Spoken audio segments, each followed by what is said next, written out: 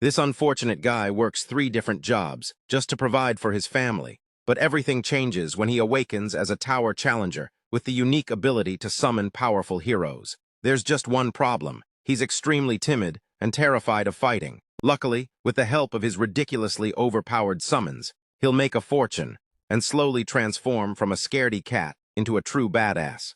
This is our boy Bong Joohyuk.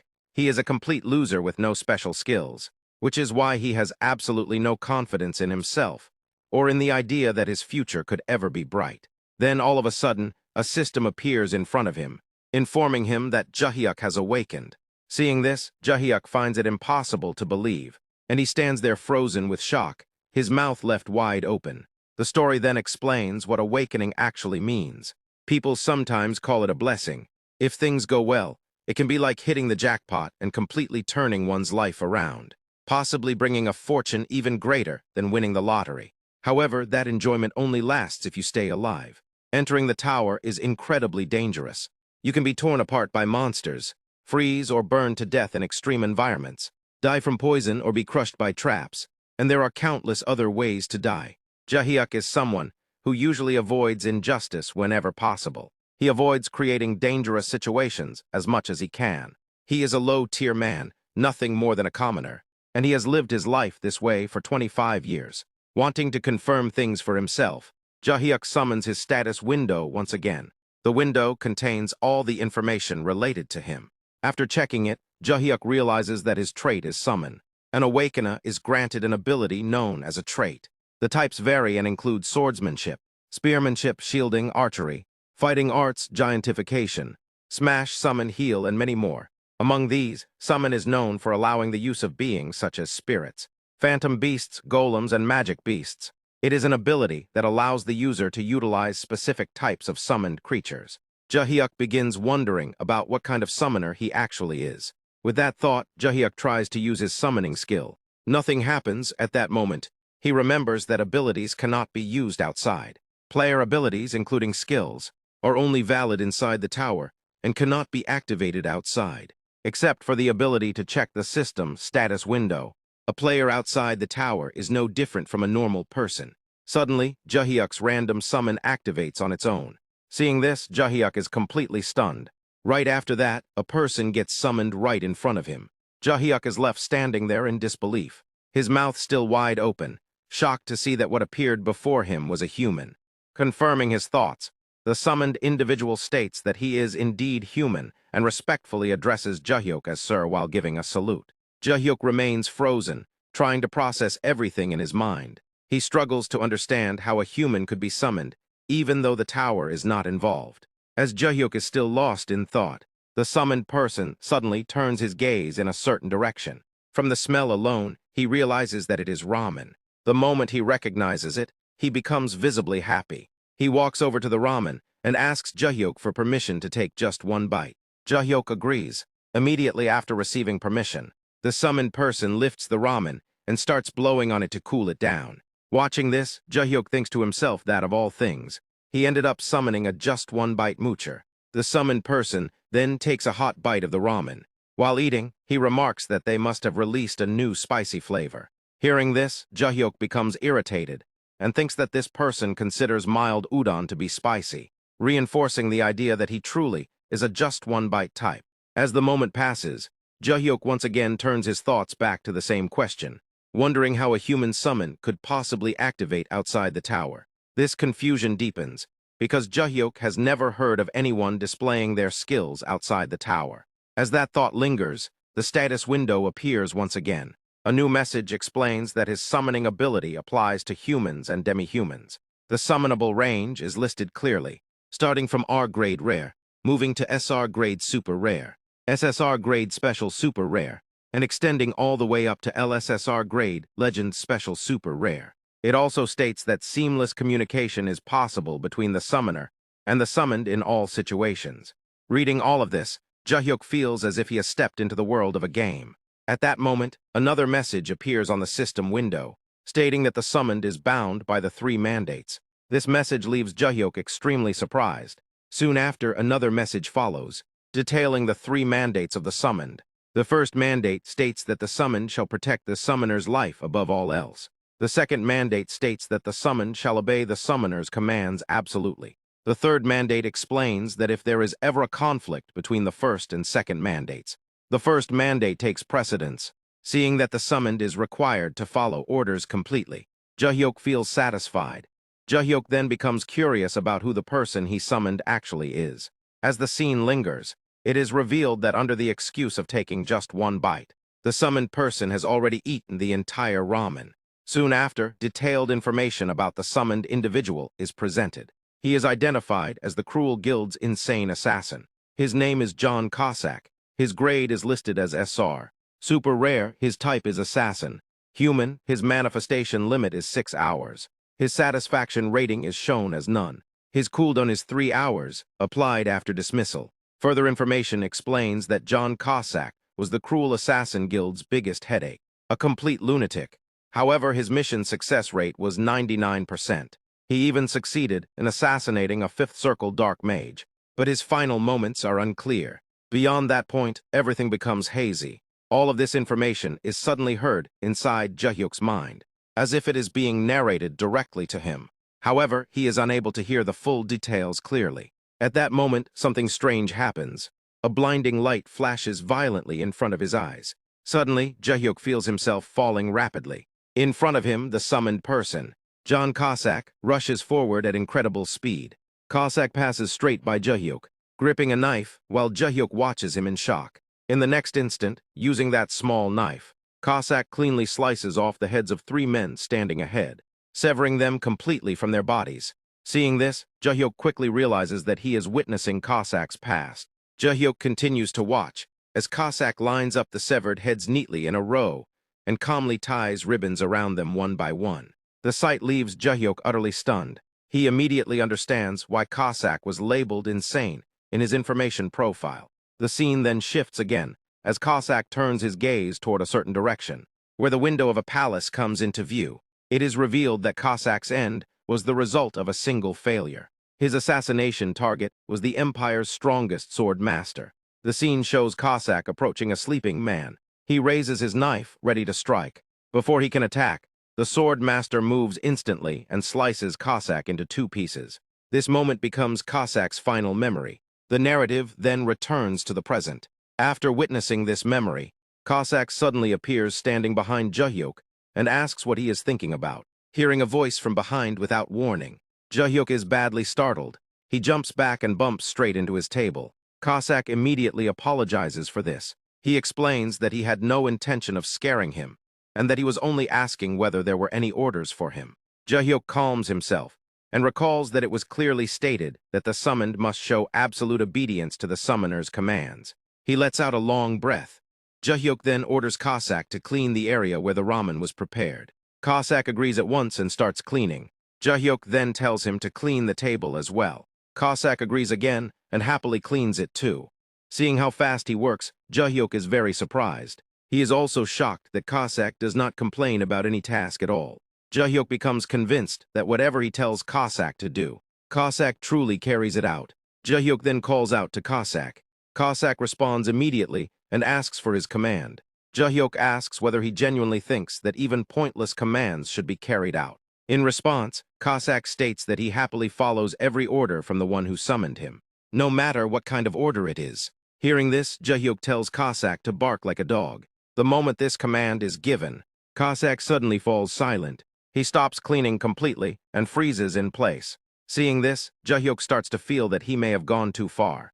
Joohyuk then thinks that Cossack was a powerhouse in his past life, and his pride must be immense. He begins to worry about the possibility of Cossack suddenly snapping. Before Joohyuk can finish his thought, Cossack suddenly starts barking while running around like a cute puppy. Seeing this unexpected behavior, Joohyuk gives a thumbs up and thinks to himself that it truly is absolute obedience.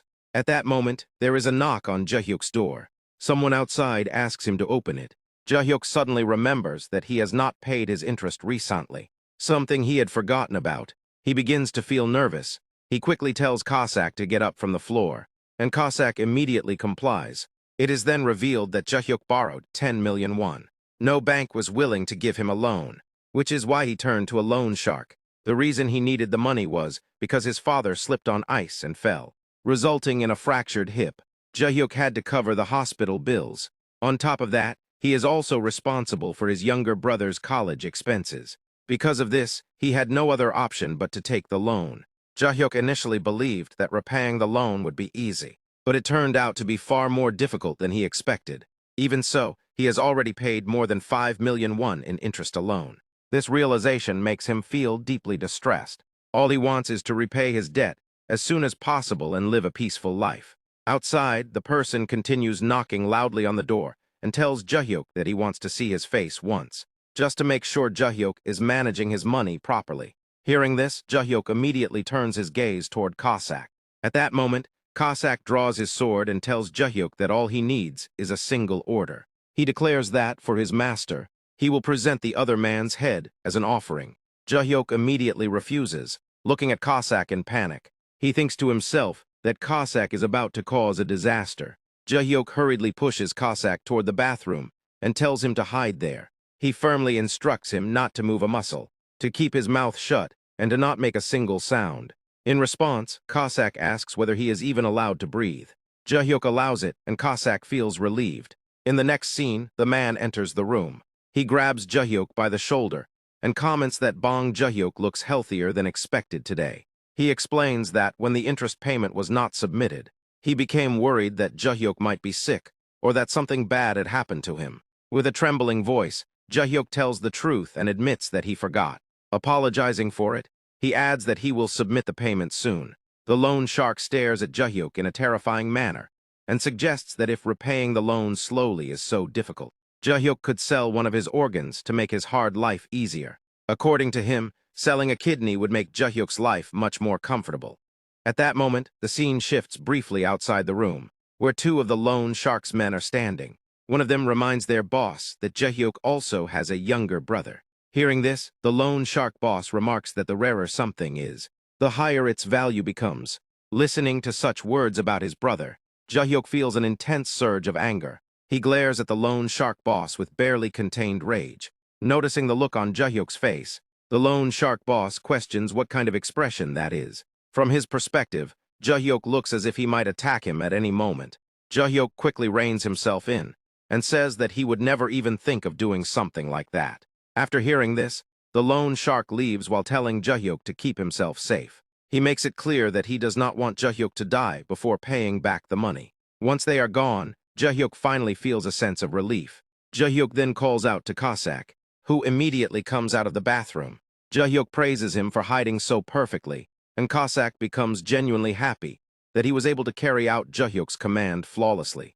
As Joohyuk recalls everything that happened throughout the day, exhaustion washes over him. He thinks about the double shifts at work, the awakening, summoning a human, and even a visit from loan sharks on top of it all. His thoughts return to the debt, and he wonders if he should really try climbing the tower. Almost immediately, he doubts himself, thinking that there is no way a coward like him could survive climbing the tower. At the same time, he knows that he still needs to earn money. Cossack then asks if Joohyuk has any further commands. Joohyuk replies that he does not have any commands for now. Hearing this, Cossack requests permission to watch television until his master gives him another order. Joohyuk is surprised, as he has no idea how Cossack knows about advanced technology like television. However, he does not dwell on it and allows Cossack to watch TV. Cossack thanks him and explains that he wants to watch a few episodes of a drama. In the next scene, Cossack is shown sitting and watching television while Joohyuk turns off the lights and lies down to sleep. Watching Cossack enjoy the drama on TV, Joohyuk thinks once again that there is no way a coward like him could survive climbing the tower. At the same time, the moment strangely feels comforting. He continues thinking that until now, he has been walking alone, slowly pushing himself toward death. However, with Cossack's presence, he feels unexpectedly better. The scene shows Cossack completely absorbed in watching television, fully lost in it. The next scene shifts to the following morning. An alarm rings at 8 a.m., and Joohyuk turns it off. He calls out for Cossack, but there is no response. He begins to think that the summon may have already been released. Joohyuk then remembers that during the night, while half asleep, he saw the system window appear with the message stating that John Cossack had been released. He recalls that in Cossack's details, the manifestation time limit was 6 hours. Cossack could only remain summoned for that duration. Getting out of bed, Joohyuk tells himself that he should put all of this aside and hurry to work. At that moment, he notices that the television is still on, likely because Cossack left without turning it off. A news broadcast is playing on the TV. It reports that early in the morning, in Jangno-gu, Seoul, at the offices of the illegal loan shark firm Smile Cash, a gruesome murder took place. Hearing this, Joohyuk freezes mid-brush. He realizes that the news is talking about the same loan shark from whom he borrowed money. The report continues, stating that 3 victims were found, all of them beheaded. It further reveals that what is truly shocking is that the victims' heads were found wrapped in red ribbons. Hearing about the severed heads and red ribbons, Joohyuk is horrified. He immediately remembers that this was exactly what John Cossack used to do in his past life. Overwhelmed by fear, Joohyuk panics. He only wanted to live a comfortable and peaceful life. But now, after summoning a psychopath murderer, he is filled with deep regret. The next scene begins at the very place where the crime took place. A criminal had completely destroyed the loan shark's office house. Not only was the loan shark killed, but all of his subordinates were murdered as well. Their severed heads were neatly lined up on a table, each tied with a ribbon. The killing style was unmistakably brutal and identical to Cossack's signature method. This news repeatedly appeared on Joohyuk's phone. He kept staring at the headlines again and again, growing increasingly restless. In his mind, there was no doubt that no one other than Cossack could have committed such an act. Later, Joohyuk went to a department store for his part-time job. While he was working, someone suddenly approached him and said, "Excuse me." Joohyuk's attention shifted forward. What he saw froze him in place. Standing before him was the loan shark, holding his own severed head tied with a ribbon. The head was placed directly in front of Joohyuk, as if it were an item for purchase. At that moment, Joohyuk was overcome with terror. He began hallucinating. Behind the counter on the shelves, he imagined the severed heads of the loan shark's subordinates, all decorated with ribbons and arranged neatly like products. In his hallucination, those heads kept calling out to him repeatedly, urging him to hurry up and ring them up. Unable to handle the situation, Joohyuk panicked severely. He stumbled backward and crashed into a shelf. The impact snapped him back to reality. When he looked forward again, he saw a normal female customer standing in front of him. She looked concerned and asked if he was okay. Realizing everything had been a hallucination, Joohyuk felt extremely embarrassed. He blushed heavily and kept apologizing to the customer. In the following scene, Joohyuk was shown walking home after work. His mind was filled with anxiety. He realized that in his current mental state, he could not function properly at any job. Because of this, he decided to take a break from all part-time work starting the next day. As snow fell heavily in the cold weather, Joohyuk walked along the road toward his home. While walking, he blamed himself repeatedly. He believed that all those people had died solely because of him. Soon after, the scene shifted to Joohyuk inside his house. He opened the system window again and viewed Cossack's profile. Reading the detailed information, Joohyuk became fully convinced that Cossack was truly an insane killer. Even though Cossack would never harm his summoner, the situation itself felt terrifying. Joohyuk raised his hand toward the system window and attempted to summon him. At that moment, a message appeared on the screen, leaving Joohyuk shocked. The system requested a satisfaction rating before the designated summon could proceed. The screen instructed him to move his finger to give a star rating. Joohyuk stared at the rating system in disbelief. Angrily, he raised his middle finger at the notification. He thought about how he had only told Cossack to stay home and watch television. Yet Cossack had gone out and committed multiple murders without being ordered to do so. Because of that misconduct, Joohyuk initially decided that Cossack deserved only a 1-star rating for troubling an ordinary human so severely. After thinking for a moment, Joohyuk fell silent. He realized he was not heartless enough to destroy someone completely. With that thought, he gave Cossack a 3-star rating instead. The system confirmed the rating. After submitting the rating, Joohyuk remembered his mother's job as a rental water purifier coordinator.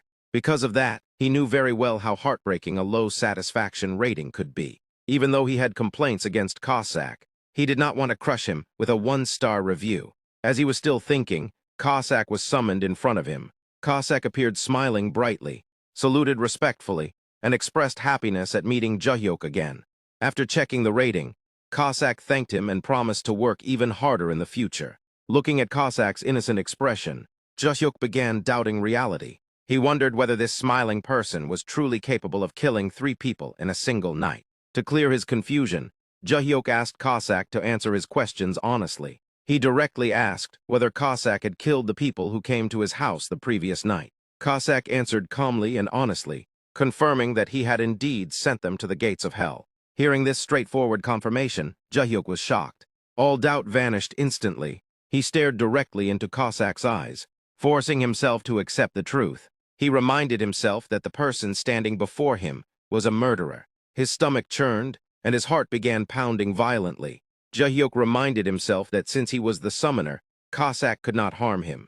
Despite his fear, he tried to calm himself. He then asked how Cossack had managed to find the loan shark's office, since Cossack should not have known the location.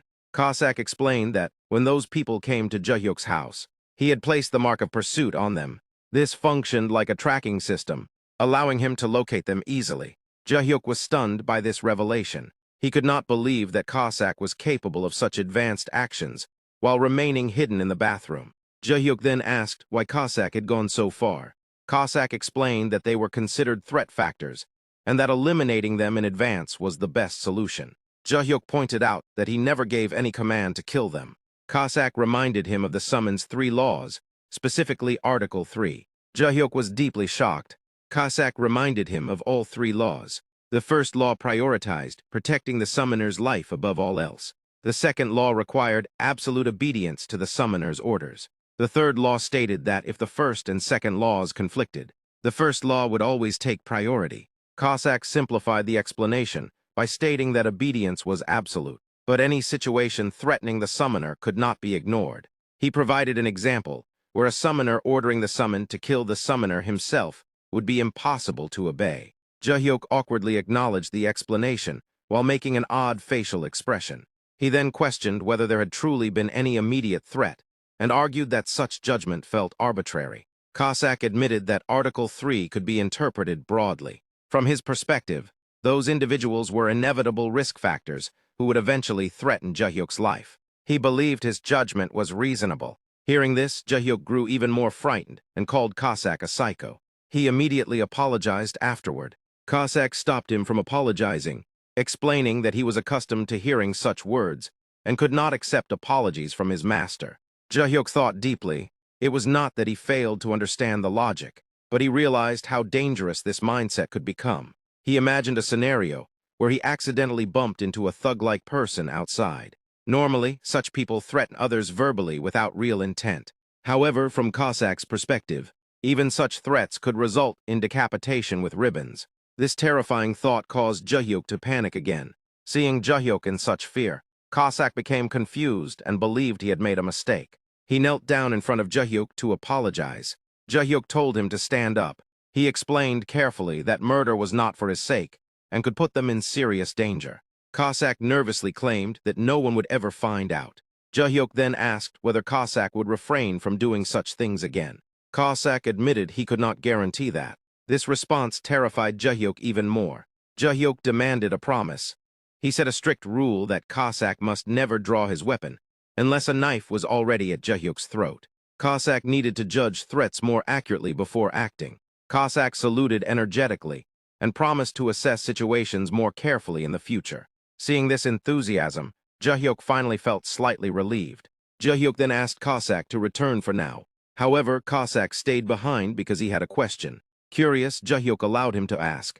Cossack asked whether Joohyuk wanted to climb the tower. This question shocked Joohyuk. He knew tower climbing was a rare opportunity in life, but it was also extremely dangerous. Joohyuk then asked if Cossack had another summoner before. Cossack confirmed this and described the previous summoner as strong and brave. This made Joohyuk feel ashamed of himself, while others used their awakening abilities to save the world. He avoided risk whenever possible. Before Cossack could continue, Joohyuk sadly called himself a coward.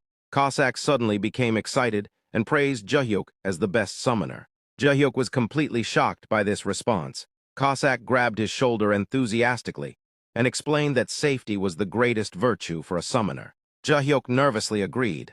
Cossack declared that bravery was poison and that a brave summoner was dangerous. If the summoner died, the summon could no longer appear. Cossack told Joohyuk not to worry and promised to handle all the dirty work. He urged Joohyuk to play it safe and live a long life. These words deeply shocked Joohyuk. He realized no one had ever spoken to him with such trust before. The next scene showed Joohyuk waking up in the morning. He had barely slept due to overthinking Cossack's words and the tower. He questioned what tower climbing even meant for someone like him. Despite this, he felt relief knowing the loan sharks were gone and his debt was cleared. Stepping outside, he breathed in the fresh morning air and felt free to work without pressure. Suddenly, his phone rang. It was a call from his father, asking whether he was taking rehabilitation seriously. Joohyuk learned that his father needed to be transferred to a larger hospital. He also received news that his mother had been fired from her job. Joohyuk was shocked. His father told him not to worry and explained that they had called because they had not been in contact for a long time. After exchanging brief words, the call ended.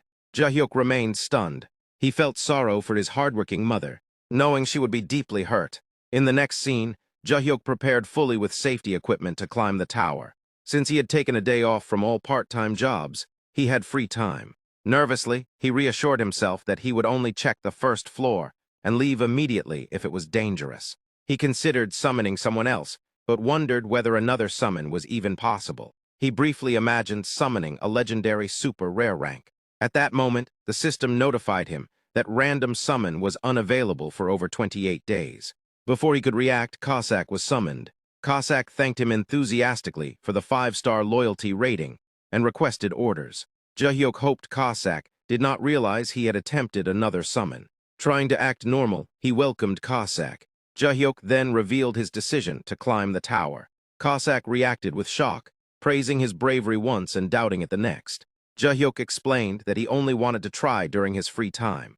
Cossack accepted this and threw away Joohyuk's tools, declaring himself to be Joohyuk's tool instead. He promised to protect Joohyuk completely inside the tower. Joohyuk finally agreed. The system asked whether they wished to enter the Korea Black Tower and displayed the accessible first floor. Upon confirmation, the system announced entry. Immediately, both Joohyuk and Cossack began falling toward the massive tower. Cossack clung to Joohyuk excitedly, while Joohyuk screamed in terror as they descended. As they passed through the massive, high-dimensional tunnel, Joohyuk's condition worsened rapidly. This was the first time in his life that he had fallen from such an extreme height. His body weakened, and his senses became unstable. However, Cossack, fulfilling his duty as a loyal summoned being, never released his grip on Joohyuk's collar. He held on tightly, ensuring that Joohyuk would not be lost during the descent. As they continued downward, both of them finally arrived at a location deep inside the Black Tower. It was the interior area of the tower. The moment Joohyuk looked around, he was left in shock. The entire first floor was nothing but a barren wasteland. Almost immediately, his stomach began to churn violently. Unable to endure it, Joohyuk vomited while sitting on the ground. His body simply was not accustomed to falling from such a height. Seeing his condition, Cossack comforted him, explaining that he would soon get used to these sensations and that vomiting would no longer occur. After Joohyuk finished vomiting and regained some composure, Cossack began moving forward. He signaled for Joohyuk to follow him beyond the safe zone. Joohyuk slowly gathered himself and began walking behind Cossack. As Joohyuk continued walking, system messages appeared before his eyes. The system announced that his physical abilities had improved according to his level. It also stated that characteristics and combat skills were now available for use. After understanding the message, Joohyuk realized that even though he was still level 1, his body felt noticeably stronger than before. At that moment, a detailed mission message appeared on the system window. The first floor mission required the defeat of 5 tough-skinned fatty grubs. A time limit of 2 hours was given. The completion condition displayed 0 out of 5 defeated. Failure conditions were death or forfeiting the mission. As soon as the mission appeared, Cossack immediately spotted the target monsters. It was revealed that Joohyuk had researched this beforehand. Based on that knowledge, he recalled that the first floor existed to test basic skills. The tough-skinned fatty grub functioned like a training dummy. Its attack power was nearly non-existent, but its skin was extremely durable, making it difficult to kill quickly. Other players reportedly took nearly 30 minutes to defeat even one. Joohyuk reminded himself that he was now a player as well. He knew he had to defeat at least one. With that resolve, he began moving toward the monsters. Seeing Joohyuk advance, Cossack became uneasy and questioned whether such unnecessary effort was required. Joohyuk ignored the concern and continued forward. Standing in front of the monster, Joohyuk borrowed a weapon from Cossack. While thinking through his next move, he turned his attention briefly toward Cossack. At that instant, the monster sensed a human presence. It rose from the ground and prepared to attack Joohyuk. The monster's sound shocked Joohyuk deeply. With a frightened expression, he slowly turned toward it. Overwhelmed by fear, he immediately called for Cossack's help. Hearing the command, Cossack reacted instantly. He rushed toward the monster at incredible speed. Before the monster could launch its attack, Cossack killed it in a single strike. Many more monsters were nearby. Cossack instructed Joohyuk to wait for a moment. He then charged forward, eliminating the remaining monsters one by one with exceptional agility and precision. Cossack wielded numerous blades simultaneously in both hands. He launched them all at once toward the monsters. Each blade embedded itself into a different target. Once the blades were in place, Cossack stood still and activated his skill. At that moment, all the blades exploded inside the monsters' bodies. Every monster was completely annihilated. Cossack walked back toward Joohyuk like a hero, while explosions erupted behind him. Witnessing these overwhelming skills for the first time, Joohyuk was utterly stunned. He could hardly believe how capable Cossack truly was. Soon after, a reward notification appeared. The system announced the successful completion of the first floor mission. Joohyuk leveled up. He received 100 grams of magic stone. The system also declared an S++ clear rank for the first floor of the Korea Black Tower. As a bonus, a platinum badge was awarded. Joohyuk felt as if he were floating in the air. He could not believe how easy everything had been. He quickly realized that he was on the path to becoming rich. At the same moment, something Joohyuk did not yet know was revealed. The same system notice appeared simultaneously before every player across South Korea. A system window appeared in front of an office worker. Another appeared before a woman training at a gym. Another appeared before a young man elsewhere. One by one, system windows manifested across the country. It became clear that Joohyuk would soon face countless competitors. Soon after, another message appeared for Joohyuk. The system informed him that he could challenge the second floor, and that he was exiting the Korea Black Tower. In an instant, both Joohyuk and Cossack returned to Joohyuk's room. Joohyuk realized that clearing a floor immediately returned players to their original location. He checked his phone and discovered that only 5 minutes had passed since entering the tower. Suddenly, he felt nauseous again. Cossack, clearly pleased, praised Joohyuk for his performance. Joohyuk replied that he had done nothing except stand there and watch. Cossack praised that decision, explaining that it was the correct course of action. Although feeling awkward, Joohyuk agreed. Joohyuk recalled hearing that other players barely finished the first floor after exhausting themselves by beating the grubs to death. Compared to that, his experience had been unbelievably simple. He then examined his reward more closely. He picked up the magic stone and inspected it carefully. Magic stones were explained as an essential resource in modern industry. Their price had dropped significantly since the early days of the towers. Currently, 100 grams sold for approximately 50,000 won. Since 20 years had passed, since Black Towers appeared worldwide, most ordinary people were already familiar with basic tower knowledge. Next, Joohyuk looked at the platinum badge. He realized he had never heard of such a badge before. Joohyuk decided to sell the magic stone to obtain 50,000 won, a task that would take only 3 minutes. As he left, Cossack turned on the television and sat down to enjoy a drama. In the next scene, the two of them sat down to eat together. For the first time in a long while, Joohyuk had brought proper food. Cossack smelled the food and suspected it might be spicy pig's trotters. Joohyuk denied this, knowing that Cossack disliked spicy food. However, Cossack still sensed spiciness, causing Joohyuk to realize that Cossack had zero tolerance for spicy flavors. Once it was confirmed that the food was not spicy, Cossack became excited. He expressed his intention to eat until full and thanked Joohyuk respectfully for the meal. This behavior surprised Joohyuk. Joohyuk then questioned Cossack's speaking style. Cossack was confused and asked what he meant. Joohyuk explained that Cossack shortened sentence endings in a formal manner. Cossack replied that this habit came from spending a long time with his previous summoner. Hearing this, Joohyuk compared it to lingering influence from a former partner. Cossack offered to correct his speech if it made Joohyuk uncomfortable. Joohyuk declined, saying it sounded amusing instead. Cossack laughed, and Joohyuk laughed along with him. At that moment, Joohyuk finally felt certain that Cossack was not as dangerous as he once believed. He simply needed to manage situations carefully. With that confidence, he decided he could return to the tower again. The next morning, Joohyuk was shown creating an alpha male daily routine chart. He planned to work at a convenience store during the day and a charcoal grill restaurant at night. He decided to quit his day labor part-time job. Instead, he would work with Cossack on tower clearing. This became his perfect schedule. At that moment, Cossack appeared again. He was shocked to see that Joohyuk had given him another 5-star rating. Joohyuk explained that if 10 stars were possible, he would have given 10. Cossack expressed great happiness at satisfying his summoner. Joohyuk then wondered whether satisfaction ratings were truly that important. Cossack explained that better ratings granted greater benefits. Each rating influenced Cossack's upgrades for future summons. He explained that manifestation time, rank increases, and summoning frequency all improved. In the next scene, the two entered the second floor of the Black Tower. The system displayed the second floor mission, requiring the defeat of 10 quick-witted fatty grubs within 2 hours. The second floor grubs sensed humans immediately and rushed toward them in a group.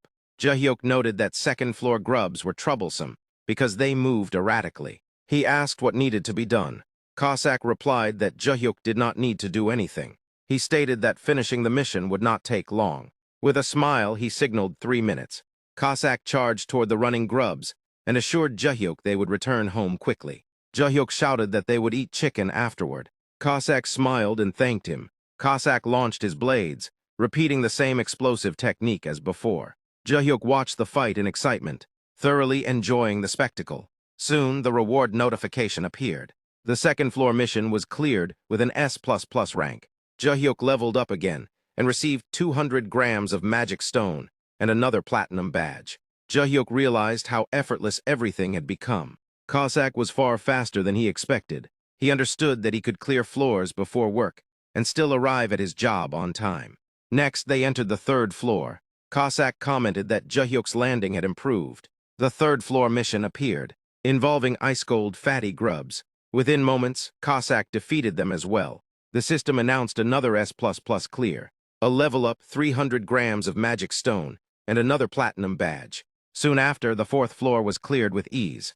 Then the fifth floor followed just as smoothly. Joohyuk celebrated with Cossack, sharing a high five in victory. Finally, a new notification appeared. The system announced that 5 S++ platinum badges had been collected. A special perk was awarded for accumulating them.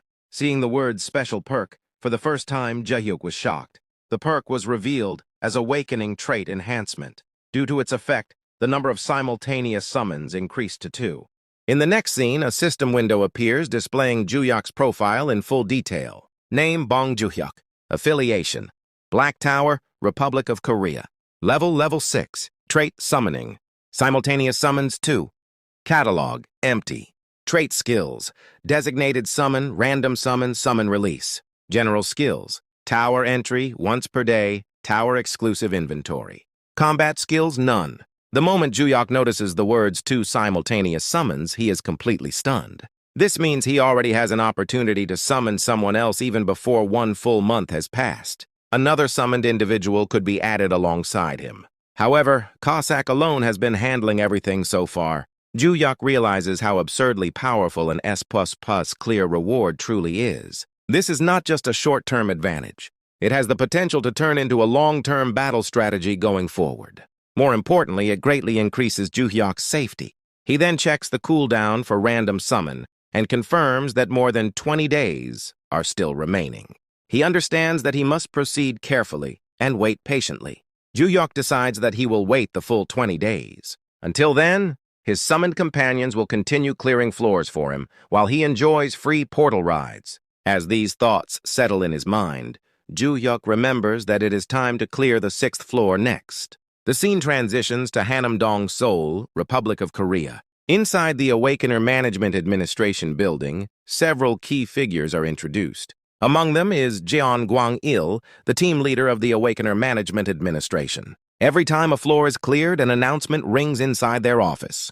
Gwang-il waits with a tense expression, thinking deeply. He wonders when it will ring today. He considers whether it will happen in the morning, the evening, or even late at night. At that moment, another figure appears. Lee Minna, the deputy director of the Awakener Management Administration, steps closer. She interrupts his thoughts by asking if he is thinking about the announcement again. Her behavior irritates Gwang-il. He raises his voice and tells her not to guess what others are thinking. Minna admits that she cannot control her curiosity. Gwang-il then becomes serious and asks if a new announcement has gone up. Minna confirms that it has. She reports that the Black Tower of Korea has recorded an S++ rank clear on the 6th floor. Hearing this, Gwang-il is shocked internally. He realizes that global announcements from the Black Tower have been ringing repeatedly lately. Every single one contains news of an S++ rank clear. He becomes convinced that it is the work of a single person. Floors 1 through 5 were cleared in order. Without a doubt, this person possesses unprecedented and overwhelming talent. He begins wondering what will happen if the 7th, 8th, 9th, and 10th floors are also cleared. Suddenly, a hand slams firmly onto the table. The owner of that hand is Park Gyong-soo, the director of the Awakener Management Administration. The director speaks with authority. He states that Korea's highest record until now was only rank A. Higher ranks were unknown. No one even knew that an S++ clear could trigger a global announcement. In the current international climate, player naturalization is common. Secret abductions are happening behind the scenes. Before another country steals this player away, they must find them immediately. He orders close monitoring of every newly registered player. After this conversation, the scene shifts to 2 days later at Joohyuk's home. The group is now discussing clearing the 8th floor. Cossack is shown happily washing dishes, humming with satisfaction. He confidently assures Joohyuk that everything will be fine. It becomes clear that they have been clearing 1 floor per day without any difficulty. From Joohyuk's perspective, everything seems perfectly smooth, at least up until the 10th floor. The next scene shows both of them entering a forest on the 8th floor. Cossack walks ahead while Joohyuk follows behind. The 8th floor mission appears, requiring the defeat of 10 Red Thorn Frog Warriors. All the Frog Warriors immediately launch an attack. Cossack pulls out his dagger. One by one, he cuts them down effortlessly. A reward notification appears instantly. The 8th floor mission has been successfully completed. Joohyuk levels up. He receives 800 grams of magic stones. He also obtains 5 tower-exclusive healing potions. An announcement confirms an S++ rank clear on the Black Tower's 8th floor. Another platinum badge is awarded. The two of them return home again. Cossack cheerfully praises Joohyuk for his good work. Joohyuk, still unaccustomed to portal rides, begins to develop a headache. Cossack explains that the hardest part is entering the floor itself. Joohyuk thanks him sincerely, acknowledging that everything has been easy because of him. Cossack warns him not to let his guard down, explaining that things will not remain easy after the later 10th floors. Hearing this, Joohyuk decides internally that he wants to give Cossack a gift for all his hard work. He pulls out some cash from his bag and hands it to him. He tells Cossack to go out, have fun, eat something delicious, and return before his manifestation time runs out, as long as he does not cause trouble. Cossack refuses the money. Joohyuk becomes confused and asks why. It took him a great deal of courage to even make the offer, and Cossack rejected it so easily. Cossack explains that he does not have permission to go anywhere alone without his summoner. He can only stay home and watch television. That is what brings him the most happiness. Hearing this, Joohyuk wonders internally whether absolute obedience applies even to things like this. Since Cossack will not go out, Joohyuk decides to order chicken instead. Cossack happily agrees. While watching a drama on TV, Cossack tells Joohyuk to order something tasty, but definitely not spicy. Honey cheese, butter, sweet flavors, anything like that is acceptable. After placing the order, Joohyuk checks his rewards. He notices the tower-exclusive healing potion and decides to save it for Cossack. He then looks at the magic stones and considers what to do next. He now has 3.6 kilograms of magic stones, worth approximately 1.8 million won. The next scene jumps to the 10th day, the day they plan to challenge the 10th floor. Joohyuk grows emotional, wondering when he will finally be free from his part-time jobs. At first, he had only intended to step foot onto the first floor. Now he has been clearing 1 floor every single day. He recalls that the 9th floor, the jungle man-eating corpse flower, was also easy. Clearing missions has become guaranteed. S++ rewards feel like bonuses. The situation feels unbelievably sweet, but more than that, it feels reassuring. Joohyuk looks at Cossack warmly and makes a toast to his squinty eyes. In doing so, he completely forgets that Cossack is a crazy assassin who has already killed 3 people. Joohyuk summons Cossack again. A system message appears, stating that John Cossack's satisfaction rating has been set to 5 points. Due to continued accumulation of top ratings, his manifestation time increases by 1 hour. Joohyuk excitedly declares that giving the highest score was completely worth it. Cossack responds with overflowing happiness, striking a cute idol-like heart pose. He thanks Joohyuk for upgrading his abilities through the rating. Joohyuk tells him that he is excited to continue working together. Cossack confidently assures him to leave everything to him. The next scene begins as they appear on the 10th floor. System notifications flood in.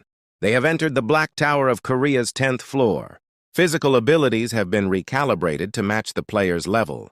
Trait and combat skills are now available.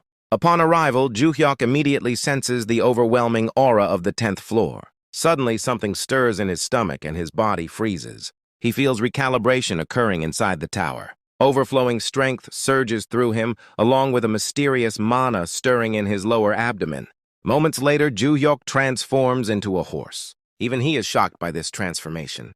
He declares that he will help Cossack fight this time. Cossack immediately denies the idea. He states that if even a scratch appears on Summoner Bong, he would slam his head and die on the spot. Joohyuk tells him not to worry, insisting that he is now a wild horse. Cossack responds calmly, explaining that Joohyuk's encouragement and praise are more than enough. Joohyuk insists again, wanting to fight alongside him seriously this time. At that moment, his eyes land on a massive insect's eye. Fear grips him instantly. The insect monster is enormous. Compared to it, both Joohyuk and Cossack look tiny. Joohyuk cannot believe that the 10th floor monster is this massive. He wonders how other players ever managed to kill something like this. Sending only 2 people to kill mere insects feels like a blow to human pride. Cossack begins responding, but Joohyuk cuts him off, insisting that his pride truly does hurt. The monster focuses its massive eyes on them. Joohyuk cheers Cossack on desperately, urging him to fight. The monster swings its arm toward Cossack, but he dodges instantly. He grips daggers in both hands. His expression turns deadly serious. In moments, the monster is shredded into countless pieces. It is defeated on the spot. A reward notification appears. The 10th floor mission has been successfully completed. Joohyuk levels up. He receives 1 kilogram of magic stones. An S++ rank clear announcement is triggered. Another platinum badge is awarded. Cossack smiles cutely and declares the mission complete. Another system message appears, stating that the 11th floor may now be challenged and that they are exiting the tower. Joohyuk now has a total of 5.5 kilograms of magic stones, along with multiple platinum badges. A new system message appears, announcing a perk granted upon accumulating 10 platinum badges. Joohyuk becomes extremely excited. However, he is confused as he does not know what the perk does. The system immediately explains it. The perk allows the user to copy one skill possessed by a summoned entity. A list appears, including Blade Explosion, Shock Break, Vile Ambush, Poison Dagger, Shadow Step, Disruption, Stealth, Invisibility, Polymorph, and more. Joohyuk realizes that such a thing is even possible. He is learning this for the first time. Cossack calls out to him and firmly states that Shadow Step is the correct choice. Joohyuk becomes confused. Cossack explains that if the chance to copy a skill appears, there is no need to think. Shadow Step must be chosen. When Joohyuk asks why, Cossack explains that it is convenient for running away. If something happens to him, Joohyuk will be able to move quickly and quietly. Hearing this makes Joohyuk feel slightly sad. He wonders what Cossack truly thinks of him. Would he abandon everyone just to survive? He realizes that this is not the case. At that moment, a system message appears. The skill Shadow Step has been acquired and registered in the status window. Joohyuk thinks seriously about how important fast footwork is in combat. He recalls that footwork is said to be the life of a fight. He wonders whether the skill works in the real world as well. He attempts to practice flash step footwork in his garden. Inside the room, Cossack relaxes while watching a drama. After practicing for some time, Joohyuk becomes exhausted and collapses on the floor. He mutters that if summoning is possible in the real world, this should have worked too. But nothing happens. Whether or not he understands, Cossack agrees with everything his summoner says. The scene transitions to the 11th day of tower climbing. Joohyuk is shown making a phone call. The person on the line confirms that they are from the Awakener Management Administration call center. Joohyuk nervously introduces himself and explains that he is awakened. The call center immediately congratulates him enthusiastically. The volume is so loud that he pulls the phone away from his ear. They ask if government support staff may visit his home. Joohyuk agrees and provides his address. The call ends with thanks for his cooperation. The narration reveals that ordinary citizen Bong Joohyuk has contacted the Awakener administration to sell magic stones. It is the bravest decision of his 25-year life. The scene shifts back to the administration office. Minna walks toward a car and gets inside, where Gwang-il is waiting. He asks about the Awakener from Daegu who contacted them yesterday. Minna replies that she does not believe that person is the owner of the S++ record either.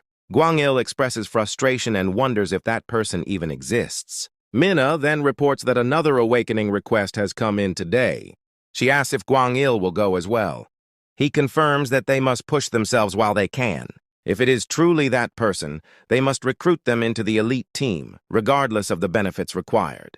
On the other side, Joohyuk cleans his room thoroughly after Cossack disappears. He throws away all the garbage. Soon after, the Awakener Management Administration arrives outside his home.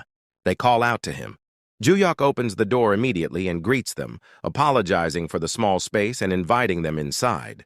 Gwang-il enters and introduces himself as team leader John Gwang-il. He then introduces Deputy Director Lee Min-ae, explaining that she is also a player. Seeing Minna, Joohyuk becomes even more nervous. He stumbles while introducing himself. Minna steps closer and closer to him. His nervousness increases dramatically. Standing extremely close, Minna asks whether he is the S++ Awakener. Joohyuk's face turns red as he blushes heavily under the pressure. Joohyuk stepped back in embarrassment, panicking as his mind spiraled. He wondered what the hell was going on and questioned whether there was some way to identify awakened individuals that he did not know about. He decided to deny everything for now and told himself to act natural. However, instead of behaving normally, he spoke stiffly like a malfunctioning robot, saying that he thought he might have heard of such a thing and that it was not him, awkwardly laughing afterward. Minna stared at him with suspicion. As Joohyuk internally noted that this was a classic sign of lying, Gwang-il suddenly raised his hand to smack Minna on the head, scolding her for probing people again and calling her manager Lee, exclaiming in irritation. Minna dodged the hit and promised to be more careful. Gwang-il then apologized to Joohyuk for his rudeness, addressing him respectfully as a player. Joohyuk nervously replied that it was fine. Internally, he realized that Minna had really just been fishing for information. At that moment, a fairy-like figure appeared as Korea's Black Tower mascot began narrating the world's truth. The fairy introduced itself as Tabi, the mascot of Korea's Black Towers, and invited viewers to learn about the tower by following along. With a theatrical flourish, Tabi revealed an ominous shape, pitch black like the night and so massive that even the tallest building on Earth could not compare. This structure was the Black Tower. Tabi explained that Black Towers appeared all over the world overnight, 20 years ago. Countries sent armies and scientists to uncover their secrets, but no one could approach them due to an invisible barrier that made physical contact impossible. The true nature of the tower was revealed only when players appeared. The tower functioned like a game where climbers ascended one floor at a time. Outside the tower, players were ordinary people, but inside they wielded powerful abilities and skills. Using rewards obtained from the tower, players upgraded their gear and contributed massively to the global economy. A system notice appeared, warning that Black Tower climbing progress in the country was falling behind.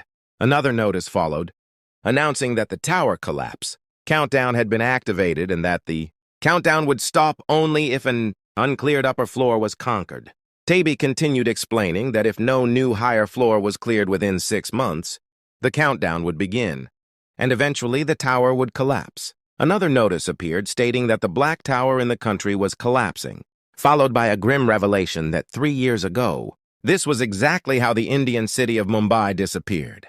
Tabi then shifted focus to the situation in South Korea, explaining that each nation possessed between 1 and 3 Black Towers, and that South Korea had only one.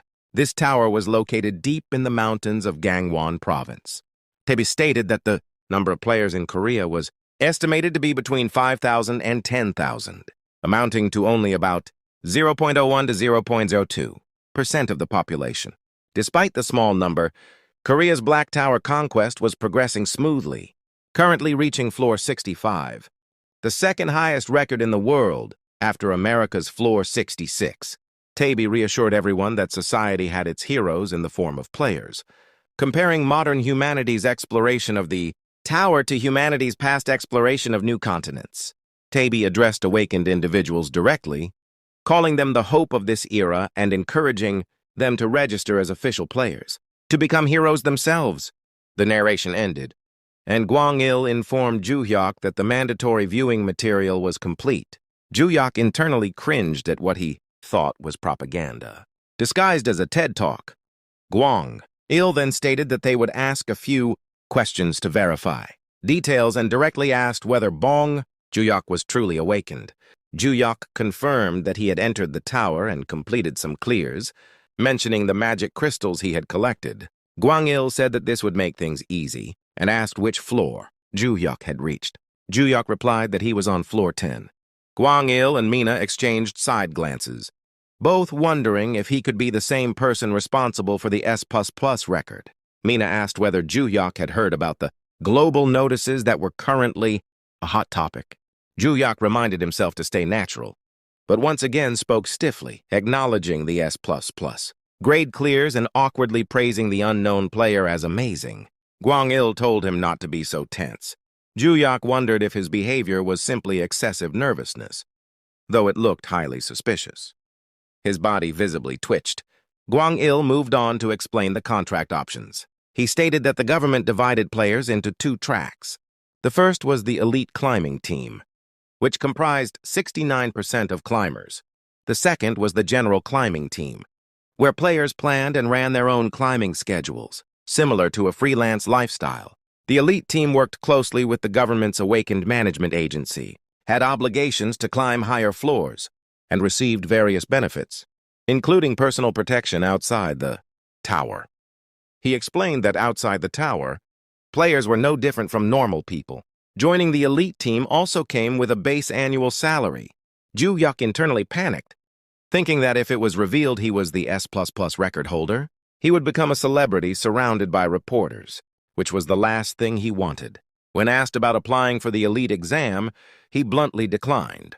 Mina internally noted this as another miss, observing that while many players stopped climbing to farm safely, it was rare to see someone reject the elite path so directly during screening. She judged him as a coward unfit for the elite team, believing that even if he volunteered, he was exactly the type they must never accept due to lacking the necessary will. Gwang-il respected Joohyuk's decision and asked him to enter the tower as the final step to confirm his awakening. Joohyuk agreed. Gwang-il commented that it would be a waste to throw away his one daily entry and suggested doing a clear while inside, mentioning that most people did so anyway. Joohyuk hesitated, sensing continued probing to confirm whether he was the S++ clearer. He agreed to clear a floor but warned that he usually used almost the entire time limit and that it could take close to 2 hours. Mina said that was fine since it was their job and told him to take his time. Joohyuk casually told them to watch TV until he returned. Then he disappeared. Back in the room, Gwang-il asked Mina whether she thought Joohyuk was truly awakened. Mina said she was unsure but described his behavior as timid and predicted he would give up on floor 11. She explained that she had cleared it herself and that floors 11 to 15 tested a player's fear. Gwang-il mentioned the long-tailed burrow centipedes. Mina confirmed and explained that while they were not difficult to defeat, they were disgusting and required killing 100 of them. Gwang-il added that their appearance alone made them horrifying. Mina doubted that someone so scared could complete it and was confident he would retreat to the safe zone and abandon the mission. Gwang-il acknowledged that her guesses had been accurate so far and decided to call the director, informing him that this case was another dead end. Inside the tower, Joohyuk summoned Cossack. Cossack saluted and thanked him for calling. A system window displayed the Floor 11 mission, requiring the defeat of 100 long-tailed burrow centipedes within 3 hours, with failure conditions being death or abandonment. Joohyuk groaned in frustration at the thought of centipedes, especially 100 of them. Cossack confidently stated he would handle it quickly. Joohyuk noted that 100 centipedes would normally take 5 minutes but ordered Cossack to hunt as slowly as possible and take at least an hour so that no S++ clear record would appear. He admitted that eyes were watching from outside and declared that he would even cancel the summon inside the tower that day. Cossack gave a thumbs up and said he understood the intention. Joohyuk smirked internally, thinking that simply entering the tower should have been proof enough, but now he had agreed to a clear and plan to break out of the S++ encirclement with a messy record. Cossack began cutting down centipedes one after another. Joohyuk thought things would now go smoothly. Suddenly, he noticed a centipede directly beneath him and froze in terror, unable to move. Cossack shouted that he would save his summoner from the centipedes and swiftly cut them down. Joohyuk complained that Cossack was moving too fast and ordered him to slow his tempo as much as possible. Cossack refused, stating that Joohyuk's life came first. Joohyuk warned him not to push too hard. A system notice appeared announcing that an S-clear rating had been achieved for Floor 11 of Korea's Black Tower, awarding a platinum badge and unlocking access to Floor 12. Another notice confirmed the exit from the Black Tower. Joohyuk cursed in frustration. Cossack apologized. Back in the room, Mina and Gwang-il waited when a system window notified that Joohyuk had achieved an S-clear rating for Floor 11. Moments later, Joohyuk appeared. Both were shocked as Mina observed that the S rating popped up almost exactly when player Bong appeared. Joohyuk sighed deeply and stated that he really did not want to resort to this. He declared that the two of them would have to be silenced. Behind them, Cossack stepped forward, ready to strike. Joohyuk gave a command to Cossack to tie up Mina and Gwang-il. Instead of restraining them, Cossack immediately cut off their heads. Joohyuk froze in shock and screamed internally, asking whether he had ever ordered Cossack to chop off their heads. Panicking, Joohyuk apologized to Mina and Gwang-il. Suddenly, the scene shattered. Joohyuk gasped sharply, realizing that everything he had just witnessed was only his imagination running wild. Back in reality, Mina and Gwang-il noticed his condition and asked if he was okay, pointing out that he had suddenly broken out in a cold sweat. Joohyuk apologized and said it was nothing. Inside his mind, he admitted that he must have been becoming paranoid without realizing it. Gwang-il continued the conversation and explained once again that the elite team absolutely needed talent like player Bong. Joohyuk reacted awkwardly and said the situation felt uncomfortable. He suggested that there might have been a misunderstanding and claimed that his 11th floor run probably overlapped with another player's. He exaggerated his reaction, acting amazed at how such a coincidence could happen. Gwang-il pointed out that the timing was a little too perfect. Joohyuk immediately insisted on his innocence, stumbling over his words and apologizing, explaining that their way of talking had rubbed off on him. He firmly denied being responsible. When Gwang-il pressed further, Joohyuk reaffirmed his denial, laughing awkwardly and repeating that he was saying it was not him. Gwang-il accepted the response and presented him with an elite contract card. Joohyuk looked at it and asked whether that was really the card, requesting instead a standard contract. Gwang-il explained that this was a one-of-a-kind agreement in the industry, known as the Ultra Elite Contract. It came with an annual salary of 12 billion won, real estate benefits, VIP protocol treatment, full security detail, and immunity privileges. Joohyuk realized internally that this essentially meant being above the law, and felt it was no different from nobility. Gwang-il continued, stating that at present only player Yoo Cheol-min, ranked number 1 in South Korea, received such benefits. He added that the contract included every advantage the state could possibly provide. Joohyuk slammed the table and refused outright, saying he did not want to be a player if it was not a standard contract. Gwang-il asked why he was rejecting it so strongly. Joohyuk answered that he did not want to be the center of attention. In his thoughts, Joohyuk admitted that when people paid attention to him, it felt burdensome. That burden turned into stress, making his heart feel unbearably heavy. Gwang-il and Mina understood that Joohyuk was an introvert, and realized it was better to step back. Gwang-il acknowledged his feelings and agreed to proceed with a standard contract instead. They shook hands and left. Watching them go, Joohyuk thought that anyone observing the situation would feel frustrated. Such people would say that he should boldly sign the elite contract and climb while enjoying all the benefits. However, he understood that responsibility always matched what one received. With an elite contract, stopping upper-floor raids would not be an option. Those teams existed solely to clear unexplored upper floors.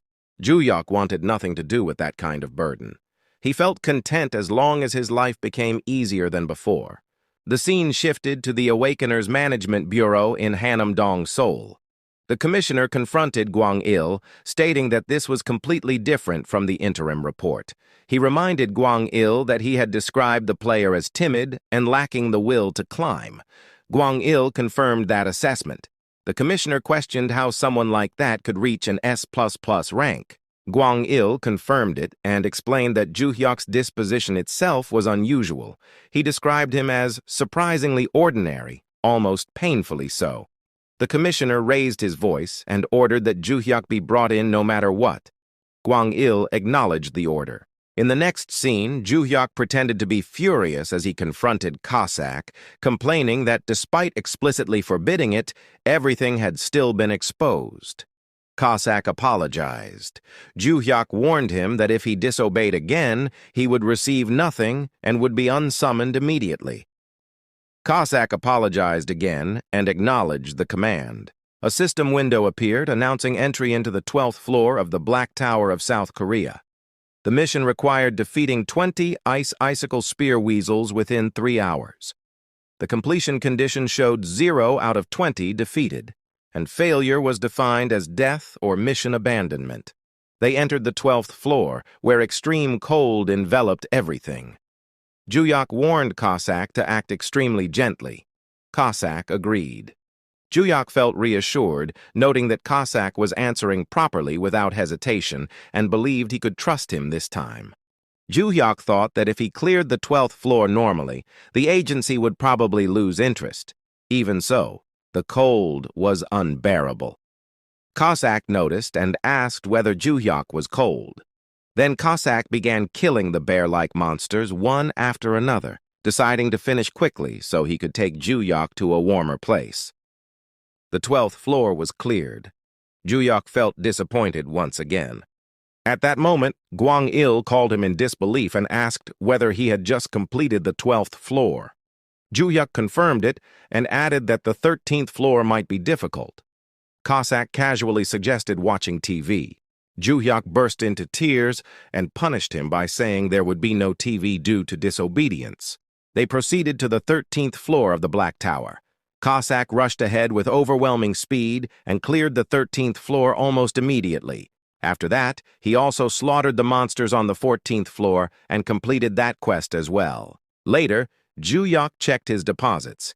He saw the Magic Stone sale proceeds listed as 2.75 million won. After a 35% deduction, the standard player support fund amounted to 2 million won. The Magic Stones from floors 11 to 14 weighed 5 kilograms, worth up to 2.5 million won. Joohyuk realized that he had earned over 10 million won in just 14 days. He calculated that if he reached the 20th floor without trouble, the Magic Stone reward alone would weigh at least 2 kilograms. If the agency handled the sale, it would mean 1 million won per day, with no fees and no taxes.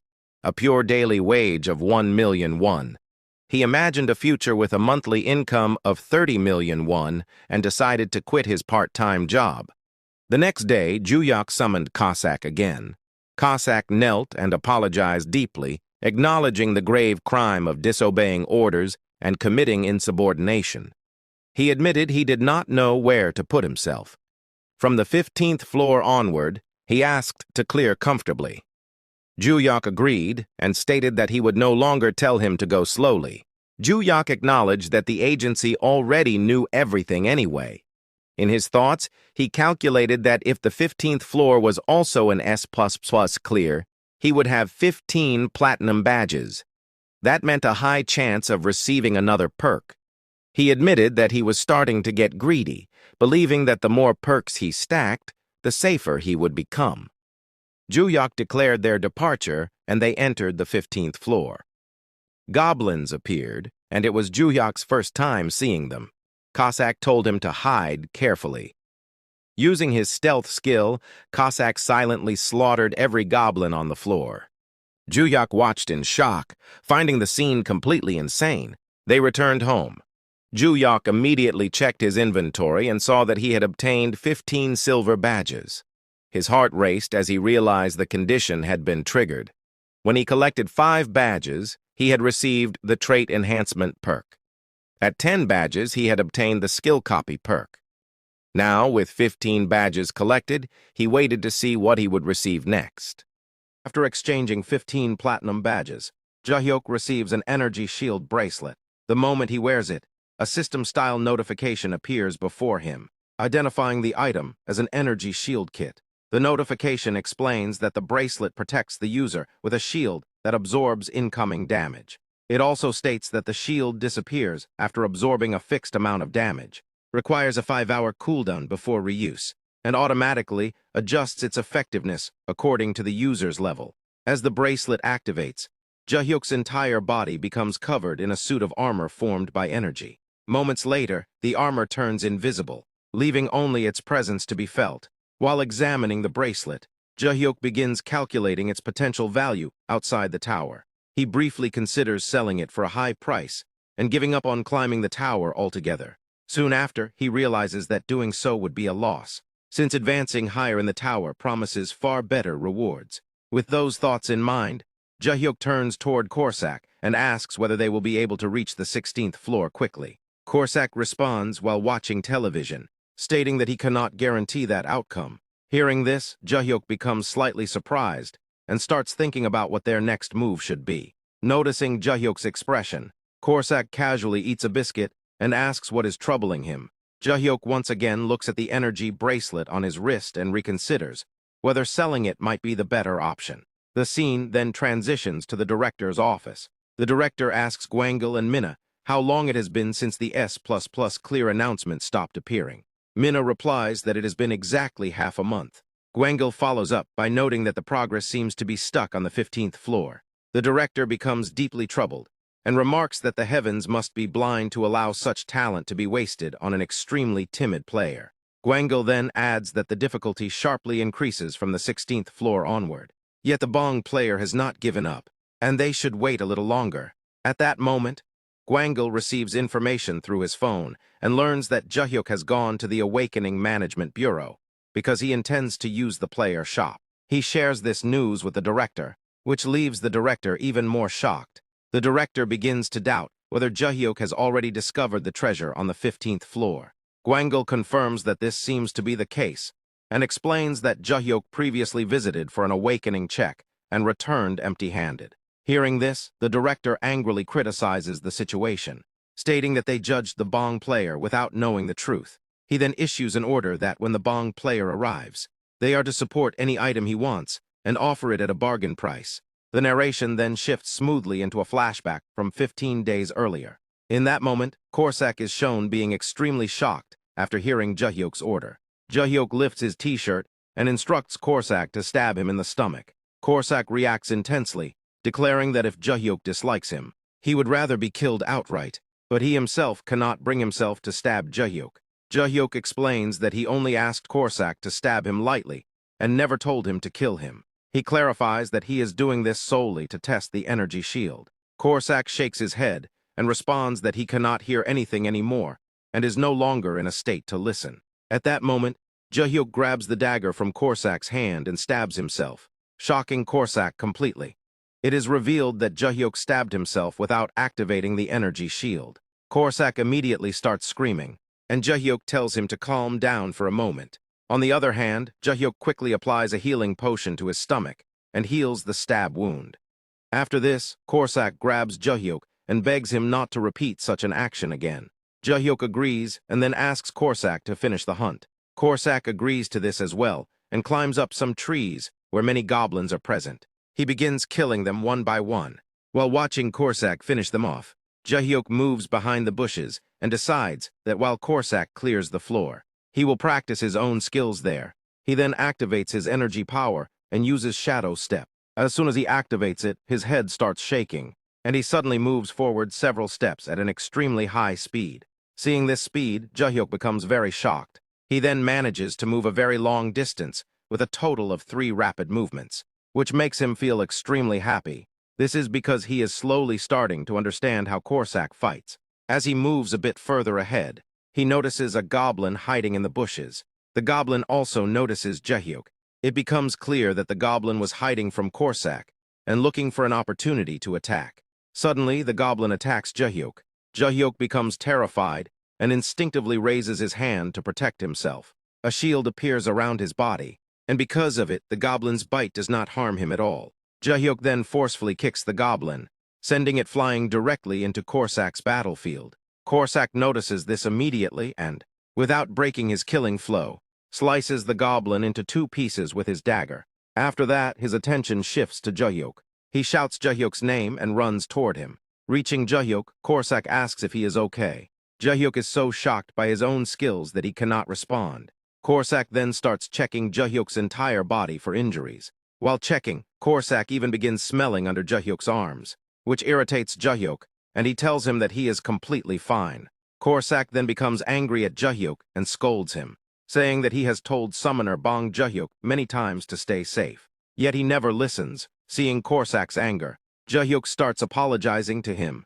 The narration then returns to the flashback summary. It is revealed that for half a month, the 15th floor kept repeating, during which Joohyuk became accustomed to his skills. During this time, he accumulated mana stones weighing 22.5 kilograms, with a market value of 11.25 million won. The story then shows the same day when Joohyuk called Gwangul to use the player shop. Gwangul tells Joohyuk that the items are being sent directly to his home. Feeling slightly hesitant, Joohyuk tells Gwangul that he can go there himself.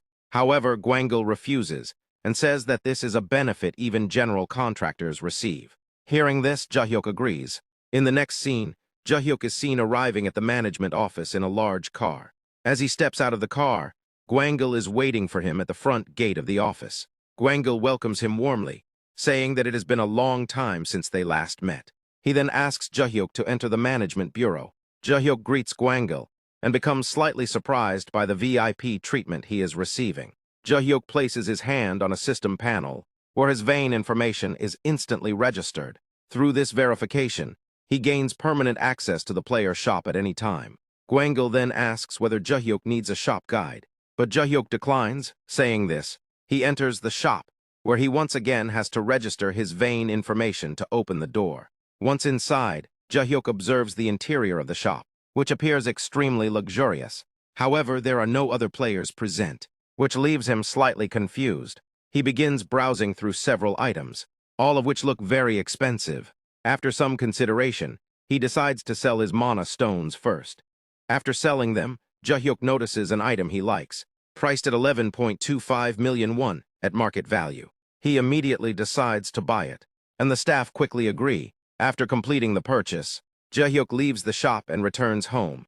In the next scene, the director asks Gwangul whether player Bong shopped properly. Gwangul answers affirmatively and explains that all other players were barred from entering the shop to allow Bong player to shop comfortably. The director then asks about the pricing, and Gwangul updates him by saying that the staff were instructed to apply a 90% discount, since a timid type might reject free items as burdensome. Hearing this update, the director is pleased with Gwangul's handling of the situation. The scene shifts to the evening at Joohyuk's home. It is revealed that with a 90% discount, Joohyuk obtained an adamant mace for just 2 million won. Along with that, he also purchased basilisk leatherwalkers for 3 million won after the same discount. At this point, Joohyuk begins to feel suspicious, because based on what he had heard, even normal items in the shop usually start at 20 to 30 million won. On top of that, team leader Gwangul had personally greeted him. He finds it hard to believe that he is receiving such special treatment, especially given his appearance. Even so, he ends up liking the items he bought. Joohyuk then looks at his shield bracelet with great satisfaction, knowing that because of this shield, he can now participate in battles alongside Corsac. His greed had initially pushed him to climb the tower, but after seeing all the rewards, he feels genuinely happy The next day, Joohyuk summons Korsak. Korsak once again salutes and asks whether they should continue the 15th floor mission. Joohyuk replies that he now wants to move on to the 16th floor, because he has obtained everything he needed. He also adds that today, another guest will be joining them on the 16th floor. Hearing this, Korsak becomes very pleased. At that moment, Joohyuk performs a random summon for the first time in a long while. As the summon activates, an intense light flashes in front of Joohyuk and Korsak, and the outline of a human figure begins to appear. The figure gradually grows larger before their eyes, becoming massive. Seeing this, both Joohyuk and Korsak are left in shock. The figure becomes so enormous that the upper floor of Joohyuk's rented house breaks apart, and the figure's head bursts through the ceiling. Joohyuk is completely stunned by the sight and cannot understand what kind of being he has accidentally summoned. At the same time, tears begin to well up in his eyes as he realizes that his rented room has been severely destroyed. Two enormous arms wrapped in bulging muscles appear first, followed by two equally massive legs, as a gigantic human-shaped monster is summoned into the space. The human-like monster is so huge that the moment it stands upright, the floor above Joohyuk collapses under its weight. Joohyuk stares at the overwhelmingly massive summon in shock. Confusion spreads through his mind as he struggles to decide whether what he summoned is a human or a monster. The scene continues as the human-like monster pushes its head through the broken upper floor. At that moment, Korsak suddenly leaps forward and delivers a kick toward the monster, ordering it to sit down. Joohyuk is stunned by how fast Korsak reacts. Before Joohyuk can say anything, Korsak has already landed a kick directly on the monster's face. Korsak keeps attacking without hesitation and turns toward Joohyuk, complaining that there was no one else he could have summoned. He assumes the human-like monster has appeared only to ruin his life, which is why he repeatedly launches attacks at it. When the human-like monster finally looks back at Korsak, Korsak behaves like a strict senior and orders it to lower its eyes. Seeing Korsak act this way leaves Joohyuk deeply unsettled.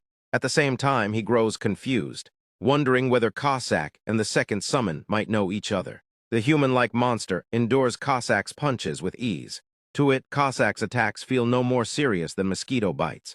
This reaction endears Korsak even further. He draws his sword and threatens the monster, declaring that before it can finish talking, he will cut off its head and tie a ribbon around it. As Korsak raises his sword and moves in to strike, Joohyuk rushes between them and orders both of them to stop. The moment Joohyuk tells them to stop, Korsak freezes and breaks into a bright smile. Joohyuk then starts to cry as he looks around and realizes that his ceiling has been completely destroyed and will cost him money to repair. He pleads with both of them to be careful inside the house. After that, Joohyuk specifically asks Korsak to stay calm for a while, explaining that he wants to talk with the second summon and help them get to know each other. Korsak mocks the second summon and tells Joohyuk that there is no need for this man to learn anything about the summoner Bong Joohyuk. Korsak confidently claims that this human-like monster does not even know about the three laws. Hearing this, Joohyuk becomes even more confused. The human-like monster then remarks that remembering the three laws is not such a big deal. In response, Korsak demands that the monster explain the three laws. The human-like monster fails to give a clear answer. Watching this poor response, Korsak turns to Joohyuk and declares that he truly summoned a useless person who is good for nothing. Korsak then suggests that the second summon should be killed. He goes further and insists that something should be done so extreme that even after the next 1,000 summons, this man would never appear again. As Korsak continues talking about rules, smoke begins to rise from the human-like monster's head. Joohyuk watches this scene in complete shock. Immediately afterward, a system window appears, displaying detailed information about the second summon. The catalog identifies the summon as a dim-witted savage meets shield of the Great Plains tribe. The name is listed as unknown. The grade is marked as R, classified as rare. The type is shown as a savage warrior. Human, the manifestation limit is 10 hours. The satisfaction rating is listed as none. The resummon cooldown is 3 hours and is applied after the summon is released.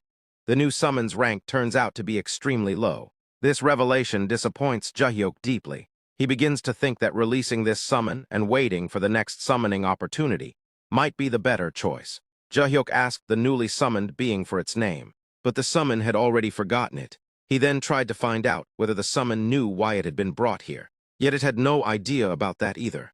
Joohyuk continued by asking about the tower itself, but once again, the summon remembered nothing. Joohyuk could not believe what was happening, as not a single answer from his interview made any sense, and the situation only increased his frustration. Eventually, Joohyuk decided to check the summon's details directly, just as he had previously and unfortunately accessed Cossack's memories. In the same way, he chose to look into the new summon's memories. At light speed, he entered another dimension.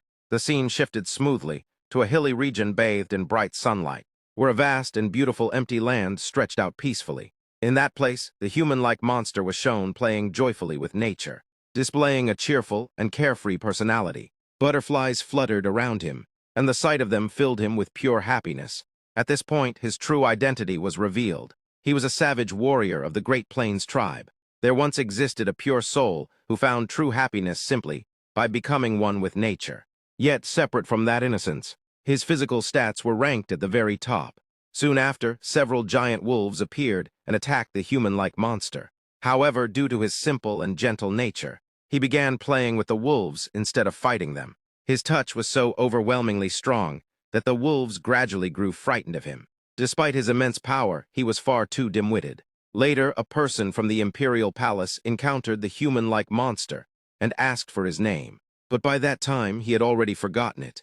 In the end, the savage warrior fell victim to the deception of a false hero and was deployed as a living shield in a battle against the super beast Hydra. With his resilient body, he endured the Hydra's breath and counterattacked. He tore off its heads one by one, unaware that his own skin was melting away, driven by a single thought of protecting his comrades.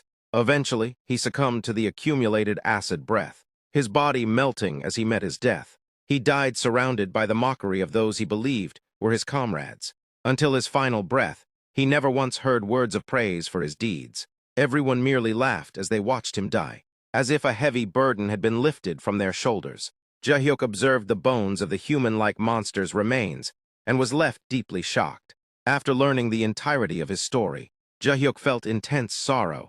He had already decided to move forward together with the new summon, so he welcomed him warmly and made it clear that from now on, they would climb the tower together. Seeing Joohyuk extend his hand, the new summon responded by reaching out and clasping it. Joohyuk then focused on giving the new summon a name. He suggested two options, Yaman and Gobang, and encouraged him to choose one.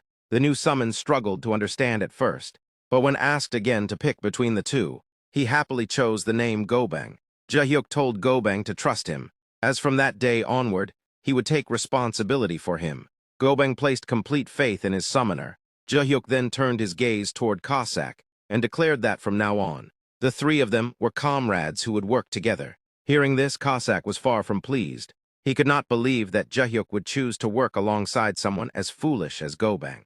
After completing his calculations, Cossack gathered his resolve and accepted the situation. With renewed determination, he took on the responsibility of turning Gobang into someone truly competent, even if it meant working with him despite his doubts. Encouraged by Cossack's passionate words, Joohyuk began cheering him on. Cossack then kicked Gobang lightly on the leg and demanded to know whether Gobang had nothing to say. Gobang, looking confused, simply nodded in response, which immediately led Cossack to scold him and tell him not to copy him. Joohyuk could hardly believe the situation. A timid beta male player, a deranged assassin, and a very dim-witted meat shield had now become comrades who would move forward together. When looked at closely, the trio felt like a perfect recipe for disaster. Soon after, the three of them were shown advancing toward the 16th floor. Joohyuk resolved that this time, he would give it his all as well. The mission details for the 16th floor were revealed clearly. Eliminate 30 Goblin Scouts within 5 hours. The clear condition required the Goblin Scout count to reach 0, while failure would result in death or mission forfeiture. Cossack moved at the front, Joohyuk followed behind him, and Gobang brought up the rear as a living shield. As they advanced, Cossack instructed Joohyuk to activate his shield barrier, warning him that fast enemy reactions could result in serious injuries if he was careless. Joohyuk agreed. While moving deeper into the forest, Cossack explained that these enemies fired poison needles and could ambush them at any moment. They soon saw numerous goblins hiding in the surroundings, silently watching Joohyuk and Cossack as they passed. One goblin fired a poison needle from the top of a tree toward Joohyuk. The shot was fully released while Joohyuk was distracted. But Cossack reacted instantly, catching the needle and preventing it from hitting him. Joohyuk was left in shock. At that moment, all the goblins charged together, attacking with their weapons. Cossack ordered Joohyuk to dodge and hide in the bushes, which Joohyuk immediately did. While Cossack faced the goblins alone, Joohyuk could not believe how intelligent the monsters had become, hiding patiently and launching a coordinated ambush. Based on his calculations, there had to be close to 50 goblins in total. Joohyuk then noticed Gobang standing before him and ordered him to attack the goblins. Gobang entered a serious mode, his eyes shining intensely. As he moved forward, the ground began to tremble beneath his steps. He leapt high into the air with tremendous force, and the goblins, terrified by the height of his jump, began fleeing in panic. Cossack's attention was drawn toward Gobang, but before he could fully understand what was happening, Gobang came crashing down onto the goblins. The impact was so massive that even Cossack was caught in it and sent flying far away. Joohyuk was stunned by the sheer power Gobang displayed. Several goblins then attacked Gobang from the side, throwing poison needles at him. The needles had no effect on Gobang's thick skin. Following Joohyuk's command, Gobang began slaughtering the goblins without hesitation. Watching Gobang's techniques, Joohyuk was shocked and wondered why someone with such incredible skill was only ranked R. In his view, Gobang should have been at least SSR rank. He soon realized that Gobang's low rank was likely due to his weak intelligence. In the next scene, after the floor was cleared, Gobang was seen holding a fistful of chicken in his hands. He looked extremely happy and, unable to pronounce the word properly, repeatedly called it kitchen. He found it very tasty and enjoyed it with pure satisfaction. Hearing Gobang's pronunciation, Joohyuk found it funny in the same way Cossack did. He then told Gobang that he could eat as much as he wanted. Cossack was seen hitting Gobang lightly and correcting his pronunciation, instructing him to eat properly, one bite at a time. After eating the chicken, Cossack suddenly found it extremely spicy. Gobang mocked him, saying that seeing a killer like Cossack afraid of mere spiciness made him look foolish. Watching the two of them argue like this, Joohyuk wondered whether it was even possible for them to become friends. At that moment, Gobang called Joohyuk a good person, which left Joohyuk slightly confused. Gobang continued, once again mispronouncing chicken, and said that Joohyuk had brought him back to life by feeding him chicken. Joohyuk responded that compared to the effort Gobang had put in today, chicken meant nothing. He also added that if anything were to happen to him, he would be relying entirely on Gobang. Just then, Cossack kicked Gobang's face from over Joohyuk's head to force him to correct his pronunciation again. Startling Joohyuk, Joohyuk snapped at Cossack, questioning how he could bully someone who was eating so peacefully. Cossack immediately apologized, explaining that he only thought Gobang needed a bit of education. Gobang showed no interest in their conversation and quietly continued eating. Watching him eat that made Cossack feel angry again, but he kept that anger to himself. The next day, the three of them entered the 17th floor of the Korea Black Tower. With Joohyuk's level having reached 17, he felt extremely powerful. This strength felt extraordinary to him, and the wild, charging heartbeat inside him awakened once more. He began thinking that in today's fight, he would also join Cossack and Gobang on the front lines. As they moved toward the monsters, Cossack told Joohyuk that people often became arrogant before reaching level 20, but he believed that Mr. Joohyuk Bong would not turn out that way. Gobang also advanced alongside Cossack and told Joohyuk to stay safe. Together, Cossack and Gobang completely crushed Joohyuk's ambitious thoughts. Soon after, the mission message for the 17th floor appeared, stating that they had to defeat 30 goblin warriors. The goblin warriors then made their entrance, and Joohyuk could hardly believe his eyes. He had seen them once in a video, but seeing them in person was entirely different. He knew very well that these 30 goblins were equivalent to the strength of 90 people, and possessed excellent knowledge of strategy and tactics. Before entering the floor, Joohyuk had carefully studied the walkthrough, which stated that when goblin warrior units appeared, one should retreat to the safe zone, wait for a while, and then attack. By then, the goblin units would have spread into 3 rows. Joohyuk continued thinking ahead, recalling that to avoid drawing aggro, the standard strategy was to lure them out 3 at a time and eliminate them repeatedly. While effective, this method required a considerable amount of time. After considering this, he called out to Gobang, who responded immediately, with a calm and confident smile. Joohyuk pointed forward and ordered Gobang to move out. The moment he heard this, Gobang roared like a beast and began awakening his power. Joohyuk felt complete confidence that with Gobang on their team, they would advance beyond even the 20th floor. Smiling, Joohyuk then gave his next command, ordering Gobang to wipe them all out. As he issued that order, he began thinking about how Gobang would prove useful from this point onward. The next scene opens from the exact moment when Joohyuk had entered the 17th floor, along with Cossack and Gobang. The mission objective on this floor was to eliminate 30 goblin warriors. Joohyuk immediately calls out to Gobang, and Gobang responds without even a second of delay. With strong confidence, Joohyuk orders Gobang to finish all the goblin warriors present on the floor. The moment the order is given, Gobang lets out a loud roar and bursts with overwhelming energy. At that point, nothing could stop Gobang from annihilating the goblins. Gobang charges toward the goblins at incredible speed. As soon as the goblins notice Gobang approaching, they instantly raise their spears and begin launching them at him. The spears strike Gobang's body, but the impact feels no more than needles pricking his skin. The attacks have no real effect on him. Gobang immediately counterattacks the goblins, crushing them with brute force. A large number of goblins are eliminated simultaneously. Watching Gobang's sheer strength, Joohyuk becomes deeply impressed. At that very moment, another large group of goblins arrives, this time supported by armored units resembling tanks. Together, they unleash continuous fire toward Gobang. Seeing this, Joohyuk thinks to himself that it looks like thousands of rental bikes trying to fight a K2 Black Panther tank. A battle that never stood a chance. Suddenly, the system notification bell rings on the screen. The system window displays that an S++ clear grade has been achieved on floor 17 of the Black Tower. The reward for the S++ clear is a platinum badge. Seeing the message, Joohyuk feels extremely happy. He stands there completely absorbed, enjoying Gobang's one-sided massacre of the goblins. During this moment, Cossack notices Joohyuk from a distance. Cossack is also fighting goblins at the same time. Seeing Joohyuk paying all his attention to Gobang, Cossack becomes visibly disappointed. With that, the 17th floor is successfully cleared. The scene smoothly transitions to the next mission briefing. On the 18th floor, the objective is to eliminate 30 goblin assassins. The three of them stand together facing the goblin assassins.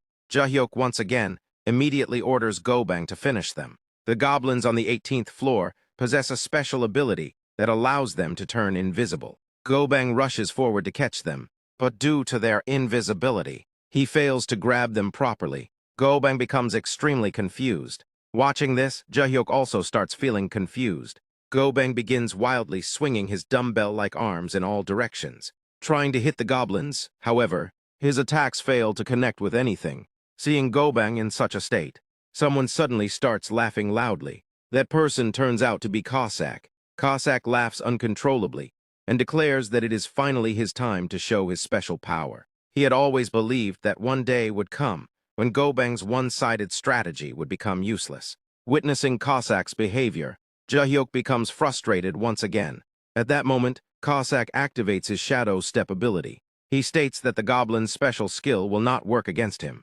Immediately after, Cossack demonstrates his skills. With extreme agility, he begins eliminating the goblins one by one. As a result, the goblin countdown decreases rapidly. Seeing Cossack's abilities, Joohyuk is initially shocked. In the very next moment, he becomes genuinely happy. This time, Joohyuk does not want to be left behind. He knows very well that Cossack had been feeling troubled for some time. Ever since Gobang joined them, Cossack's screen time had significantly decreased. At the same time, Joohyuk's attention had shifted almost entirely toward Gobang. The scene shows a jealous Cossack striking Gobang with his dagger, telling him to move out of the way. Gobang responds by saying that he also wants to help. After that, Gobang struggles heavily while trying to kill the goblins. On the other side, Joohyuk begins focusing on improving his own abilities through sheer effort. First, he uses his shield bracelet to protect himself. Then he pulls out the weapon he had been carrying and joins the fight alongside Cossack and Gobang. Joohyuk puts immense effort into activating his hidden power, which he had been strengthening for a long time. As the power activates, the wild horse within Joohyuk awakens. Before entering the 18th floor, Joohyuk had already gathered extensive information about the floor and its monsters. He knows that the goblin's invisibility skill is actually quite weak. If he concentrates properly, he is confident he can defeat them. Joohyuk moves forward toward the goblins, forcing himself not to feel fear. He has practiced his shadow step skill extensively. This time, he has the opportunity to prove himself. Joohyuk's speed increases so drastically that he struggles to maintain balance. While barely controlling himself, he manages to slip behind one goblin. As he attacks, his balance falters again. Despite that, he manages to strike the goblin with his weapon. The hit lands directly on the goblin's head. With a single blow, the goblin collapses instantly. As soon as Joohyuk defeats his first goblin, 10 out of 30 goblins are already eliminated. Seeing himself defeat a monster for the first time, Joohyuk feels extremely happy. At that moment, another goblin attacks Joohyuk from behind. Aiming for his head, Joohyuk senses the danger, but he has neither space to dodge nor time to counterattack. At the same time, the scene shifts to Cossack. Cossack continues eliminating goblins at incredible speed using his dagger. Out of the 30 goblins, Cossack alone has already killed 25.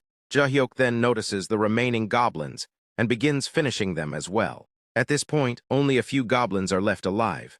While Cossack continues fighting, his gaze shifts toward Gobang. Gobang is still spinning in circles, desperately swinging his dumbbell-like arms while struggling to locate the invisible goblins.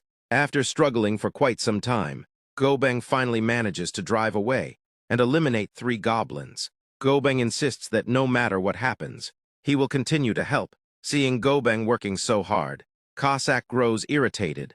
He tells Gobang to move out of his way. At that moment, Cossack suddenly thinks about Joohyuk.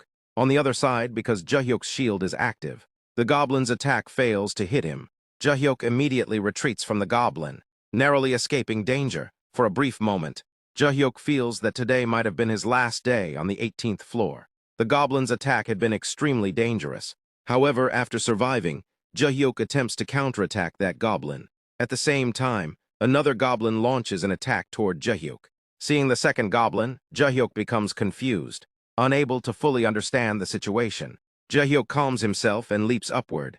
As soon as he jumps, the goblin's strikes begin to appear in slow motion before his eyes. The weapons of both goblins collide with each other midair. While jumping, Joohyuk feels as if the world around him has slowed down. Seizing the opportunity, Joohyuk unleashes a deadly attack on both goblins. Both goblins are instantly eliminated on the spot. With this magnificent movement, Joohyuk successfully completes the mission of the 18th floor. At the same time, Cossack begins worrying about Joohyuk. He calls out Joohyuk's name while searching for him nearby. Joohyuk, having already eliminated all the goblins in the tower, is looking at the system window. He feels extremely happy because he delivered the final strike. Joohyuk then notices Cossack approaching while searching for him. After finally finding Joohyuk, Cossack becomes overwhelmingly emotional. Cossack sits down right there and begins crying. He had been terrified by the thought of losing Joohyuk. Gobang also arrives at the scene. Gobang is completely shocked after witnessing Joohyuk killing goblins on his own. On the other side, Mina receives the notification that the 18th floor has been successfully cleared. Seeing the notification, she is left stunned. Director Park had expected nothing less from an S++ player. Gwangil also realizes that the S++ player has no intention of stopping. The director becomes extremely excited and says that if it were up to him, he would reveal this S++ player to the entire media. He wants to let everyone know just how extraordinary this player is. Gwangil advises the director against doing that. Mina also agrees with Gwangil.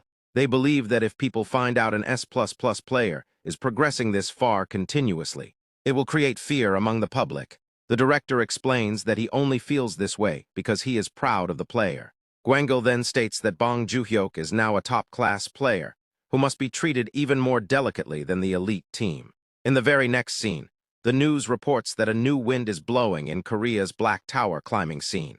After a 20-day hiatus, an astonishing 18 consecutive floors have been cleared with S++ grade. The report states that this is an unprecedented record and that the history of tower climbing is being rewritten. The mysterious player is currently estimated to be level 19. Not only players, but the entire nation has become interested in the identity of the S++ player. Watching this news, Cossack becomes deeply troubled. Joohyuk also remains visibly tense. Joohyuk becomes concerned after noticing Cossack's strange behavior. He directly asks Cossack about the change in his attitude. Cossack responds that he wanted to tell Joohyuk about this soon. Feeling uneasy, Cossack explains that the speed at which Joohyuk is realizing his talent is alarming. The moment Joohyuk hears the word talent, He interrupts. He denies having any talent. Laughing, Joohyuk asks if Cossack is joking. He cannot understand how talent could suddenly appear within him. Cossack, feeling nervous, thinks to himself that this is not a joke.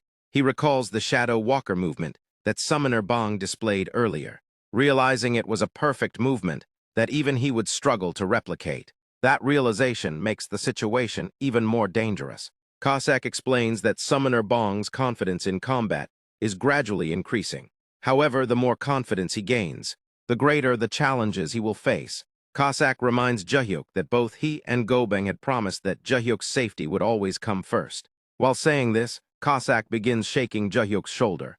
Feeling overwhelmed by Cossack's words, Joohyuk assures him that he would never do anything that would put himself in serious danger. Cossack responds strictly, telling Joohyuk that he must always prioritize his own safety.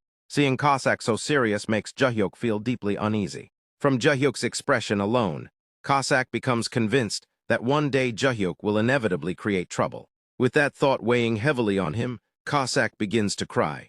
Cossack is overwhelmed with stress, holding his head as he breaks down in tears. He mutters that their summoner feels like someone who will definitely cause a serious accident someday. Behind him, Gobang sits casually. Giggling at the sight, he mocks Cossack, calling him an assassin who is bawling his eyes out like a complete moron. Cossack snaps in anger. He lashes out, kicking Gobang straight in the face, threatening to boil him alive in a pot. Gobang is sent flying across the room, crashing hard into the refrigerator.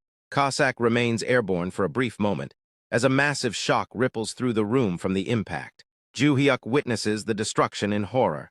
He screams in anguish over his fridge, and angrily raises his palm, shouting for both of them to stop wrecking the house and leave immediately. He kneels down in despair, staring at food scattered across the floor. With shaking hands, he laments that even the precious kimchi his mother gave him is ruined. Later that evening, Joohyuk gazes at the sky. Wanting to clear his head, he decides that he will visit his parents' place the next day. The following morning, Joohyuk climbs the stairs of an old apartment building.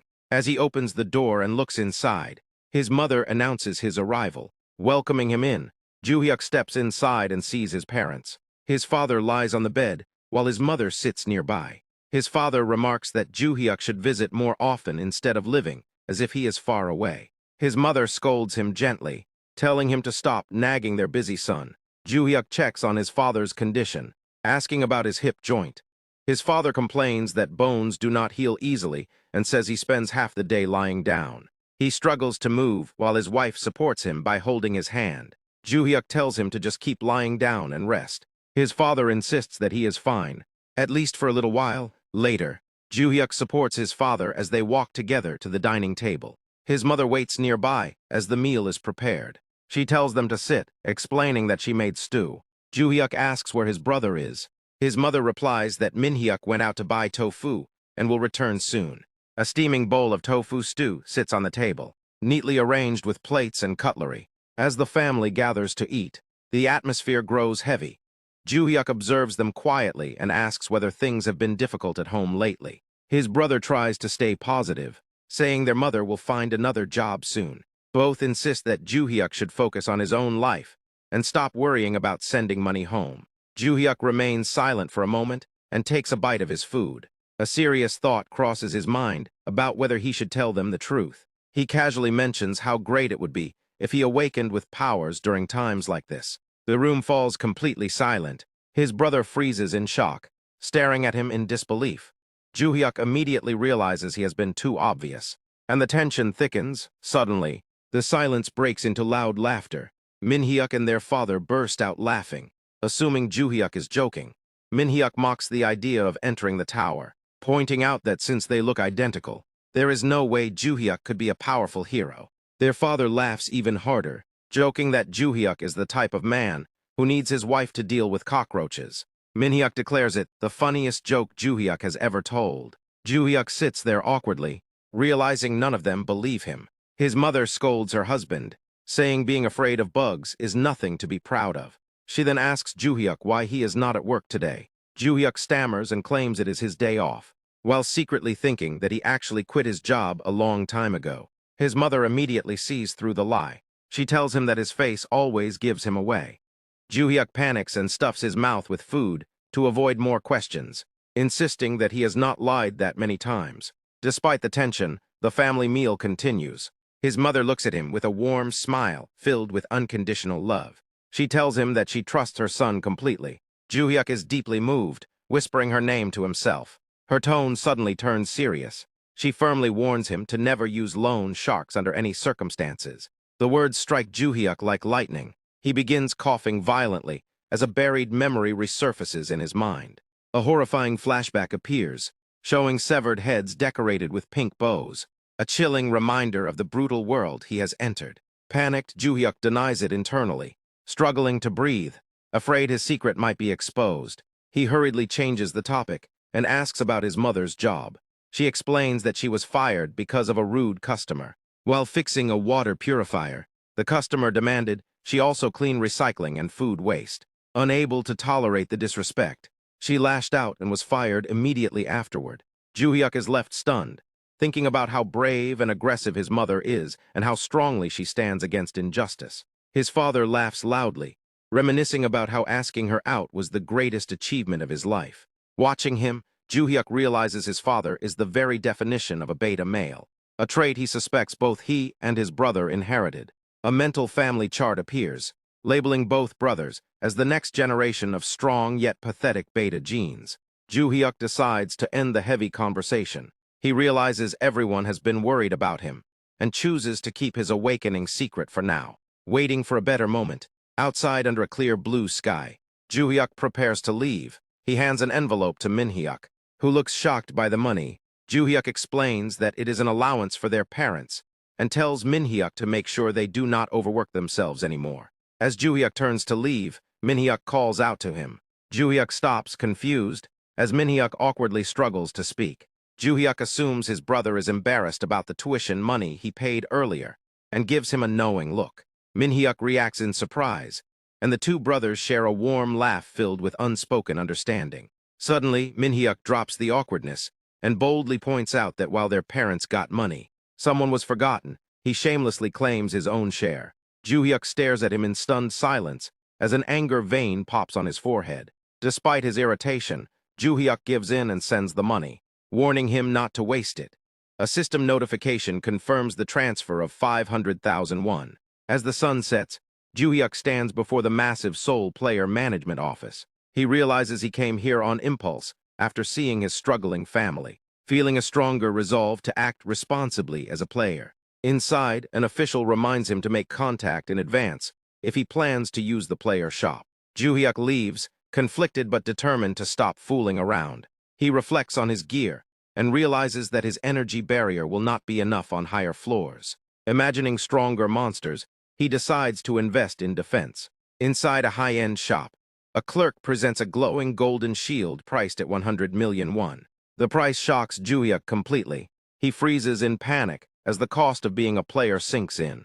Embarrassed, he admits the shield is too expensive and heavy. Surrounded by people, he feels awkward and overwhelmed, wishing they would stop staring. The clerk offers another option, a lightweight round shield made of adamantium and sicinium alloy with self-repair functionality. Joohyuk tries it on and immediately feels confident. He believes it pairs perfectly with his mace. Nervously, he asks for the price. The clerk informs him it costs 40 million won. After a deep breath, Joohyuk agrees to buy it. The scanner beeps, confirming payment.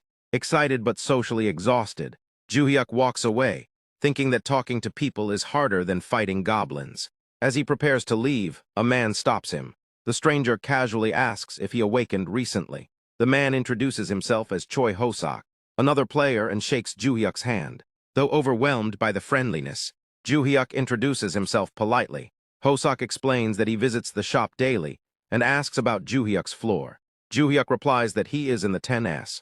Hosak is impressed and offers help anytime. He leaves cheerfully, disappearing into the crowd.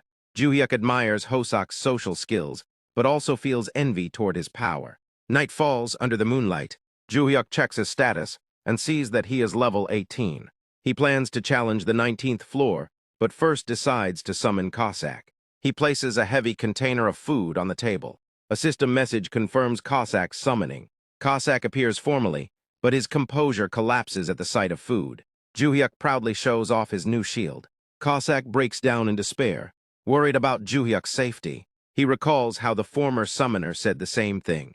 Joohyuk reassures him jokingly, promising to retreat if things get dangerous. Cossack asks Joohyuk to never charge ahead recklessly. Joohyuk silently agrees. Cossack pledges his life and asks to be sacrificed if necessary. Joohyuk promises, jokingly suggesting meatball instead. Cossack immediately agrees, catching a scent. Cossack notices food. Joohyuk reveals king dumplings bought just for him. Touched, Cossack praises Joohyuk's loyalty as they eat together. Mid-meal, Cossack senses danger. He detects someone outside with overwhelming killing intent. A loud knock echoes through the apartment. Joohyuk orders Cossack to hide and activates his energy barrier. The door is violently breached. A metallic orb rolls across the floor. A man enters with a gun. Joohyuk recognizes him instantly. It is Hosak. Hosak mocks him and demands his inventory.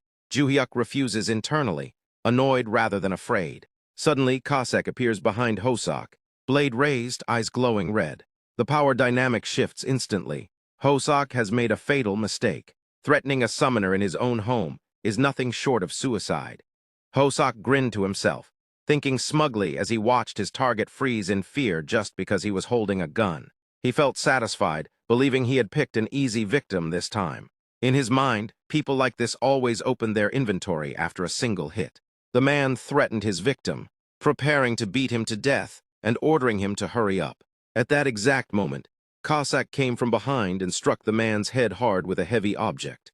The attacker realized too late that there had been someone else present. His thoughts cut off as he collapsed to the ground. Joohyuk was shocked at first, but his shock quickly turned into excitement. He cried out happily, praising Cossack for doing a great job. Cossack responded in confusion, not understanding the praise. Joohyuk excitedly pointed out that Cossack had knocked the man out without killing him. He admitted that he had been worried Cossack would kill him without reading the situation.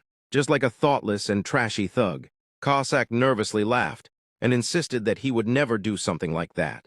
Joohyuk then turned his thoughts to the unconscious man, realizing that he must be an item broker. He reflected on how item brokers killed players, who were no different from civilians outside the tower, and stole their items. He recalled hearing about such people before. He remembered that one of the benefits of the elite team was personal protection outside the tower. Since players were just like civilians there, he realized that if he had not awakened the ability to summon things even outside the tower, he would have been completely helpless and would have died. Once again, he recognized just how much of a cheat ability his power truly was. Cossack suggested that he would dispose of the man outside. Joohyuk stopped him and said they could simply report the incident to the police. Cossack argued that there was no need and that he could just carry the man far away. Joohyuk insisted that reporting it was the easiest way. Cossack accepted the order. The scene then shifted smoothly to an office, where a boss asked Gwangyul whether player Bong had stopped by the shop again. Gwangyul confirmed that player Bong had come without him even knowing. The boss asked what he had bought.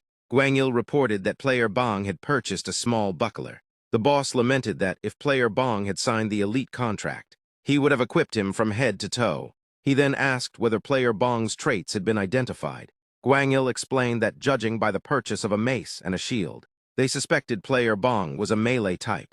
The boss reacted by saying that if he truly was melee, even a full set of protective gear might not be enough. He decided that he would come up with some excuse to give player Bong a full set of armor. At that moment, Gwangyul received a phone call. He noticed it was from the police and apologized to his boss, saying he needed to take the call. He answered, identifying himself as Jeon Gwangyul from the Awakening Management Department. As he listened to the information from the police, his expression changed, and he was shocked by what he heard. Hanging up, he rushed out in a hurry, thinking bitterly that he should have signed the elite contract from the start. He feared what might have happened to player Bong. The scene returned to Joohyuk's location, where the police arrested the criminal who had tried to kill him. The police identified the man as Choi Hosak and placed him under emergency arrest for home invasion and aggravated robbery. Hosak groaned in pain, complaining about his head and claiming innocence. He shouted that he had been kidnapped and insisted he was the victim. Joohyuk immediately protested, stating that Hosak was the one who had broken in.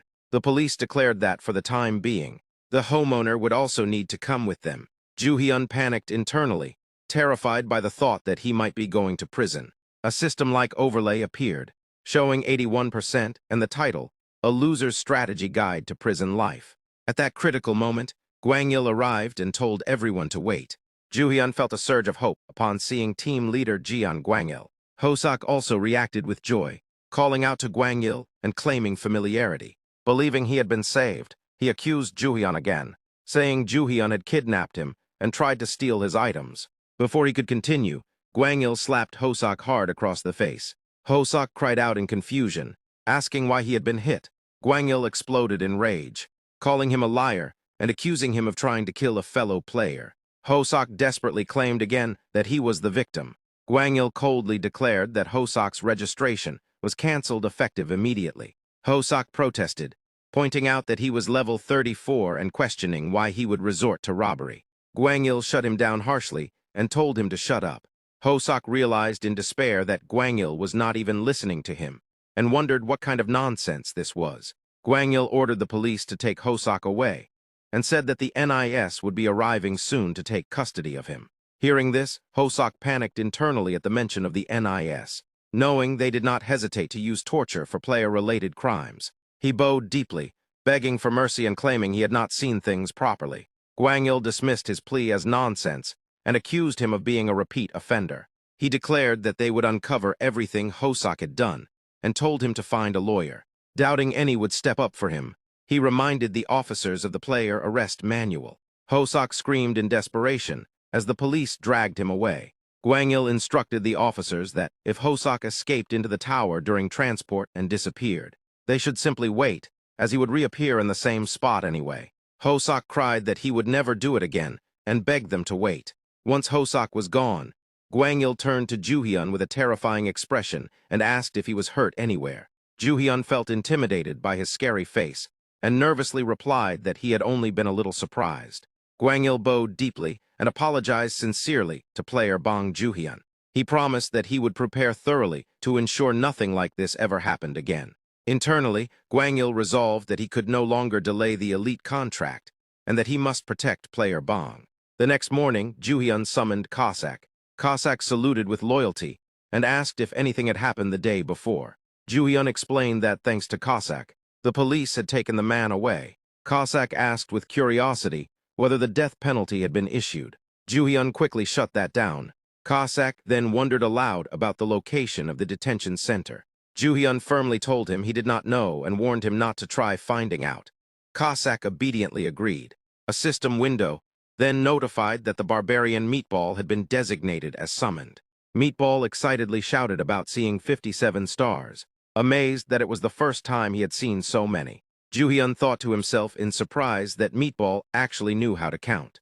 Joohyun then suggested that they head out together. Addressing both Cossack and Meatball, a system notification announced that they were entering the Black Tower of Korea, 19th floor. Another overlay showed 78% and displayed the mission, defeat 30 goblin shamans. Joohyun reflected that floor 19 consisted of goblin shamans, which honestly were not very threatening. He noted that they could not use impressive attack magic, at most relying on curses, binds, or weak fire arrows. Although curses could be somewhat dangerous, he felt there was nothing to worry about. After entering the floor, goblins attacked them. Meatball let out a powerful scream, and several goblins died on the spot from the force of the sound alone. Joohyun was amazed, realizing that Meatball had blown away the curse just through his voice. Calling it a brute-like method, Cossack approached Meatball from behind and reminded him of what he had said earlier, urging him to clear everything as fast as possible. Meatball confirmed that he remembered and declared that they would clear them all. Together, the two began slaughtering the goblins. Watching them, Joohyun prepared his own weapon and thought that he should kill some goblins too. Before he could act, a system notification announced that the 19th floor mission had already been completed. Joohyun was shocked and questioned how it could already be over. He stared at them in disbelief. Cossack smiled awkwardly and tried to play it off, asking how it was and whether it felt refreshing. Joohyun suspected that they had finished quickly on purpose so that he could not fight at all. He realized he had been completely played. Another system notification appeared, announcing that he had achieved a clear rank of S++ for the Black Tower of Korea, 19th floor, and that a platinum badge had been awarded. The next day, they entered the Black Tower of Korea, 20th floor. Joohyun reflected that this was the long-awaited 20th floor, also known as the Talent Evaluator, notorious for its atrocious difficulty. Cossack warned that the area was extremely dangerous and explained that every type of goblin appeared there. He listed scouts firing poison needles, max-level tactical warriors, stealth assassins appearing from nowhere, shamans casting curses, and huge hobgoblins. Admitting that it was scary, he advised Joohyun to wait in a safe place. Meatball agreed and bluntly stated that Joohyun should do nothing while he killed everything. Hearing this, Joohyun became embarrassed and froze. A system window displayed the mission details. Defeat 100 goblins of any type and 1 hobgoblin, with a 10-hour time limit. The completion condition showed 0 out of 100 goblins and 0 out of 1 hobgoblin defeated. The failure condition was death or mission abandonment. Cossack confirmed the plan enthusiastically. Joohyun felt frustrated, thinking that they were blocking his path and fighting while leaving him out again. Cossack instructed Meatball to draw aggro first, so he could move in during the opening. Meatball declared that he would draw all the aggro. As goblins began attacking them, Joohyun suddenly sprinted forward at the speed of light, thinking defiantly that he would not just sit back and take it. He shouted that he was going ahead. Addressing Meatball directly, he rushed toward the goblins, excited and happy that he would finally get to make a kill, thinking to himself that he had done it. At the same time, Cossack panicked and screamed for Summoner Bong, desperately shouting for him to stop. From childhood, Joohyun Huntz had always possessed an introverted personality. When he was very young, he played quietly with his own toys. Whenever another child approached and took his toys to play, Joohyun never protested. He simply watched in silence. By elementary school, his situation became worse. Classmates began bullying him relentlessly. They mocked him and called him a beggar. Some even wrote disgusting phrases like rented beggar and stuffed them into his school bag. Poverty became the root of his suffering. In middle school, Joohyun became a complete loner. He sat alone while everyone else played together. No one approached him, and no one invited him to join. The pattern continued into high school, where he always ate lunch by himself. His life became that of a total social outcast. Joohyun lived in constant fear of trying to change anything.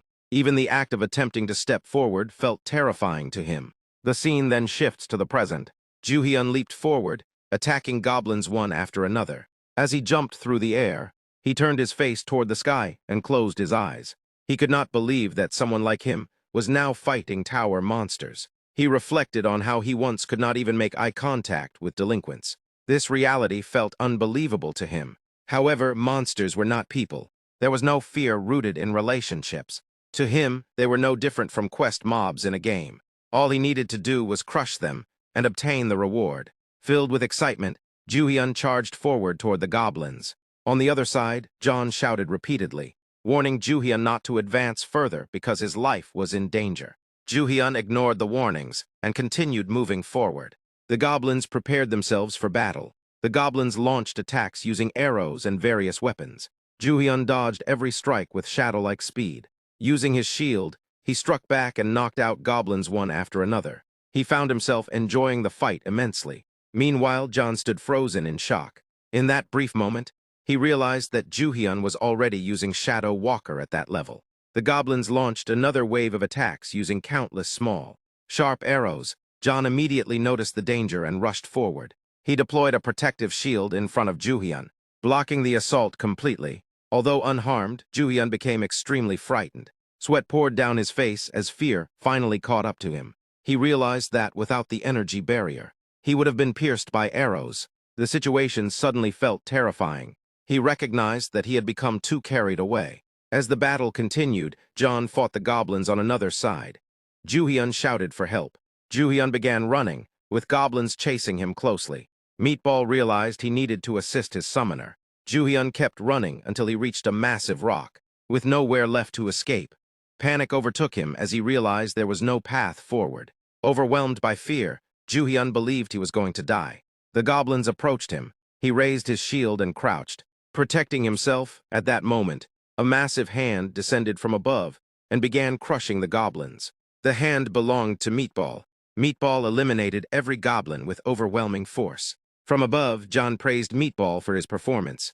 John continued fighting, while focusing on eliminating the shamans positioned on the cliff. With that done, the mission neared completion. All 100 goblins were defeated. Joohyun stepped forward, feeling slightly uncomfortable by Meatball's presence. He expressed gratitude, but noted that Meatball smelled unpleasant. Suddenly, Joohyun heard another goblin scream. He immediately recognized the sound. It belonged to the long-legged idol of goblins, mourned by others for their short legs. This creature represented the final evolutionary stage of goblins. A hobgoblin had appeared. John asked Meatball if he could handle the hobgoblin alone. Meatball accepted without hesitation. Meatball charged toward the hobgoblin, and the hobgoblin attacked in return. Their bodies collided with tremendous force. Meatball grabbed the hobgoblin by the throat and squeezed tightly. The hobgoblin screamed in agony. John descended from above at full speed. With pride, he encouraged Meatball to hold the creature firmly. John then plunged both of his swords directly into the hobgoblin's eyes. The hobgoblin screamed once more before dying. A system window appeared, confirming that 100 goblins and 1 hobgoblin had been defeated. The 20th floor mission was successfully completed. Joohyun's level increased. Rewards included 2 kilograms of mana stones and 5 tower-exclusive healing potions. John smiled and praised Joohyun, acknowledging his impressive performance as a summoner. Joohyun reflected on how the boss mob had been eliminated instantly. He concluded that it might be best to leave everything to his summons. He bowed deeply and thanked everyone for protecting him. John and Meatball knelt before him and bowed in return, pledging loyalty and protection to their summoner. Another system notification appeared. Joohyun achieved an S++ clear rank for the Black Tower Korea 20th floor. He received a platinum badge and was granted permission to challenge the 21st floor. The system then exited the Black Tower. The scene shifted to a live television broadcast. Breaking news announced that an S++ clear rank record had been achieved on the 20th floor of the South Korea Black Tower.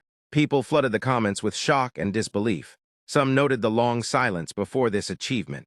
Others speculated how far the player would climb, with guesses ranging up to the 30th floor. Many believed the mysterious player must be elite, hiding their identity to avoid being taken by other countries. Elsewhere, a powerful figure watched the broadcast. He acknowledged that the consecutive 20th floor record was impressive, but warned that excessive attention would become troublesome. Mia suggested controlling the press, but the boss refused. He believed that doing so might reveal their awareness of the S++ record holder. The boss asked about the investigation into player Bong's family. Gwang-il presented a detailed report. Player Bong's father, Bong Suchiol, had undergone hip surgery after an accident on ice and was currently in rehabilitation. Gwang-il proposed introducing him to the best rehabilitation center in the country with full financial coverage. The boss approved immediately. Next was the younger brother, Bong Joohyuk, a university freshman scheduled to enlist soon. Scholarship support was deemed the perfect benefit. Finally, attention turned to the mother, Bong Joohyuk. She had worked as a water purifier coordinator, but was currently unemployed after being forcibly fired following a conflict with an abusive customer. The boss expressed concern. Gwang-il emphasized that Bong Joohyuk required the most attention due to her strong personality and commanding presence within the family. The boss approved the plan and ordered immediate execution, even if it required full authority from the Awakening Management Department. The scene then returned to Joohyun's apartment. A knock sounded at the door. John immediately assumed food delivery had arrived and grew excited. Meatball also became thrilled, drooling at the thought of tasty food. Joohyun panicked and covered Meatball with a blanket, ordering both summons to stay hidden. John attempted to step outside, but Joohyun quickly pulled him back in. Joohyun answered the door and received the food. The delivery included 12 servings of tangsiuk and 12 bowls of jjajangmyeon. The delivery man remarked that it looked like a party and added a single fried dumpling as service. After the delivery man left, Joohyun internally complained that one fried dumpling was far too stingy. He also noticed there were no coupons included. He reflected that even if he had coupons, he would not have been able to use them anyway. Joohyun allowed John and Meatball to come out. John inhaled deeply, praising the incredible smell of jjajang. Meatball immediately began eating enthusiastically, calling the food crispy. John scolded Meatball for nearly eating the plate itself. Joohyun smiled and told them to eat first, explaining that he had something to check. He opened his inventory. A notice appeared stating that perks would be provided for accumulating 20 platinum badges. Joohyun was shocked to see that he had already obtained his 20th platinum badge. He wondered what kind of perk he would receive this time. A system notification appeared, announcing that one random box had been provided. Joohyuk stared at the message, uncertain of what the random box contained. The system window notified him of a random box reward. The random box feature granted 3 random items that could be found within the tower.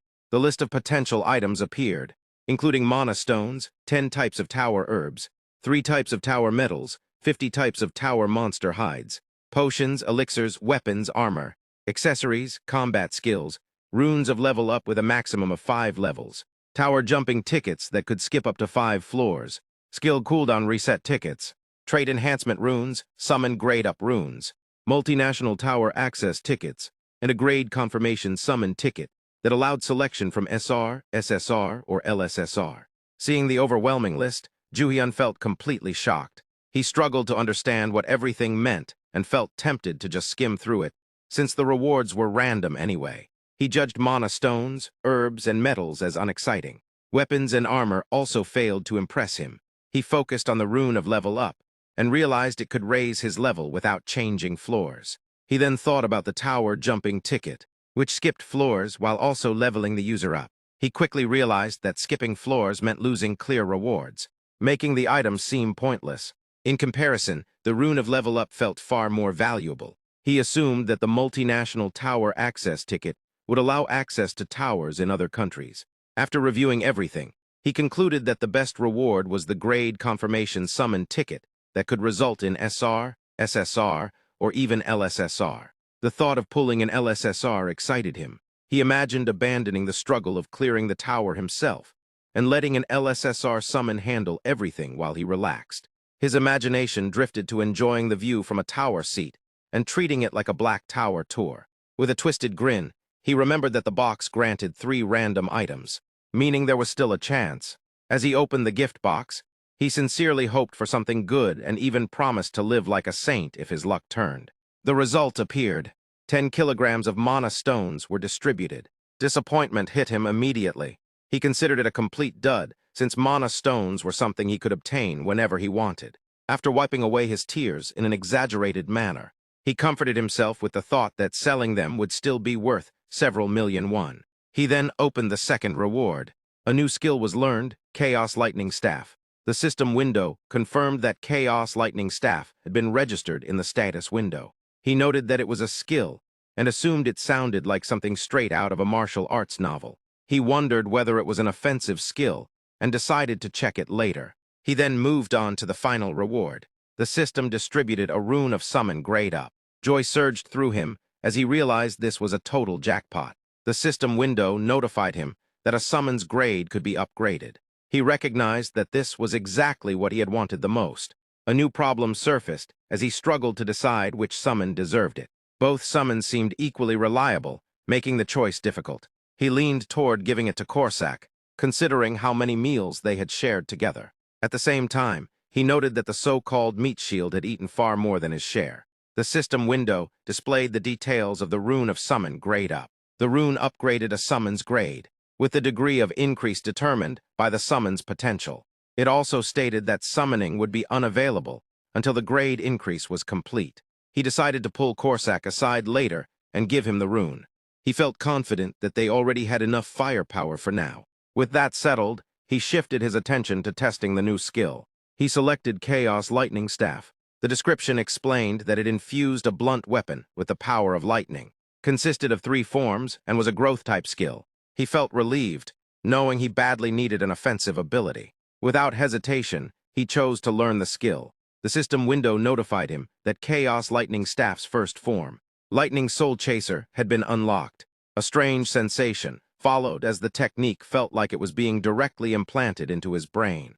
Moments later, he activated Lightning Soul Chaser. But nothing happened. There was no reaction at all. John looked at Joohyuk in surprise, clearly confused by the lack of results. Inside his head, Joohyuk immediately thought that of course it did not work. It was awkward. Joohyuk reflected that if he could use this kind of power freely in reality, the world would have already gone to hell a long time ago.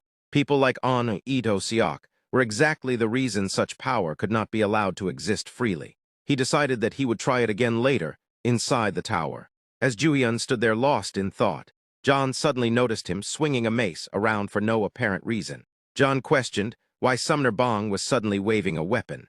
Joohyun casually explained that he had received a skill as a reward. John reacted in shock, realizing that it might be an offensive skill. Joohyun smiled confidently and confirmed that it was indeed offensive. And on top of that, it was a growth-type skill. He laughed proudly. John was impressed and genuinely thought it was awesome. The mood shifted abruptly when John noticed that Meat Shield had eaten all the meatballs. Finishing the last bowl of food, John exploded in anger, furious that the final serving was gone and demanding it be spat out. Meat Shield responded with absolute seriousness, declaring that a warrior never spits. Immediately, a fight broke out between the two. John beat Meat Shield badly without holding back. Seeing the chaos escalate, Joohyun unsummoned Undinoko without hesitation.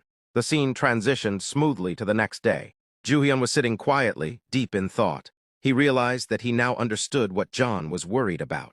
The concern was his summoner trait. This ability meant that summons handled most of the player's combat power. A golem summon alone could have combat power of 100. Meanwhile, the summoner himself would only have combat power of 10. Together, the total combat power would reach 110. In simple terms, the summoner did not need to fight directly at all. This was especially dangerous for an irregular like Joohyun, someone who could summon even in reality. He remembered the person from a parallel universe who had possessed the same trait. That person had contacted John before him. They had been far stronger than Joohyun ever was, and yet they still died. Their entire world had been destroyed. It was only natural that John was so worried. Joohyun reminded himself that he was human too. But at the same time, he had just awakened and finally experienced what it felt like to be a tough guy. His excitement surged. He decided that he had to try out the attack skill he had learned. Both of his summons were absolutely obedient to him. He could simply talk them into allowing it. He initiated the summon. A system window appeared, notifying that Meat Shield had been summoned.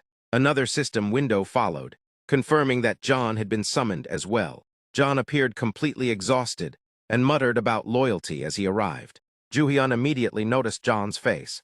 It looked as though he had aged an entire year in just one day from constant worry. John admitted that an offensive skill could become poison. He confessed that he had felt uneasy even during the 20th floor clear. They had been lucky. The enemies back then had only been goblins.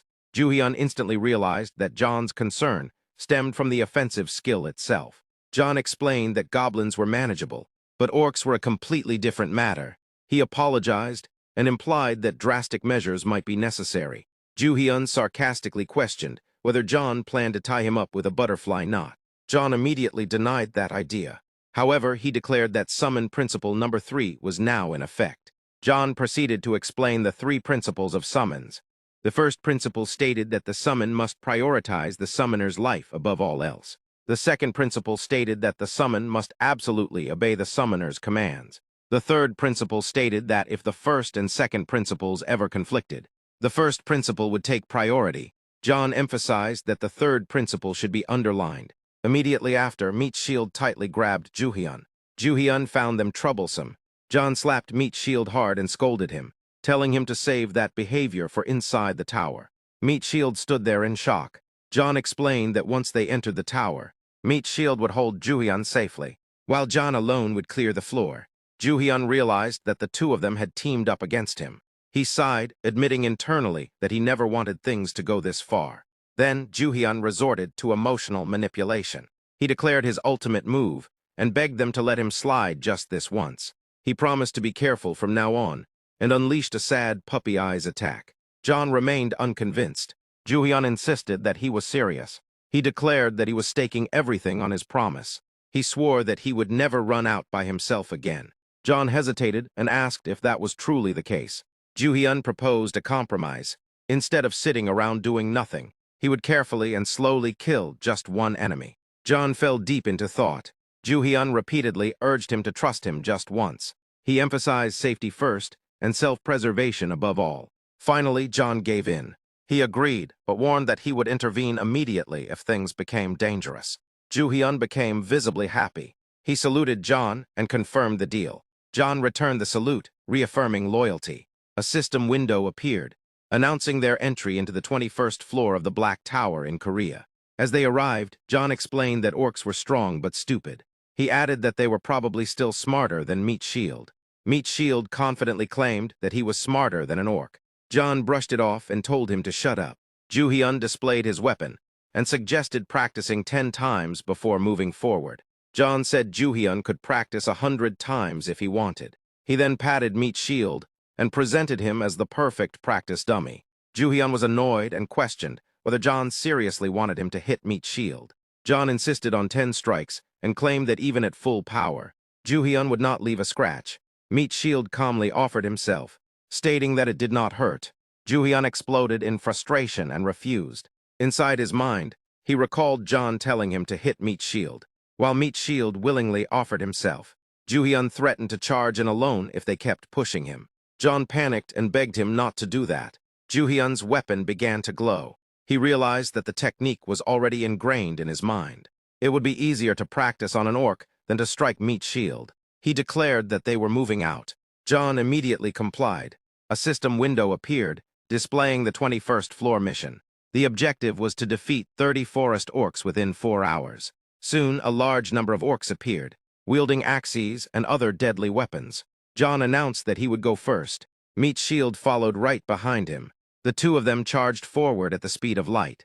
Meat Shield crushed orcs one by one with single strikes. John cleanly decapitated them with his sword. Joohyuk watched in shock. They were incredibly fast. At this rate, the battle would end before he could even touch one enemy. Just as John finished killing the remaining orcs, one final orc attacked him from behind. Joohyuk noticed it and smirked. He realized that at least one orc was left for him. Joohyuk announced that he would handle the one behind. He moved faster than light, closing the distance instantly.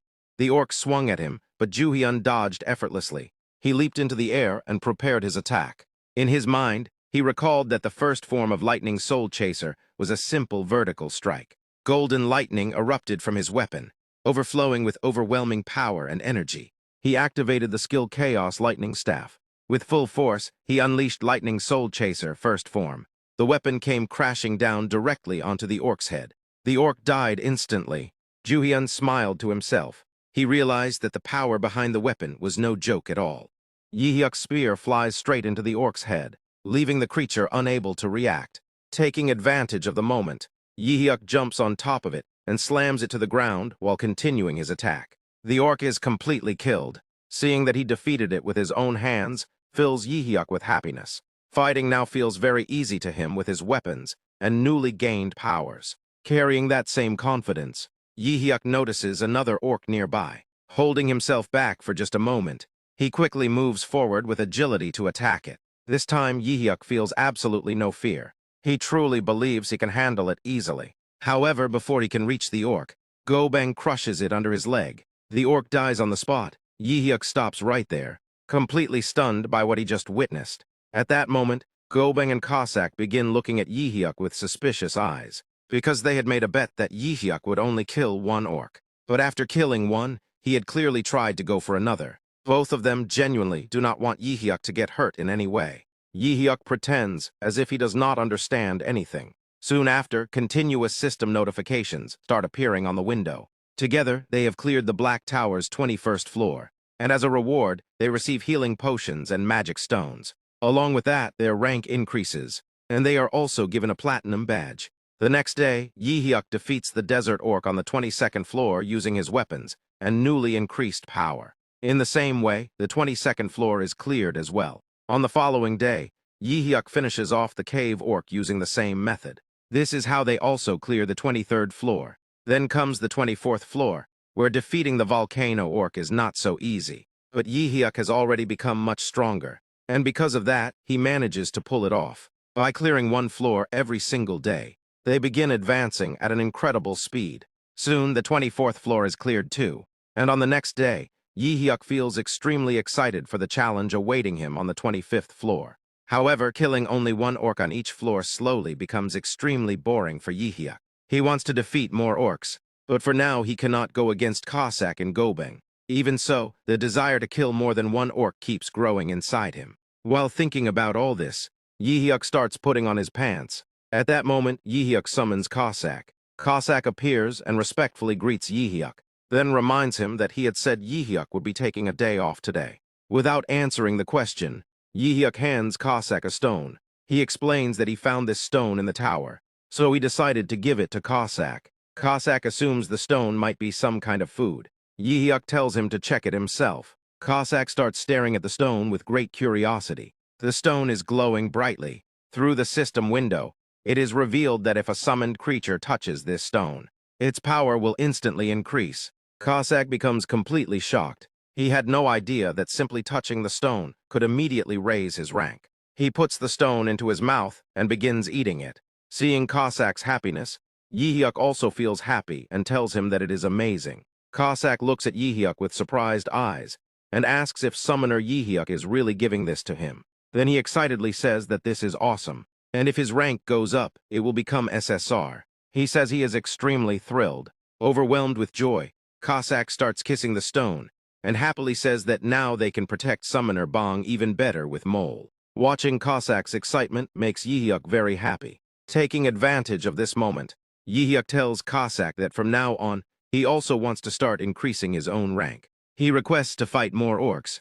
Cossack feels happy, but he knows this could be dangerous for Yi-hyuk, so he tells him not to rush. Yi-hyuk replies that this is not fair and says he will take care of himself. Cossack then tells Yi-hyuk that he will return to his world and train hard. Yi-hyuk tells him that since he has already been summoned here, he can enjoy himself in this world. Hearing this, Cossack cannot hold himself back and directly asks Yi-hyuk if they can watch TV. Yi-hyuk agrees, and both of them sit together to watch TV. While watching, they casually talk about random things. Suddenly, Yi-hyuk notices something unexpected on the screen, and he becomes shocked. Cossack had changed the channel, so Yi-hyuk asks him to switch it back. Cossack looks confused by Yi-hyuk's reaction. When the channel returns, Yi-hyuk sees his mother standing with a poster. He is completely stunned. He cannot understand why his mother is on the news. He keeps staring at the screen in shock. The scene then shifts to earlier. Yi-hyuk's mother is shown standing in front of a massive building. Holding a poster, the poster reads, "We oppose unfair contract termination, improving working conditions for water purifier maintenance technicians, preventing abusive practices by management." It is revealed that the reason Yi-hyuk's mother is doing this is because when other workers left garbage scattered inside the company, the blame was placed on her. Even worse, a customer filed a complaint against Yi-hyuk's mother. Her manager then told her that she must apologize to the customer, even though she had done nothing wrong. That is why she wants to resist this injustice. When Yi-hyuk's mother refuses to apologize, the company hands her a termination notice. She tries her best to prove her innocence, but in return, she receives nothing but humiliation. All of her colleagues at the company start laughing at her. Even after suffering so much disgrace, Yi-hyuk's mother does not give up. She decides that she will definitely find a way forward. While she is lost in these thoughts, someone calls out to her from behind using her name. Yi-hyuk's mother's name is Hong Jiamya. The man thanks her for her hard work. Then he introduces himself, saying he is Lee Chang-seok from Park and Kim Law Firm, and that he is a lawyer. Hearing that he is a lawyer surprises Yi-hyuk's mother slightly. She immediately begins looking at Mr. Chang with deep suspicion. She believes the company must have sent him pretending to be a lawyer. Angrily shouting at him, she says the company can do whatever it wants, but she is not someone who backs down. Seeing her so furious makes Mr. Lawyer nervous. He asks her to calm down. He then hands her his business card and explains that he came to meet her for a different reason. He tells Yi-hyuk's mother that she should file a formal lawsuit against Jinsimul Company. Limited Yi-hyuk's mother takes Mr. Lawyer's card and agrees with what he says. Mr. Lawyer then continues, explaining that Korea's best law firm, Park and Kim, will represent Miss Hong Jiamya free of charge. After saying this, Mr. Lawyer asks her if she also submitted a petition to the labor office, adding that he heard about it from a government official he knows. He reassures her that he is not a scammer. Yi-hyuk's reaction to all this is completely speechless. Mr. Lawyer then tells Yi-hyuk's mother that although it may sound surprising, this is a project their law firm conducts every year to help vulnerable members of society. Hearing this, Yi-hyuk's mother thinks to herself that it seems suspicious, but it does not sound like a lie. Still, she feels confused about whether she should accept the offer. Mr. Lawyer continues, saying that she has lived a hardworking life and surely deserves at least some good fortune. He promises that they will stake their reputation on winning this case. In the end, Yi-hyuk's mother feels that it is now or never, and she finally accepts Mr. Lawyer as her attorney. Mr. Lawyer smiles and tells her that, as expected, she is very straightforward. He then asks her if they should start with media relations work. Soon after, many reporters arrive at the scene. They begin asking Yi-hyuk's mother countless questions, while cameras are pointed directly at her. Mr. Lawyer tells Yi-hyuk's mother that, when answering the reporters' questions, she should feel free to give detailed responses, even if they are long, because everything can be edited later. He tells her that they should expose all the unfair treatment they suffered, leave nothing out, and reveal the unvarnished truth. With that, Yi-hyuk's mother starts appearing on TV news channels.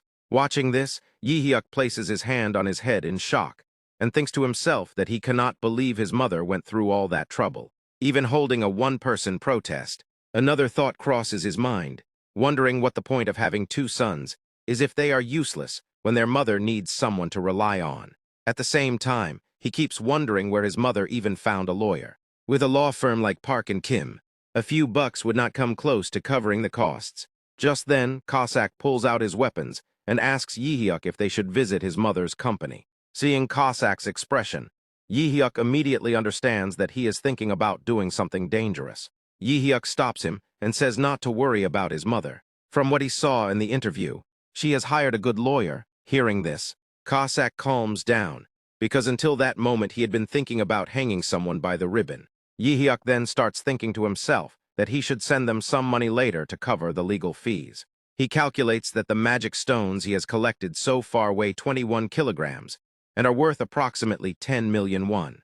He also thinks that if it is not enough, he will even sell the energy shield kit. While he is thinking about all this, he suddenly receives a call from his father. He answers it, and his father asks if he saw the news. Yi-hyuk tells him that he just watched it. His father tells him not to worry because his mother's lawyer fees are completely free.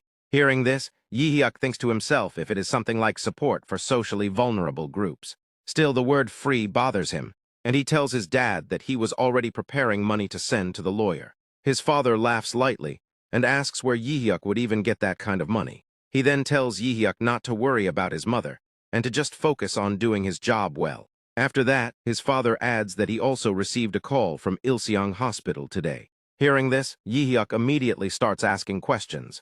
His father explains that he was selected for a hip joint surgery rehabilitation treatment project being run by the orthopedics department at Ilseong Hospital. He says he has been admitted, and amazingly, all treatment costs, including hospitalization and rehabilitation, are completely free. Hearing this news shocks Yi-hyuk. His father then tells him not to worry about his parents. Yi-hyuk replies that he will come home soon to see them, then ends the call. After hanging up, Yi-hyuk feels deeply confused. He thinks to himself that Ilseong Hospital is one of Korea's top hospitals, affiliated with a large conglomerate. He admits that it is a good thing, but something about it feels slightly strange. Just then, Yi-hyuk looks at his phone and starts thinking about Min-hyuk.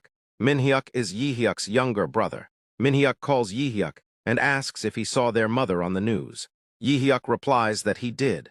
Min-hyuk begins venting his anger toward the company, saying bad things about them, because he also knows how hard their mother worked. Yi-hyuk agrees with him. Then Min-hyuk tells Yi-hyuk that he wants to send the allowance Yi-hyuk gave him to their mother, since the lawsuit is going to cost a lot of money. Hearing this, Yi-hyuk asks if he did not say he needed a laptop. Min-hyuk replies that it is okay. He says he has enough money to pay for tuition and even buy a laptop. He then tells Yi-hyuk that he also received a scholarship this time. Min-hyuk jokingly asks if maybe he is getting this kind of good fortune because he has been living a good life. Yi-hyuk asks where the scholarship is from. Min-hyuk answers that it is a national scholarship given by the Awakening Management Agency, adding that they usually give out a lot of scholarships. After hearing this, Yi-hyuk tells Min-hyuk to study hard. Inside his mind, Yi-hyuk realizes that it was not heaven helping them. His mother's lawyer fees, his father's hospital bills, and even Min-hyuk's scholarship. Everything was done by the Awakening Management Agency. The scene shifts to the management office, where Yi-hyuk calls Gwangil and asks to meet him personally. Gwangil agrees and suggests having dinner together. In the next scene, they are seen having dinner at a restaurant. Yi-hyuk directly asks Gwangil why they are doing all this. Gwangil looks confused and asks what Yi-hyuk is talking about. Joohyuk explains that it is about his mother's lawsuit, his father's hospital bills, and his younger brother's scholarship. After hearing this, Gwangul stays silent for a moment. Then, while grilling meat, he calmly tells Joohyuk that it was absolutely necessary. Joohyuk feels surprised, realizing that Gwangul is not hiding anything. Gwangul continues, explaining that when there are troubles at home, it becomes impossible not to worry, and that concern also affects tower assault strategy. Hearing this, Joohyuk responds in surprise, saying that even so, they did everything without consulting him, and that kind of care is usually only available to elite teams. He reminds Gwangul that he only has a standard contract. Hearing this, Gwangul starts smiling. Suddenly, Gwangul places his hand on the table and stands up. Joohyuk is shocked by his sudden movement. Gwangul places a contract paper in front of Joohyuk and, with a warm smile, tells him that they should do it right away. An elite team contract. Joohyuk stares at the contract in shock and begins to feel nervous. Joohyuk felt completely cornered, realizing that Gwangul had come thoroughly prepared for this conversation. Even so, Gwangul didn't seem entirely confident in himself. Despite everything he had accomplished, his own abilities didn't feel particularly special or extraordinary to him. That lingering doubt showed when he suddenly rose to his feet. He questioned whether he truly believed his own achievements meant nothing. Even after accomplishing feats no one else had managed before, Joohyuk found himself unable to respond. Hearing such words from someone who had consecutively cleared 24 floors with an S+ rating left him stunned. It didn't sound like humility, it sounded more like denial. Gwangul bowed deeply, which only made Joohyuk more uncomfortable. He quickly told him there was no need for such formality, but Gwangul shifted the focus to a recent incident involving Jose, using it as a reason to push his offer further. He urged Joohyuk to join the elite team and receive the recognition and treatment he had rightfully earned. Embarrassed by the attention, Joohyuk asked him to sit down. Gwangul continued, explaining that if Joohyuk accepted the contract, situations like that incident would never happen again. He would be protected at a level reserved for VVIPs. Joohyuk admitted that the idea of constant protection made him uneasy. On top of that, the requirement to record all climbing sessions was another major concern. He didn't want John and Gobang to be exposed or dragged into complications. Gwangul reassured him that the recording terms could be adjusted however he preferred, and even the security arrangements were flexible. That finally caught Joohyuk's attention. Curious, he asked how far those adjustments could go.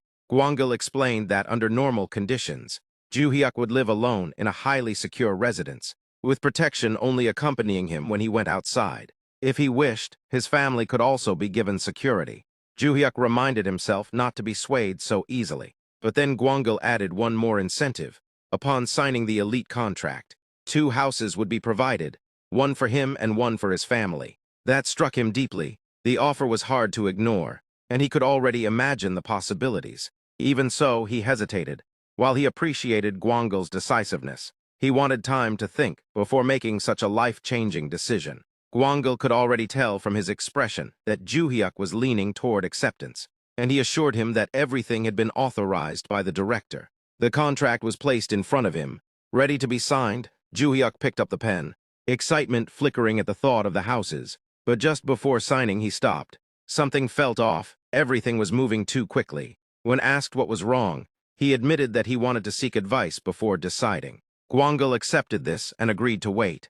The following day, Joohyuk summoned John. With dramatic flair, John revealed that he had become a special super rare assassin. His body radiated an intense, iridescent light that was almost blinding. Joohyuk had to shield his eyes, overwhelmed by the brilliance. The rank up was complete. John had reached SSR. The light was so intense that Joohyuk asked him to return to normal. John then wondered whether Gobang would be summoned as well. But Joohyuk explained that he had something important to discuss first, which was why he called John alone. He shared everything about his meeting with the team leader from the Awakener Management Administration, including the elite team offer, torn between staying where he was or accepting the new opportunity. He asked John for his opinion. John immediately supported joining the elite team. In his view, Joohyuk had already reached the level of a national authority and deserved to be treated accordingly. Joohyuk still had doubts, especially about the expectations that might follow, such as being pushed to climb to the 60th floor or beyond. John dismissed those concerns. He insisted that Joohyuk didn't need to push himself recklessly. In fact, he rejected the idea of Joohyuk training to the point of danger. According to him, Joohyuk's greatest strength wasn't brute power, it was survival. Simply staying alive was his true ability. Joohyuk tried to argue, but John stood firm. As long as Joohyuk lived long enough, everything else would fall into place. Drawing from his own past, John explained that there were countless legendary SSR entities in his original dimension. If Joohyuk continued to live and summon over time, he would eventually gain access to all of them, and they would all obey him absolutely. He went even further, mentioning the existence of beings beyond the ranking system, demigod-class monsters that surpassed human limits entirely. While Joohyuk was intrigued by the idea of summoning such entities, John admitted that it wasn't possible yet. Still, he revealed what he believed to be Joohyuk's true path: live a long life and continue making random summons. That was his ultimate weapon. With a cooldown of about a month, Joohyuk could summon roughly 12 times a year, possibly more with the right items. Over time, that could result in an army of powerful entities, though luck would always play a role. At that moment, the cooldown timer showed just under 20 days remaining. John then gave one crucial piece of advice. Joohyuk needed to ensure that the decision to challenge uncleared floors remained entirely his own. Without that condition, others would pressure him relentlessly, questioning why he wasn't advancing faster, and potentially forcing him into dangerous situations before he was ready. His tone grew unusually intense, hinting at painful past experiences. He warned Joohyuk never to let himself be dragged along by others. As long as he secured that control, accepting government support would be fine. Joohyuk was surprised by John's support, but grateful for the guidance. Afterward, he summoned Gobang. As usual, Gobang greeted Joohyuk respectfully. John, standing behind him, expected acknowledgement as well, but Gobang remained indifferent, claiming that a warrior does not greet just anyone. John proudly announced his new SSR rank, emphasizing the gap between them. Gobang muttered in response, clearly uncomfortable. John's sharp remarks only widened the tension, and even Gobang, usually dense, seemed to sense the difference in their standings. Joohyuk took note of this, and decided that the next rank up rune he obtained would go to Gobang. He then asked whether achieving a platinum badge again would be possible. John, full of confidence, dismissed the need for doubt. Soon after, they entered the 25th floor of the Korea Black Tower. Their objective was clear: defeat 100 orcs of any type along with one orc chieftain within 10 hours. As a massive wave of orcs charged toward them, Joohyuk briefly considered engaging a few himself, but John declared this battle as his personal warm-up, a celebration of his new rank. He ordered Gobang to take the lead and draw the enemy's attention. Gobang obeyed immediately, charging forward and leaping into the air. The orcs hesitated in confusion at the sight. Then John made his move. His speed was so overwhelming that he appeared as nothing more than a streak of light. To Joohyuk, it resembled a fighter jet slicing through the battlefield. John unleashed a barrage of blades that pierced through multiple enemies. Activating his skill, the struck orcs exploded, taking nearby ones with them. The destruction was immense, resembling the impact of a powerful explosive weapon. Even when caught off guard from behind, John remained untouchable. Spears pierced his body, but the attackers quickly realized it was only an illusion. In the next instant, he reappeared behind them and effortlessly eliminated them using another skill. He seemed to be enjoying himself, while the remaining orcs trembled in fear. Without slowing down, he activated another ability, continuing the onslaught. Watching this, Joohyuk realized he needed to act quickly before John wiped out everything alone. Using Shadow Step, he rushed toward a group of orcs. As they turned to face him, he recalled John's words, that survival was his greatest strength. Even so, Joohyuk couldn't ignore his own desire to grow stronger. He wanted to reach a point where the people who cared about him would no longer have to worry. Joohyuk rushed straight at the orc, driven by a firm resolve not to depend on John forever. If he wanted to stand on equal footing, he needed to grow stronger and quickly. As the orc swung its blade, Joohyuk lowered his body and avoided the attack, then retaliated with a sharp kick that sent the creature crashing face first into the ground. It scrambled back up almost immediately, clearly disoriented. Without hesitation, Joohyuk activated the first form of the primordial thunderclap staff, soul-chasing thunderbolt, and brought it down with crushing force. The blow shattered the orc's skull, sending blood spraying as it collapsed in agony.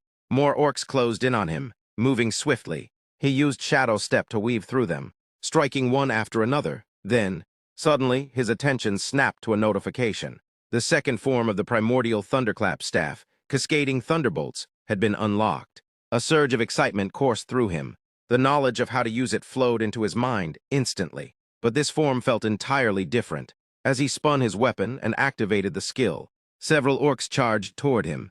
He lunged forward, unleashing the new technique. Lightning crashed down. The energy split into multiple streams, striking several targets at once. Realizing it was an area of effect ability, Joohyuk couldn't help but grin. From a distance, John noticed the sudden bursts of lightning and frowned, briefly confused as to how orcs could wield such power. Then he spotted Joohyuk. His expression shifted to shock, his eyes widening in disbelief. He sprinted over at full speed, skidding to a halt just in time. Overcome with emotion, John scolded Joohyuk for losing control just because he had unlocked a new skill, especially when they had agreed to handle enemies one at a time on each floor. Joohyuk apologized instinctively, but then paused. Why was he apologizing to a summoned entity? That thought irritated him. He was tired of constantly tiptoeing around John. Frustration bubbled up as he snapped back, asserting that whatever he might have been outside the tower, inside it he was the one in control. John, however, remained calm, reminding him that his safety was always their top priority. That only made Joohyuk more annoyed. He pointed ahead, declaring that he would face the orc warchief himself and crush it head-on. But before he could finish, a deafening crash echoed across the battlefield. Almost as if summoned by his words, the orc warchief appeared. The moment Joohyuk laid eyes on it, his bravado vanished, panic took over, and he immediately called for John's help. Without wasting a second, John grabbed him and dashed away. Joohyuk's face turned pale as regret set in. He should have listened earlier. John quickly placed him behind Gobeng and ordered them to take down the warchief without delay. The towering enemy roared, shaking the battlefield. Gobeng stepped forward, his hand glowing as he met the warchief's weapon head-on. With sheer strength, he bent the blade, leaving the creature momentarily stunned. Without pause, Gobeng followed up with powerful strikes to its shoulders, shattering bone with each hit. At the same time, John slipped behind the warchief, activating his ambush skill. In a flash, his dagger struck, and the warchief's head fell. With that, the 25th floor of the Korea Black Tower was cleared. Joohyuk leveled up, reaching level 26. As a reward, he received a 2.5 kilograms magic stone and achieved an S+ rank for the clear, earning yet another platinum badge. Now eligible to challenge the 26th floor, he exited the tower. A special perk was granted for collecting 25 platinum badges, an encore perk selection. Joohyuk already had a sense of what this meant. The system presented several options: trait enhancement, skill copy, random item, and summoned entity rank up. To him, the choice was obvious. Selecting anything other than trait enhancement would be foolish. He made his decision. His awakened trait was enhanced. When his status window appeared, it reflected the change, his name, affiliation with the Korea Black Tower, and his current level 26 were displayed. His trait summon now allowed up to 3 simultaneous summons. At the moment, John and Gobeng occupied 2 of those slots. His abilities included summon, random summon, and summon release. His basic functions allowed daily entry into the tower and access to a tower inventory. His combat skills remained Shadow Step and the primordial thunderclap staff. Seeing that his summon limit had increased filled him with excitement. Including himself, they could now operate as a 4-member party. With around 18 days remaining on the random summon cooldown, he found himself wondering who the 3rd summon would be. But for now, there were more immediate concerns. He asked John and Gobeng if they wanted to eat. John expressed a desire for tteokbokki, which surprised Joohyuk, considering John's poor tolerance for spicy food. John insisted that things had changed now that he was SSR, claiming he was no longer weak to spice. Joohyuk remained skeptical but let him try. When the food arrived, Joohyuk praised them both for their efforts on the 25th floor and encouraged them to eat. Gobeng finished his portion effortlessly and remarked that it wasn't spicy at all. In fact, it tasted slightly sweet. John had a very different experience. After just one bite, his face twisted in shock as the heat overwhelmed him. Within moments he collapsed, looking as though he had been poisoned. Gobeng calmly suggested that, since the assassin seemed close to death, it might be better to discard him and summon someone else. Reaching the 25th floor had made Joohyuk start thinking seriously about something else, telling his family the truth. Later that day, he visited home, bringing premium beef with him. His brother immediately questioned where the money had come from. Joohyuk leaned in and told him he would explain later. His mother, shocked by the expense, asked if he had kept the receipt so it could be returned. His father, however, stopped her. He reminded her that they had been through a lot recently and that their son was simply trying to do something kind. He encouraged her to enjoy the meal instead. The family gathered around the table, sharing food and conversation. His father admitted the meat truly tasted premium, while his mother teased the men for their love of meat and even brought out fruit for dessert. Joohyuk felt a sense of relief. Everything had fallen into place. His mother's lawsuit, his father's treatment, all of it. Taking a deep breath, he finally spoke. He told them he had awakened and was now working as a player. Silence filled the room. They thought he was joking. Realizing they didn't believe him, Joohyuk decided there was only one way to prove it. He contacted Gwangul the next day. His family was picked up in a luxury car and taken toward a towering building. Along the way, his mother asked if it was really true that her son had awakened. Gwangul confirmed it, explaining that Joohyuk was now considered a valuable national asset. His father and brother were left stunned upon hearing that he was classified as an elite player. Gwangul guided them upstairs. Joohyuk took out a black card and scanned it. The doors opened smoothly, revealing their new home. The following day, Gwangul personally drove Joohyuk and his family to their new residence. The house awarded after signing the elite agreement. The place was nothing short of extraordinary. Wanting a better life for his family, Joohyuk had ultimately accepted the terms of the top-tier contract. Not long before, he had resisted stepping into this world, but he came to realize that the deepest regret in life comes from abandoning one's own desires. Although the association expressed some regret that the first-year salary structure for elite hunters was already fixed at $2 billion, they acknowledged that Joohyuk deserved far more. Still, he found himself completely satisfied with what was offered. His only real concern was privacy. He wanted absolute protection from public exposure for both himself and his family. Gwangul assured him this would not be an issue and invited him to make any additional requests. Joohyuk declined, feeling that asking for more would be excessive. Alongside the house, a personal apartment had also been prepared for him, fully furnished and ready at any time. As Joohyuk scrolled through photos of the place on a tablet, a wave of excitement washed over him.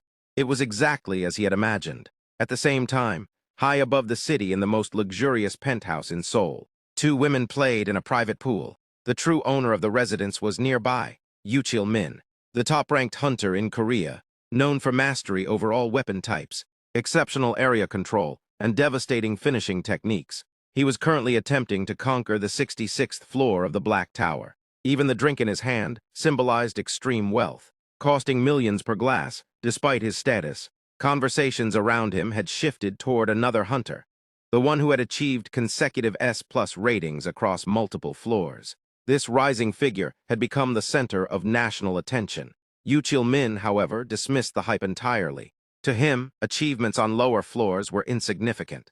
Yet the constant buzz around this unknown competitor clearly irritated him. Internally, his frustration deepened. Despite rejecting massive offers from countries like China and Japan, offers that included enormous salaries, luxury homes, and elite treatment, he had chosen to remain in Korea and risk his life battling the 66th floor. Still, public attention had shifted away from him toward someone far less experienced. The sense of being overlooked gnawed at him. The 66th floor itself posed a terrifying challenge. The monsters there were undead, resistant to physical attacks, and vulnerable only to elemental damage. Worse still, their attacks carried demonic energy capable of shattering a hunter's mind. Few items could resist this energy, and many lives had already been lost attempting to clear the floor.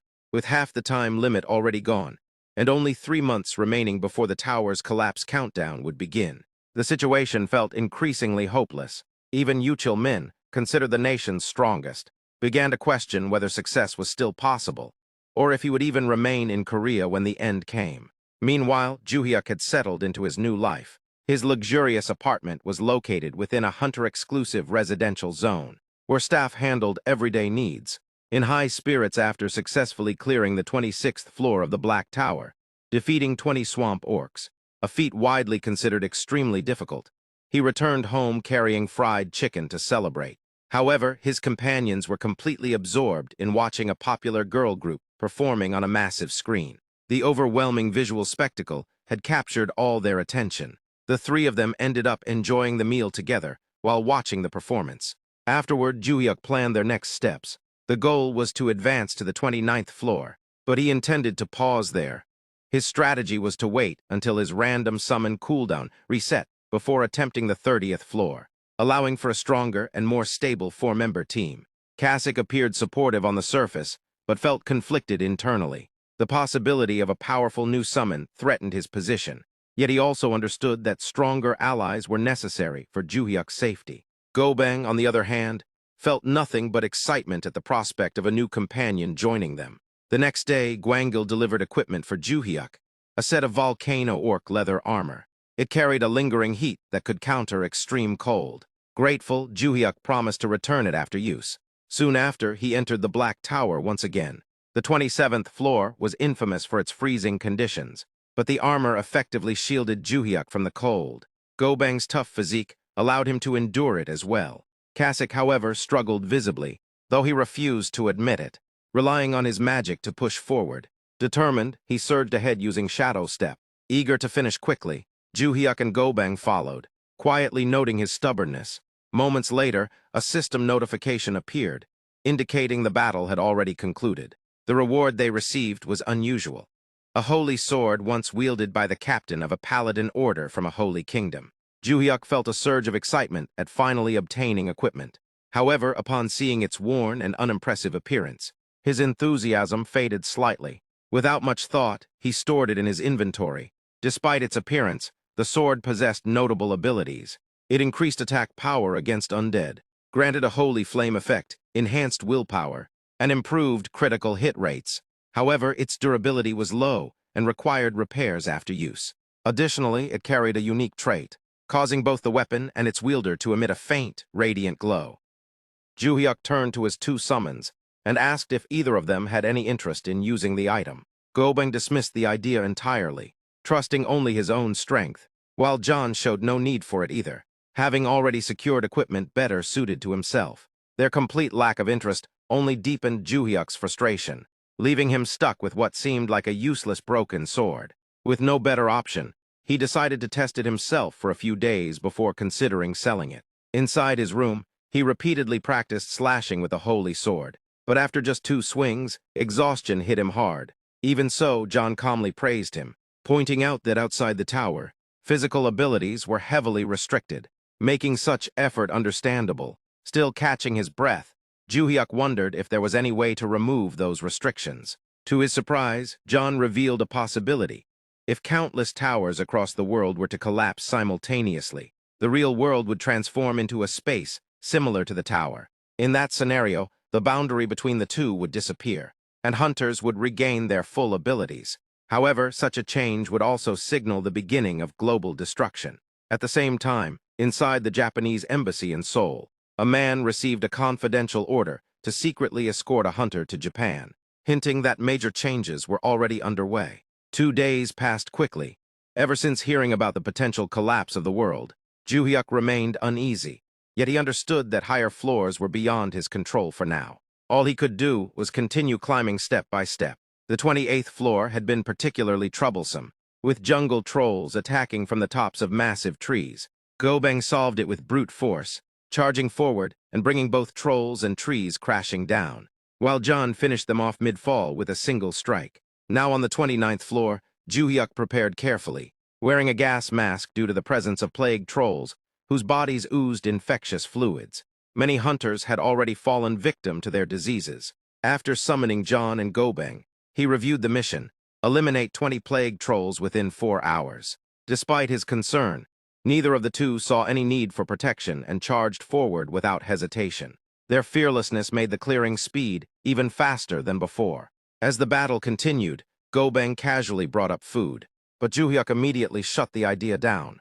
At that moment, John sensed something off. Without warning, Joohyuk dismissed both summons, prioritizing his living space over their return, knowing the contamination would spread everywhere due to the trolls and Gobang's massive size.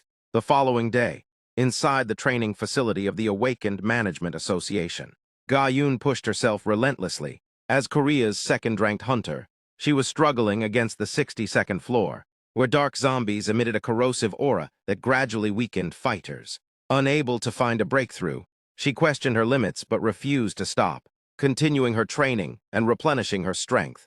Suddenly, a commotion broke out among the staff. News had spread that Gwangil, Korea's top hunter, had publicly criticized the management system and declared his decision to leave for Japan to continue conquering the Black Tower. When Joohyuk saw the news, he froze. With the strongest hunter gone, the future of the tower became uncertain. This led to Gwangil urgently calling him in, pressing him for a serious answer about how long it would take him to reach the higher floors. Joohyuk calculated honestly. Starting from the 29th floor and progressing one floor per day, reaching the 66th floor would still take over a month. Although it seemed possible within the time limit, the risks were too high. He explained that unexpected difficulty spikes could delay him significantly, and his contract allowed him to control his own pace. The response left Gwangil visibly disappointed, and Joohyuk felt his resolve begin to waver. Still, without absolute certainty, he refused to make promises he couldn't guarantee. At that moment, Ga-yoon rushed into the room with urgent news about the possibility of acquiring rare light attribute equipment from the United States. Though nothing had been confirmed yet, only then did she notice Joohyuk standing there. Nervous under her gaze, he introduced himself and mentioned that he had recently obtained a piece of light attribute equipment. Curious, Ga-yoon examined the holy sword. The moment she fully understood its attributes, shock overtook her, as its effects were unlike anything she had ever seen. Overwhelmed, she lost composure and clung to him, desperately asking to borrow it just once, willing to offer anything in return. The scene suddenly drifted into a vivid fantasy, where Joohyuk and Ga-yoon were already walking together into a wedding hall. The illusion carried on seamlessly, even extending to a peaceful honeymoon by the sea and thoughts of starting a family. In that imagined future, even the naming of a child became part of the absurd dream, circling back to the idea of the holy sword itself. In the very next instant, Joohyuk snapped out of it, realizing once again how easily his daydreams blurred with reality. Regaining focus, he faced Ga-yoon, who was still waiting for his answer. Without hesitation, he agreed to lend her the holy sword, asking only that she tell him how effective it truly was afterward. After equipping it, Ga-yoon immediately prepared to challenge the 62nd floor of the Black Tower. With only a few brief words exchanged, she vanished from sight, left behind. Joohyuk began to wonder if the old sword might actually be far more valuable than he had thought, even imagining the possibility of becoming rich because of it. On the 62nd floor, the mission required eliminating 20 dark zombies within 15 hours. These creatures, though long dead, continued to move unnaturally, making every encounter unsettling. As Ga-yoon faced them again, the familiar unease returned. She activated the faint white light emitted by the holy sword. Though at first glance, it seemed underwhelming compared to other light attribute equipment she had seen. Before she could dwell on it, a dark zombie lunged forward with deadly intent. With no room to retreat, she met the attack head-on. The clash triggered a surge of dark energy that instantly weighed down her body, pushing her toward the brink. But at that critical moment, the holy sword's hidden effect activated. A burst of brilliant light erupted, overpowering the darkness and blocking the attack. Seizing the opportunity, she countered decisively, severing the monster's arm and landing a powerful critical strike. From that point on, the tide of battle completely shifted. The oppressive dark energy no longer affected her, and nearly every strike she delivered resulted in devastating damage. Even she struggled to believe how effective the weapon truly was, but the outcome became undeniable. Clearing the floor was finally within reach. Outside the tower, Gwangil waited anxiously. More than 2 hours had passed, a point at which Ga-yoon would normally have already failed and withdrawn. The delay left him uncertain, questioning what had changed this time. Then at last she returned. Without wasting a moment, she removed her heavy armor and drank a healing potion. Gwangil still found it hard to believe she could have succeeded so quickly. Meanwhile, Ga-yoon walked straight toward Joohyuk. When he asked about the sword, she gave her answer not with words, but by suddenly embracing him. The unexpected reaction left him completely flustered, his face heating up as he struggled to process the situation. When she finally spoke, her gratitude was clear. Without the holy sword, she would have undoubtedly failed. Not only had she succeeded, but she had also cleared the 62nd floor. With the sword in hand, she felt confident enough to aim for the 66th floor. Hearing this, Gwangil was overwhelmed with relief. He realized how disastrous it would have been if such a weapon had left the country earlier. At the same time, Joohyuk's abilities and luck became even harder to comprehend. Ga-yoon then pointed out that, while the sword was incredibly powerful, its blade was already heavily damaged. Gwangil suggested repairing it through top-tier craftsmen at the hunter's shop workshop, ensuring it could continue to be used. While Ga-yoon was immediately encouraged by the idea, Joohyuk's first concern was the potential cost. That worry was quickly dismissed, as the association offered to cover all expenses. When Joohyuk asked if they intended to buy the sword, Gwangil instead proposed a different plan. Rather than selling it, Joohyuk should keep it and rent it out. With hundreds of black towers across the world, and many countries eventually reaching higher floors, demand for such a weapon would skyrocket. By leasing it at a high price, Joohyuk could accumulate unimaginable wealth. Seeing no issue with the plan, Joohyuk agreed and left the matter in Gwangil's hands. Later, back at his new home, the thought of earning endless money simply by renting out the sword kept him too excited to sleep. To celebrate, he prepared an elaborate meal himself. John was deeply moved by the gesture, while Joohyuk encouraged both him and Gobang to eat freely, acknowledging that he would never have come this far without them. 10 more days passed in the blink of an eye. Finally, the cooldown for his random summon ended. Filled with anticipation, Joohyuk hoped for a rare and powerful companion. As the summoning began, a glowing humanoid figure formed before them, gradually taking shape. The newly summoned being introduced itself as Giant Delray, an SSR-ranked, special super rare shaman. All three of them stood frozen, staring at the woman before them. For a brief moment, even John had no idea how to react. The silence didn't last long. Giant Delray calmly summoned her weapons, a shaman bell in one hand and a crescent blade in the other, declaring her intent to devote herself fully to protecting her master. Joohyuk couldn't help but feel confused. The weapons in front of him hardly matched his idea of a typical shaman. His curiosity, however, was quickly misinterpreted. Giant Delray reacted sharply, taking his gaze as disrespect, and immediately turned her attention toward John as well. What began as simple curiosity rapidly escalated into tension. Sensing things going downhill, Joohyuk stepped in to calm the situation, but a single glance from her made him back off just as quickly. Fortunately, she chose to let it go and withdrew her weapons. Despite her intense personality, Joohyuk reminded himself that she was still an SSR summon, likely comparable in strength to John, though he couldn't tell if there were further ranks within that tier. At that moment, the familiar sensation returned, and Joohyuk's consciousness was pulled into her memory.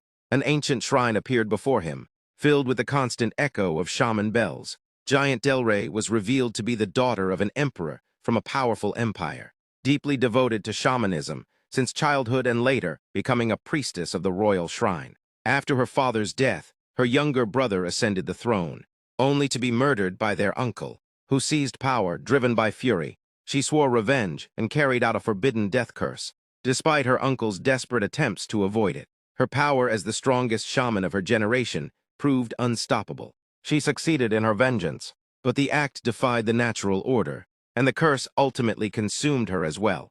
Ending her life, understanding her past, Joohyuk finally grasped why her presence carried such authority and why her personality was so severe. Curious about her world, he asked about its founding emperor, only to realize that the history she described did not match his own. The possibility of parallel worlds became even more apparent, especially recalling similar hints from John's past. He wanted to ask more, but his stomach interrupted at the worst possible moment. Dropping the topic, he decided to cook ramen for everyone instead.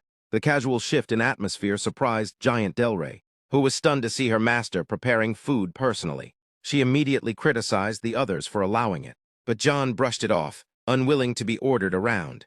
That response triggered her anger. What began as a reprimand quickly escalated into action as she started chanting a spell. The moment John heard it, his reaction changed completely. Without hesitation, both he and Gobang rushed into the kitchen and obediently took over the cooking. Joohyuk could only watch in confusion, wondering what kind of power could intimidate both of them so effectively. Soon after, they began their climb on the 30th floor. Joohyuk realized that having Giant Delray around might not be so bad, especially since she could keep John in check. For once, he hoped to actively participate in the fight. That hope didn't last long. As soon as the battle plan was discussed, roles were assigned efficiently. Gobang and John would handle combat, while Giant Delray would focus on protecting Joohyuk. The mission required defeating 80 orcs, along with a two-headed variant, within a limited time. Standing behind her, Joohyuk watched closely. Curious about how she fought, she began preparing in an unusual way, attaching various tools to herself, including a small device that played rhythmic music. Though slightly embarrassed by the setup, she used it as a substitute for traditional support. As the battle began, Gobeng and John charged into the enemy ranks while Giant Delray activated her abilities. A graceful melody filled the air, and a radiant light burst forth from the mirror hanging on her chest. The entire battlefield was illuminated. The effect was immediate. Joohyuk felt his own strength rising, while Gobeng's body became even more durable. Shrugging off attacks with ease, John's speed increased dramatically, allowing him to eliminate enemies in an instant. The combination of buffs and control completely overwhelmed the orcs. Joohyuk was amazed. He had expected curses, but instead witnessed powerful support abilities that enhanced allies and hindered enemies at the same time. Feeling confident, he tried to step forward and join the fight himself. He didn't even get the chance. The moment he moved, Giant Delray stopped him, insisting he stay back for safety. While he was still thinking of ways to convince her, the system notification appeared. The mission had already been completed. Once again, he hadn't managed to land a single hit. Frustration got the better of him, and he blamed Giant Delray for it. Unexpectedly, the moment he said that, her reaction completely shifted. Instead of anger, she broke into tears, leaving Joohyuk stunned and unsure how to respond. Joohyuk stood there, completely at a loss, unsure how to handle the situation as Giant Delray broke down. She tried to explain through her tears that her actions came only from concern for his safety. One by one, the people around her had always disappeared, and she feared the same would happen again. Hearing that, Joohyuk finally understood the weight she carried. She had lost her father early, been betrayed by someone she trusted, and even witnessed her younger brother's death. Despite knowing the cost, she had still chosen revenge, fully aware it would claim her own life as well. The emotions behind that decision, loneliness, fear, and despair, suddenly felt much more real. She wasn't just a summoned spirit bound by a role, but someone with her own fragile heart, hidden beneath a strict and composed exterior. Joohyuk reassured her, promising that he would stay safe and not recklessly put himself in danger. That simple assurance was enough to calm her. Just then, John and Gobeng returned after clearing the area. Seeing her in tears, John immediately misread the situation, assuming it was related to himself. His reaction only made things worse, drawing her anger once again. Covered in monster blood, he was quickly driven away under threat of another chant, forcing him to retreat without argument. Back at home later, Joohyuk counted the rewards from their progress. With 30 badges collected, he unlocked a hidden reward, a cooldown reset ticket for his summoning ability. The idea of immediately summoning another companion crossed his mind, but looking at his current group, he decided against it. Their strength was already sufficient, and it seemed wiser to save the opportunity for when it was truly needed. Meanwhile, Gayun continued her climb, successfully clearing the 63rd floor. News of her achievement spread quickly, highlighting the importance of the Holy Sword in countering undead enemies. With its power, as long as the dark aura could be resisted, the undead posed no greater threat than ordinary monsters. As the deadline to conquer the 66th floor approached, tensions spread across the country. With Gwangil gone, uncertainty weighed heavily on everyone. Still, Gayun publicly assured that the goal would be achieved within a month. Plans were also announced to rent out the Holy Sword globally, though one exception was made clear. It would never be lent to the country Gwangil had joined. Hearing this, Gwangil reacted with fury, blaming the situation on the sword not being revealed earlier. At the same time, pressure from higher authorities forced him to accelerate his own progress, pushing him to challenge the 57th floor immediately, and even appear on television to stabilize public opinion. His frustration grew, and he became determined to find the owner of the Holy Sword and make them pay. As the news spread online, speculation about the sword's owner exploded. Watching the praise directed at this unknown figure, Joohyuk couldn't help but feel a quiet sense of pride. Behind him, the others could only look on in silence. Soon after, a delivery arrived. Various high-end ice creams Joohyuk had impulsively bought. Deciding to treat everyone, he shared them out. As always, he took the first bite, a small habit that had formed since Giant Delray joined. Gobeng and John immediately indulged without restraint, while Giant Delray initially maintained her composure, criticizing their lack of manners. However, the moment she tasted it, Her restraint collapsed completely. The sweetness caught her off guard, and even she couldn't hide her reaction. Despite trying to recover her dignity, it was obvious she was just as affected. After finishing, she expressed her gratitude to Joohyuk and then brought up a request. Before her summoning ended, she wanted to perform a ritual to bring him good fortune and remove misfortune. When asked about any concerns, John immediately brought up Gwangil, recounting everything that had happened. Hearing the story, Giant Delray's anger flared. She declared that such a person should not go unpunished and asked for an item that once belonged to him. Joohyuk initially refused, worried about the consequences of another dangerous curse. However, she clarified that this would not be a death curse, but a karmic ritual, one that would simply accelerate the natural consequences of his actions. Reassured that it wouldn't harm her, Joohyuk agreed. Soon after, John returned with an item once used by Gwangil. Using it, Giant Delray began the ritual, invoking the balance of karma. As the process completed, an unseen force settled, leaving the outcome to fate itself. Depending on the weight of his past actions, the result could range from minor misfortune to severe consequences. Elsewhere, Gwangil appeared on television, now positioned as Japan's sole hope for conquering the Black Tower. Gwangil stepped onto the stage and was immediately met with loud applause. During the broadcast, he presented himself with confidence, explaining that although there was still time before the deadline, he chose to act quickly to reassure the public. With his strength, clearing the 57th floor seemed like a simple task, and he intended to prove it on the spot. Without delay, he entered the Black Tower. The mission required hunting 15 flame wyverns within 14 hours, creatures that ruled the skies and fed on ogres. Having cleared this floor many times before, Gwangil was fully familiar with its patterns. Still, an unexplainable sense of unease crept over him as the battle began. He started by targeting isolated enemies, a standard strategy to avoid being overwhelmed. As an all-weapon user, he could adapt to any range, beginning with long-distance attacks. However, something immediately felt off. The first arrow he fired deflected unexpectedly, striking another wyvern and drawing additional attention. Though handling two at once was within his capability, the fight didn't go as expected. After defeating them, he noticed something strange. None of his attacks had triggered critical damage. Brushing it off, he moved on, only for things to spiral further. A sudden sneeze disrupted his aim, causing an arrow to misfire straight into a group of wyverns.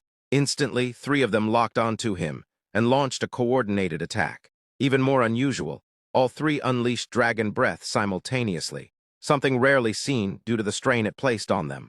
Forced into a desperate situation, Gwangil revealed his strongest abilities and barely managed to survive the clash. After an intense fight, he eliminated 2, leaving a single weakened wyvern behind. Believing he had regained control, he prepared to finish it off. That confidence didn't last. As he stepped back, he accidentally crushed a wyvern egg hidden on the ground, something that should never have been there. The hatchling's cry echoed across the battlefield, drawing the attention of nearby wyverns. Realizing the danger, Gwangil understood that staying any longer would be fatal. With no other option, he chose to retreat, abandoning the challenge entirely. Outside the tower, the timing couldn't have been worse. He reappeared directly in the middle of a live stage performance, shocking the audience. Ignoring everything around him, he immediately drank a healing potion. Despite the crowd's cheers, he showed no reaction and silently walked away. News of his failure spread rapidly across the world. Public opinion turned harsh, and he quickly became the subject of widespread ridicule. At the same time, Joohyuk continued his climb, clearing the 31st floor. Yet once again, he hadn't managed to participate in the fight, leaving him deeply frustrated. In contrast, Ga-yoon kept advancing with remarkable speed, repeatedly breaking records thanks to the power of the Holy Sword. Elsewhere, discussions were already underway in the United States regarding the sword. With their own timeline still secure, their focus shifted to strategy rather than urgency. They considered delaying negotiations and leveraging Japan's growing desperation to extract maximum profit, planning to wait until the pressure peaked before making any moves.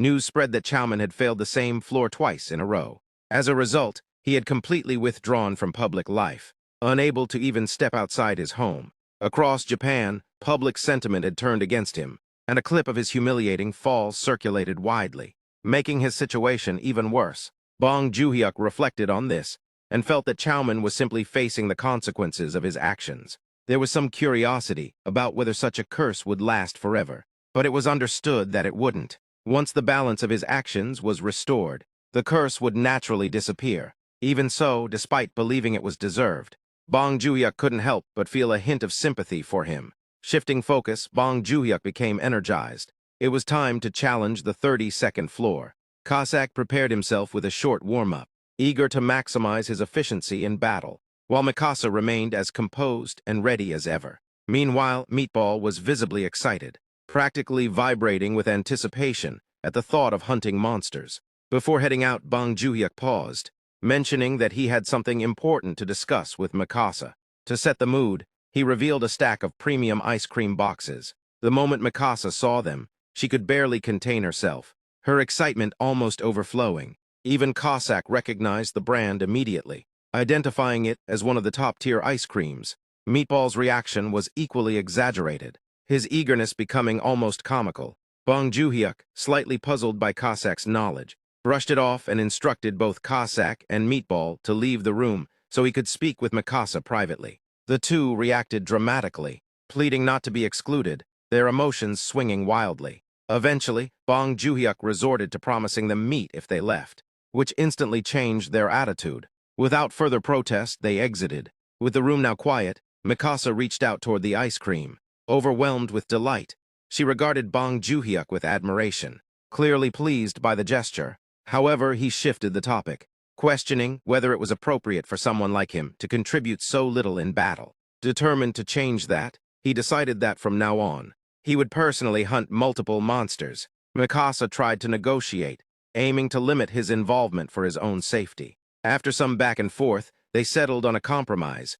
Bong Joohyuk would take down 3 monsters per floor. With no better option, Mikasa accepted the condition. Soon after, they entered the 32nd floor. The mission was to eliminate Stage 2 Minotaurs. Bong Joohyuk explained that Minotaurs appeared from floors 31 to 35, with their stage increasing on each level. The environment on these floors was perfectly suited for their growth, allowing them to become increasingly massive. While Meatball stood at around 3 meters, the king of these creatures could reach 6 meters in height. Even the Stage 2 Minotaurs they faced now were around 4 meters tall, their overwhelming presence alone enough to unsettle anyone. Seeing such a massive opponent up close, Bong Joohyuk felt a wave of doubt. After convincing Mikasa to let him fight, backing out now would be humiliating. Just as hesitation crept in, Mikasa activated her support magic from behind. This enhanced Bong Joohyuk and his summons, while simultaneously slowing the enemies. Encouraged by her silent support, he looked around. Meatball was already holding his own, having defeated multiple Minotaurs, while Cossack stood ready to intervene if necessary. Realizing he wasn't alone, Bong Joohyuk gathered his resolve and advanced toward his target. The Minotaur attacked first, attempting to overwhelm him, but Bong Joohyuk pressed forward, using Shadow Step to maneuver around it. At the right moment, he activated the 3rd form of his primordial thunder staff, Falling Thunder Flash, and struck directly at the creature's head, defeating it in a single decisive blow. He reflected on how repeated floor clears had allowed him to unlock this new form. Its speed and power were on an entirely different level, though it came with a longer cooldown. Despite his initial fear, he managed to fulfill his promise, defeating 3 monsters, while Cossack and Meatball handled the rest. Once again, the floor was cleared with an S++ rank, earning him another platinum badge. The next day, attention shifted to Anya, who had just returned from a higher floor. When asked about her progress, she described the 65th floor as extremely challenging. Although it sounded like she had struggled, it soon became clear that she had successfully cleared it in 6 hours. Everything was progressing according to plan, and she intended to challenge the 66th floor after a short rest. Elsewhere, a meeting was held where officials discussed the situation. While Chowman's failures in Japan didn't directly impact Korea, there was still a sense of unease. After extensive discussion, a decision was made. They had to clear the 66th floor at all costs. Doing so would grant them an additional 6 months of time.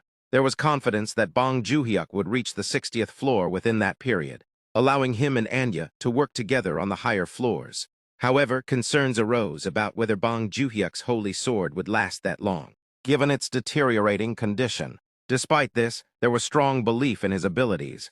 Comparisons were made to other top players, reinforcing the idea that Bong Joohyuk was exceptional, perhaps even beyond them. His record of consecutive S++ clears was already unprecedented.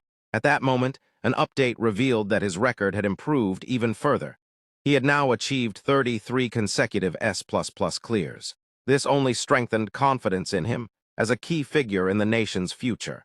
Later, Bong Joohyuk examined a perception-blocking talisman. Its function allowed him to disguise his summons as harmless creatures in the eyes of others, while still appearing normal to human observers. Even powerful figures in the past had used such items. Testing its effectiveness, he realized it worked perfectly, despite Meatball's massive size. No one reacted with fear.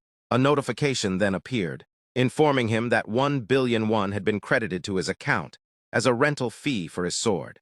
Realizing that Anya had continued progressing using it, he calculated that even more money would soon follow. The thought of such wealth sent him into a brief daydream of future extravagance. Later, he went out with his summons, observing how ordinary people reacted. A passerby even found Meatball adorable, seeing it as a harmless creature due to the talisman's effect. This confirmed that the item worked flawlessly. Satisfied, Bong Joohyuk decided to treat his companions to a lavish meal. Despite the restaurant's high prices, he encouraged them to eat freely. Unconcerned about the cost, they indulged without restraint. The next day, however, reality hit. The bill had totaled an enormous amount, leaving Bong Joohyuk in disbelief. Even so, he brushed it off and shifted focus back to their goal, clearing the next floor. They soon arrived at the 34th floor, where their mission was to defeat 20 Stage 4 Minotaurs. The moment Bong Joohyuk encountered one, he was struck by its sheer size. It towered at around 6 meters, dwarfing him completely. Fear crept in as he wondered how he could possibly defeat such a monster. He quickly formed a plan: destabilize it by targeting its legs, then finish it off while it was off balance. But doubt still lingered. At that moment, Cossack stepped in, offering reassurance and support. On the condition that Bong Joohyuk would only fight one monster, he agreed to help. With the plan set, Cossack coordinated with Meatball. Meatball positioned himself to assist, locking his stance properly this time. Bong Joohyuk understood the strategy. He would use Meatball's strength to launch himself into the air. Trusting his team, he ran forward and leaped onto Meatball's hands. With a powerful push, he was launched skyward, but the force was far greater than expected. He shot upward uncontrollably, losing balance midair. As he began to fall at increasing speed, panic set in. At the last moment, he activated Shadow Step, slowing his descent and regaining control. In that moment, he realized something had changed. His movement felt lighter, almost as if he could walk through the air itself. Recognizing this evolution, he understood that his skill had upgraded. He named this new ability Shadow Walker, reflecting its ability to let him move freely even in midair. Landing safely, he was filled with excitement at unlocking yet another skill. The next scene showed Joohyuk performing shadow steps in midair, which left his remaining 3 summons completely shocked. Cossack was reminded of a past moment when his captain once told him that someone had been seen performing shadow steps in the clouds, something he had not believed at the time. Seeing Joohyuk now made him realize it was indeed possible. Joohyuk moved closer to the Minotaur while thinking that he might be moving too fast and questioning whether he could even aim properly at such speed. He concluded that there was only one way to find out. He then activated his primal lightning staff, 3rd form Falling Thunder Flash, and with a single strike, the Minotaur was knocked out instantly. Joohyuk felt proud, realizing he had managed to land safely using the attack's recoil, but also felt briefly unsettled, as he wondered if he had lost control in the process. His 3 summons praised him in awe, describing his talent as dazzling and stating that even they could not perform such a feat. They acknowledged that the summoner deserved the warrior title and expressed deep admiration while also urging caution. Admitting they had been worried, one of them added that even she had felt her hair stand on end from concern. Joohyuk admitted that he too had been flustered, but somehow managed to pull it off. The summons then quickly proceeded to clean up the remaining Minotaurs, brutally eliminating them. A system window notified Joohyuk that he had successfully cleared the 34th floor mission, gained a level, received 3.4 kilograms of mana stones, and obtained a summon grade-up rune. Joohyuk was shocked, realizing that a summon grade-up rune had dropped as a regular reward rather than a special perk, and he felt like he had hit the jackpot. Another system notification confirmed an S++ clear rank for the 34th floor of the Black Tower in Korea, awarding a platinum badge and unlocking access to the 35th floor before exiting him from the tower. After returning home, Joohyuk praised all his summons for their performance. In a private conversation, he whispered to Cossack asking whether an SSR summon could be upgraded to LSSR using the grade rune. Cossack firmly denied it, explaining that the rune only allows upgrades up to SSR. Shortly after, Meatball was called for dinner by Dal Ray. Cossack angrily scolded Dal Ray, complaining about the cost of maintaining Joohyuk's team, and Dal Ray also reprimanded Meatball for eating too much. Meatball became upset and promised to eat less. Joohyuk felt sympathy and gave Meatball a grade-up rune to help him rank up. Meatball tearfully thanked him and hugged him tightly, accidentally pressing chest hair into Joohyuk's face, which disgusted him. The scene shifted to the Chinese Special Information Department, where Zio Jun, the deputy director, called a section officer and questioned why there was no news about clearing the 59th floor. The officer reported that among the forcibly naturalized resources, over half were missing inside the tower, causing setbacks, and many had reportedly taken their own lives inside. Zio Jun received a list of elite South Korean players and ordered the selection of suitable candidates from recently contracted rookies, instructing that famous names should be avoided, and everything should be done without leaving any evidence so the country could not disown them. The officer saluted and left. Zio Jun then reflected coldly that unlike Japan's open forced naturalization attempts, which led to public humiliation, they would simply kidnap players if necessary. A short time later, 2 days passed. Joohyuk and his summons survived mostly on ramen, as Cossack tried to save money. Joohyuk remained focused on other matters, while a system window showed a catalog update, indicating dull barbarian meat shield as unable to be summoned. Joohyuk became worried, but Cossack explained that ranking up involved strengthening the soul and was dangerous, with a risk of permanent deletion if it failed. The word deletion shocked Joohyuk. Dal Ray scolded Cossack for frightening him, and reassured Joohyuk that if Meatball had truly been deleted, his name would have disappeared entirely. She explained that his inability to be summoned likely indicated another reason, possibly a rare 2-rank jump situation.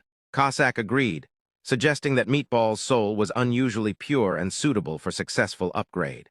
Joohyuk, however, internally rejected Cossack's misunderstanding and worried about the consequences of rank jumps. To lighten the mood, Joohyuk suggested going to a cafe after ramen. He then worried about Meatball returning even larger and about needing more space in the new home. The scene shifted to a cafe where 2 men discussed news of an upcoming 66th floor raid, assuming it would be easily cleared due to the Holy Sword. One of them commented on admiration for a hero named Nam Gyeon. The other scolded him for being disrespectful toward her. Joohyuk, acting as an ordinary pedestrian, entered and unknowingly ended up hugging Nam Gyeon without anyone realizing it. The cafe drinks and desserts arrived, and everyone enjoyed them. At that moment, Gwangil called Joohyuk to congratulate him on his record-breaking consecutive S++ clears. He then brought up the penthouse previously used by Yu Chialman, offering it to Joohyuk as a free transfer, as appreciation for renting out the Holy Sword at a low price. Joohyuk was surprised and asked for time to think before ending the call. Cossack questioned who had called, and Joohyuk reminded him of the house they had visited earlier. Cossack admitted it was magnificent, while Dal Ray agreed it suited Joohyuk's status. Cossack warned against accepting free offers, insisting there is no such thing as a free lunch, while Dal Ray encouraged accepting it as a fair reward for his contributions. Joohyuk remained conflicted, considering how accepting such a gift could make it harder to refuse future requests from the management department. He finally decided to buy the house instead. His summons praised his decision. However, upon checking the price, Joohyuk discovered it was 20 billion won instead of the expected 2 billion. Leaving him frozen in shock, Cossack asked what happened, and Joohyuk calmly decided to leave. As they walked out of the cafe, the summons discussed how they might not need such a large apartment, mentioning cleaning difficulties, maintenance costs, long bathroom distances at night, garden bugs, and general inconvenience. They concluded that being with Joohyuk mattered more than the size of the home, and praised his insight as brilliant. At that moment, 2 suspicious men entered the cafe carrying weapons, blood, scars, and gunpowder scent. Cossack immediately recognized them as similar to his own kind, and silently marked both of them for tracking. Joohyuk called Cossack to leave for home. Cossack internally decided to keep the situation hidden from the summoner for now as the scene ended. The scene shifted to the Awakener's management administration, where Nam Ga-yoon sat quietly, deeply immersed in image training within her imagination. In her thoughts, she analyzed how the holy sword was an essential item for neutralizing the undead's dark aura. Yet she firmly concluded that she could not rely solely on that weapon. Her mental training unfolded vividly, presenting relentless enemies such as dark mummies, dark zombies, dark skeletons, dark ghouls, and even an entire undead legion. She had already cut down hundreds of these creatures to reach this level of mastery, reinforcing her resolve and sharpening her instincts. As the intense image training concluded, Ga-yoon prepared herself to leave. Her superior addressed her formally, wishing her the best of luck and urging her to be careful. Mina also echoed the concern, expressing her support with visible worry. With that encouragement, Ga-yoon proceeded toward the 66th floor of the Korea Black Tower, her focus unwavering as she entered the battlefield. Soon, a skeletal monster appeared before her, and without hesitation, she charged forward into combat. Hours passed in a grueling struggle, and after 10 exhausting hours, Ga-yoon finally emerged from the tower. Her body was drained, her breathing heavy, and fatigue clearly visible. Mina rushed toward her in panic, but Ga-yoon reassured her with a faint smile and a thumbs-up gesture, signaling success despite her condition. At that moment, a system notification appeared, confirming that the 66th floor of the Korea Black Tower had been successfully cleared.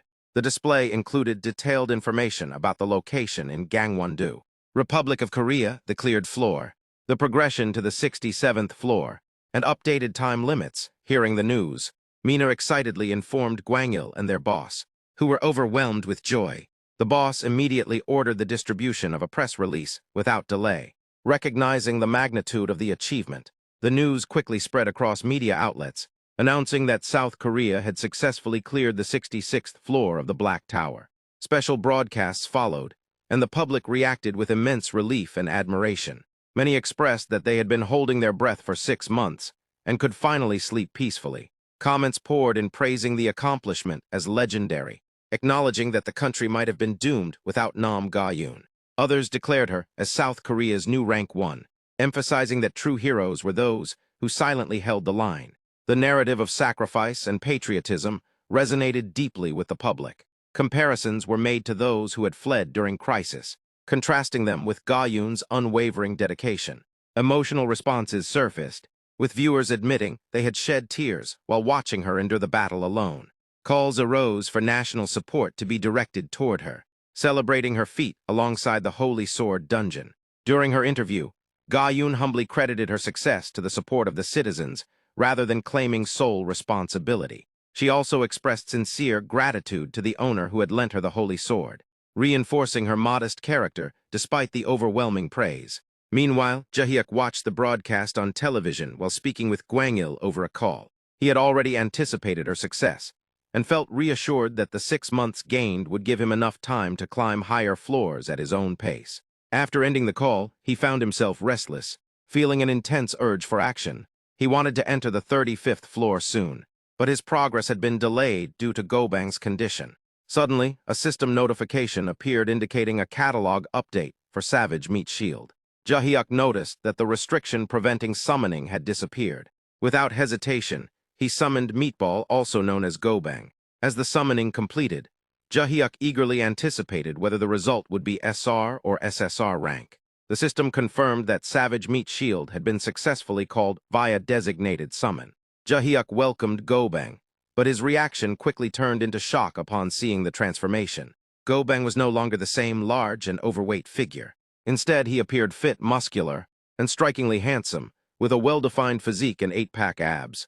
Gobang expressed his gratitude, stating that he had feared he would never return and remained deeply thankful for being summoned. The system displayed his updated catalog, revealing his rank had risen to SSR, categorized as a savage warrior, with detailed stats including manifestation limits, satisfaction rating, and cooldown time. Soon after, Dowry and Cossack were also summoned. They greeted Joohyuk respectfully, but both were stunned upon seeing Gobang's new appearance. Cossack, confused and uneasy, questioned whether their existence had been revealed to another person.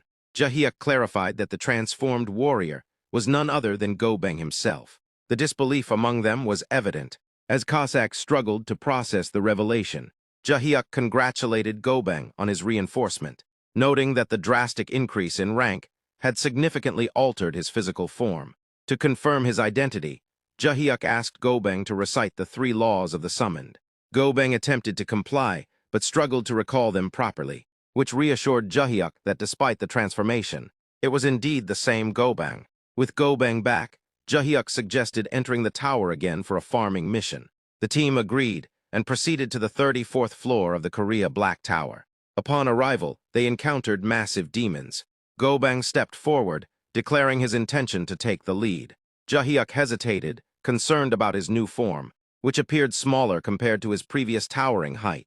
Joohyuk suggested that Gobang should receive buffs from dowry and coordinate with Cossack, but Gobang refused, expressing his desire to test his evolved strength independently. Trusting his determination, Joohyuk reluctantly agreed while instructing Cossack to be ready to intervene if necessary. Gobang then shouted loudly, drawing the attention of all the demons at once. Joohyuk was alarmed, thinking it would have been wiser to engage them individually. However, Gobang suddenly transformed again, growing even larger than before. His size now rivaled that of minotaurs, reaching an immense scale that stunned everyone present. What followed was a display of overwhelming power. Gobang fought alone against the entire group of demons, demonstrating incredible durability and destructive force. His combat style, once perceived as reckless, now appeared calculated and formidable. Joohyuk watched in awe, even joking that he wished he had brought popcorn to enjoy the spectacle. Cossack, however, reacted with frustration, complaining that Gobang's power seemed unfairly amplified compared to his own rune reinforcement. Dowry reprimanded him harshly for his attitude, reminding him that the increased strength ensured Joohyuk's safety. Realizing his mistake, Cossack apologized, visibly ashamed. Joohyuk then intervened, gently asking Dowry to treat Cossack with more respect, as constant harsh language was unnecessary and unsettling.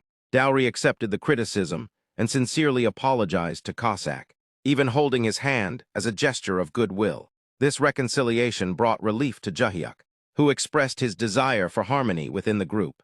Meanwhile, Gobang continued battling fiercely.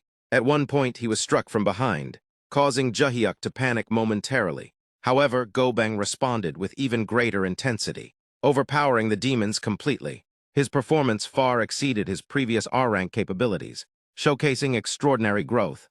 Soon after, a system notification confirmed that the 34th floor mission had been successfully cleared. Gobang then returned to his refined human form and confidently stated that the 34th floor had been far too easy for him. His tone carried no arrogance, only a calm certainty born from overwhelming strength. The lingering energy in the air hinted that he hadn't even used his full power. Even the system's presence felt faintly subdued, as if acknowledging his dominance. He expressed his desire to challenge stronger floors and continue fighting endlessly. Joohyuk, impressed and excited, declared that achieving S++ clears would no longer be a problem. With renewed determination and confidence, he resolved to climb rapidly to greater heights, moving forward alongside his powerful and evolving team. The next scene shows Dowry, Joohyuk, and Meatball sitting together and eating. Joohyuk looks at Meatball and smiles, thinking that with upgraded firepower compared to before, and a more compact SSR Meatball, he feels satisfied in many ways. However, despite the change in appearance, Meatball is still eating like an animal, scattering food everywhere. Seeing this, Joohyuk's smile fades and he feels disappointed, thinking that nothing about Meatball's behavior seems to have changed. He suddenly yells in frustration, telling him to stop because he is splashing food everywhere. Meanwhile, Cossack's mind is elsewhere as he stares coldly out the window. Joohyuk notices and asks why he is not eating. Cossack awkwardly smiles and says it is nothing, mentioning that he just has some things to think about. Dowry comments that Cossack's jealousy is too obvious in front of the young master. Cossack, looking upset and on the verge of tears, insists that it is nothing like that. He explains that thanks to Meatball, Sumner Bong is much safer now, and he is truly happy about it.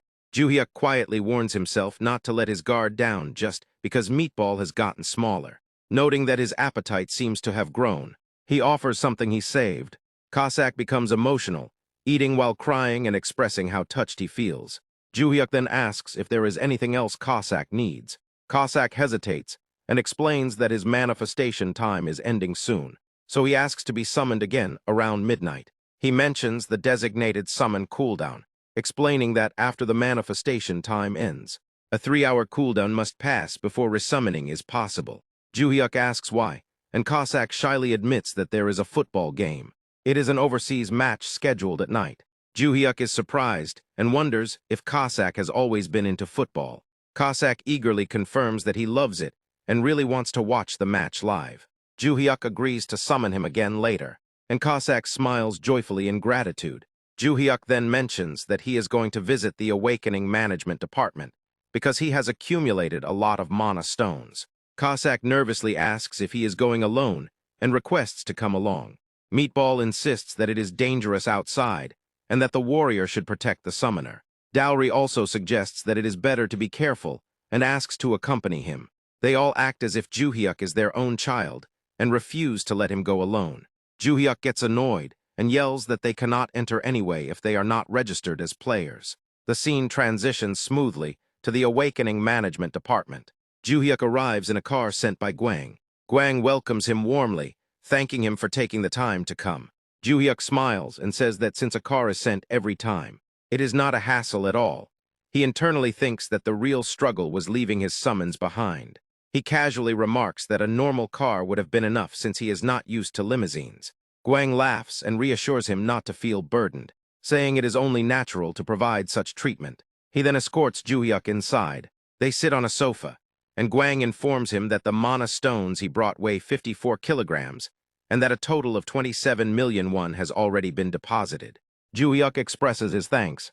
Gwang congratulates him on clearing the 6th floor, and mentions that player Nam Gyeon is also incredible. He adds that it is all thanks to Joohyuk lending her the holy sword. He then asks if Joohyuk has made a decision regarding the transfer of the penthouse deed. Joohyuk hesitates and says that receiving it for free feels like too much pressure, and he would rather earn enough money to buy it himself later. Gwang insists that the offer will remain open and that the penthouse will be kept vacant for him, showing clear determination to give him a house. Joohyuk feels slightly guilty, thinking about how considerate they are. Gwang then brings up an important matter. Joohyuk asks what it is, and Gwang reveals that it concerns player Gerald Watson's scheduled visit to Korea in a few days. Joohyuk acknowledges the name, recognizing its significance. Gwang explains that Gerald Watson is a globally renowned player, a magic swordsman, and currently the highest-level player in the world. Joohyuk wonders why he is being told this. Gwang reveals that the purpose of the visit is to rent the holy sword, with the terms being a $10 million rental fee per use. Joohyuk is shocked and internally questions whether it is really dollars. Gwang confirms that it is indeed $10 million, approximately 13 billion won.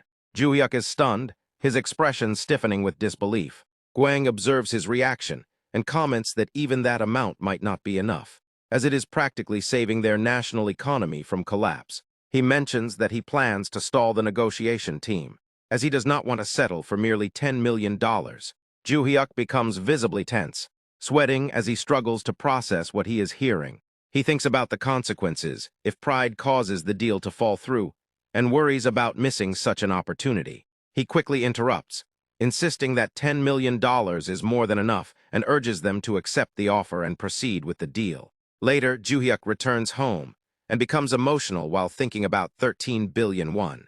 Tears of happiness flow as he realizes that he can now consider his 2 billion won salary as pocket money. He thinks about his parents and feels that he has finally made it. Feeling a bit hungry, he considers ordering fried chicken, jokbal beef yuko, or tuna sashimi, even thinking about ordering everything. However, he stops himself and decides to just eat ramen instead. As he eats ramen, tears continue to stream down his face from happiness. He thinks about saving tuna sashimi to enjoy later with his summons, realizing that he is already content just eating ramen at the moment. As night falls, Joohyuk summons Cossack again and mentions that he is exhausted from walking around all day and will not be able to see him off when it is time for him to leave. He tells Cossack to enjoy the football game as much as he wants. Cossack begins watching the match while Joohyuk falls asleep. After Joohyuk sleeps, Cossack quietly steps outside. He reflects that the tracking mark has no physical form and cannot be detected or removed by humans on Earth. He recalls planting tracking marks on two suspicious individuals the previous day. Throughout the day, he detected those magical shards monitoring the office still. He becomes angered at the thought of someone spying on the place where Summoner Bong resides. He determines the location where those individuals are staying. The scene transitions to a place called Imperial Traditional Massage. Inside, individuals are reviewing reports. They discuss names and details, including Kim Minji, age 32, who signed an elite team contract 3 months ago and has likely reached at least the 30th floor range. They continue listing names, including Jang Dongsu. Then they mention Bong Joohyuk, age 25, noting that it has been a little over 2 months since he signed his elite team contract, and estimating that he has reached the high 20th floor range. They conclude that there are no issues. The captain of the Northeast Special Forces Brigade of the Chinese People's Liberation Army, Deng Guanlin, states that this is an operation they can only execute once, and that they will capture as many targets as possible within an hour. Suddenly, one of the members is beheaded, and his head is thrown to the ground.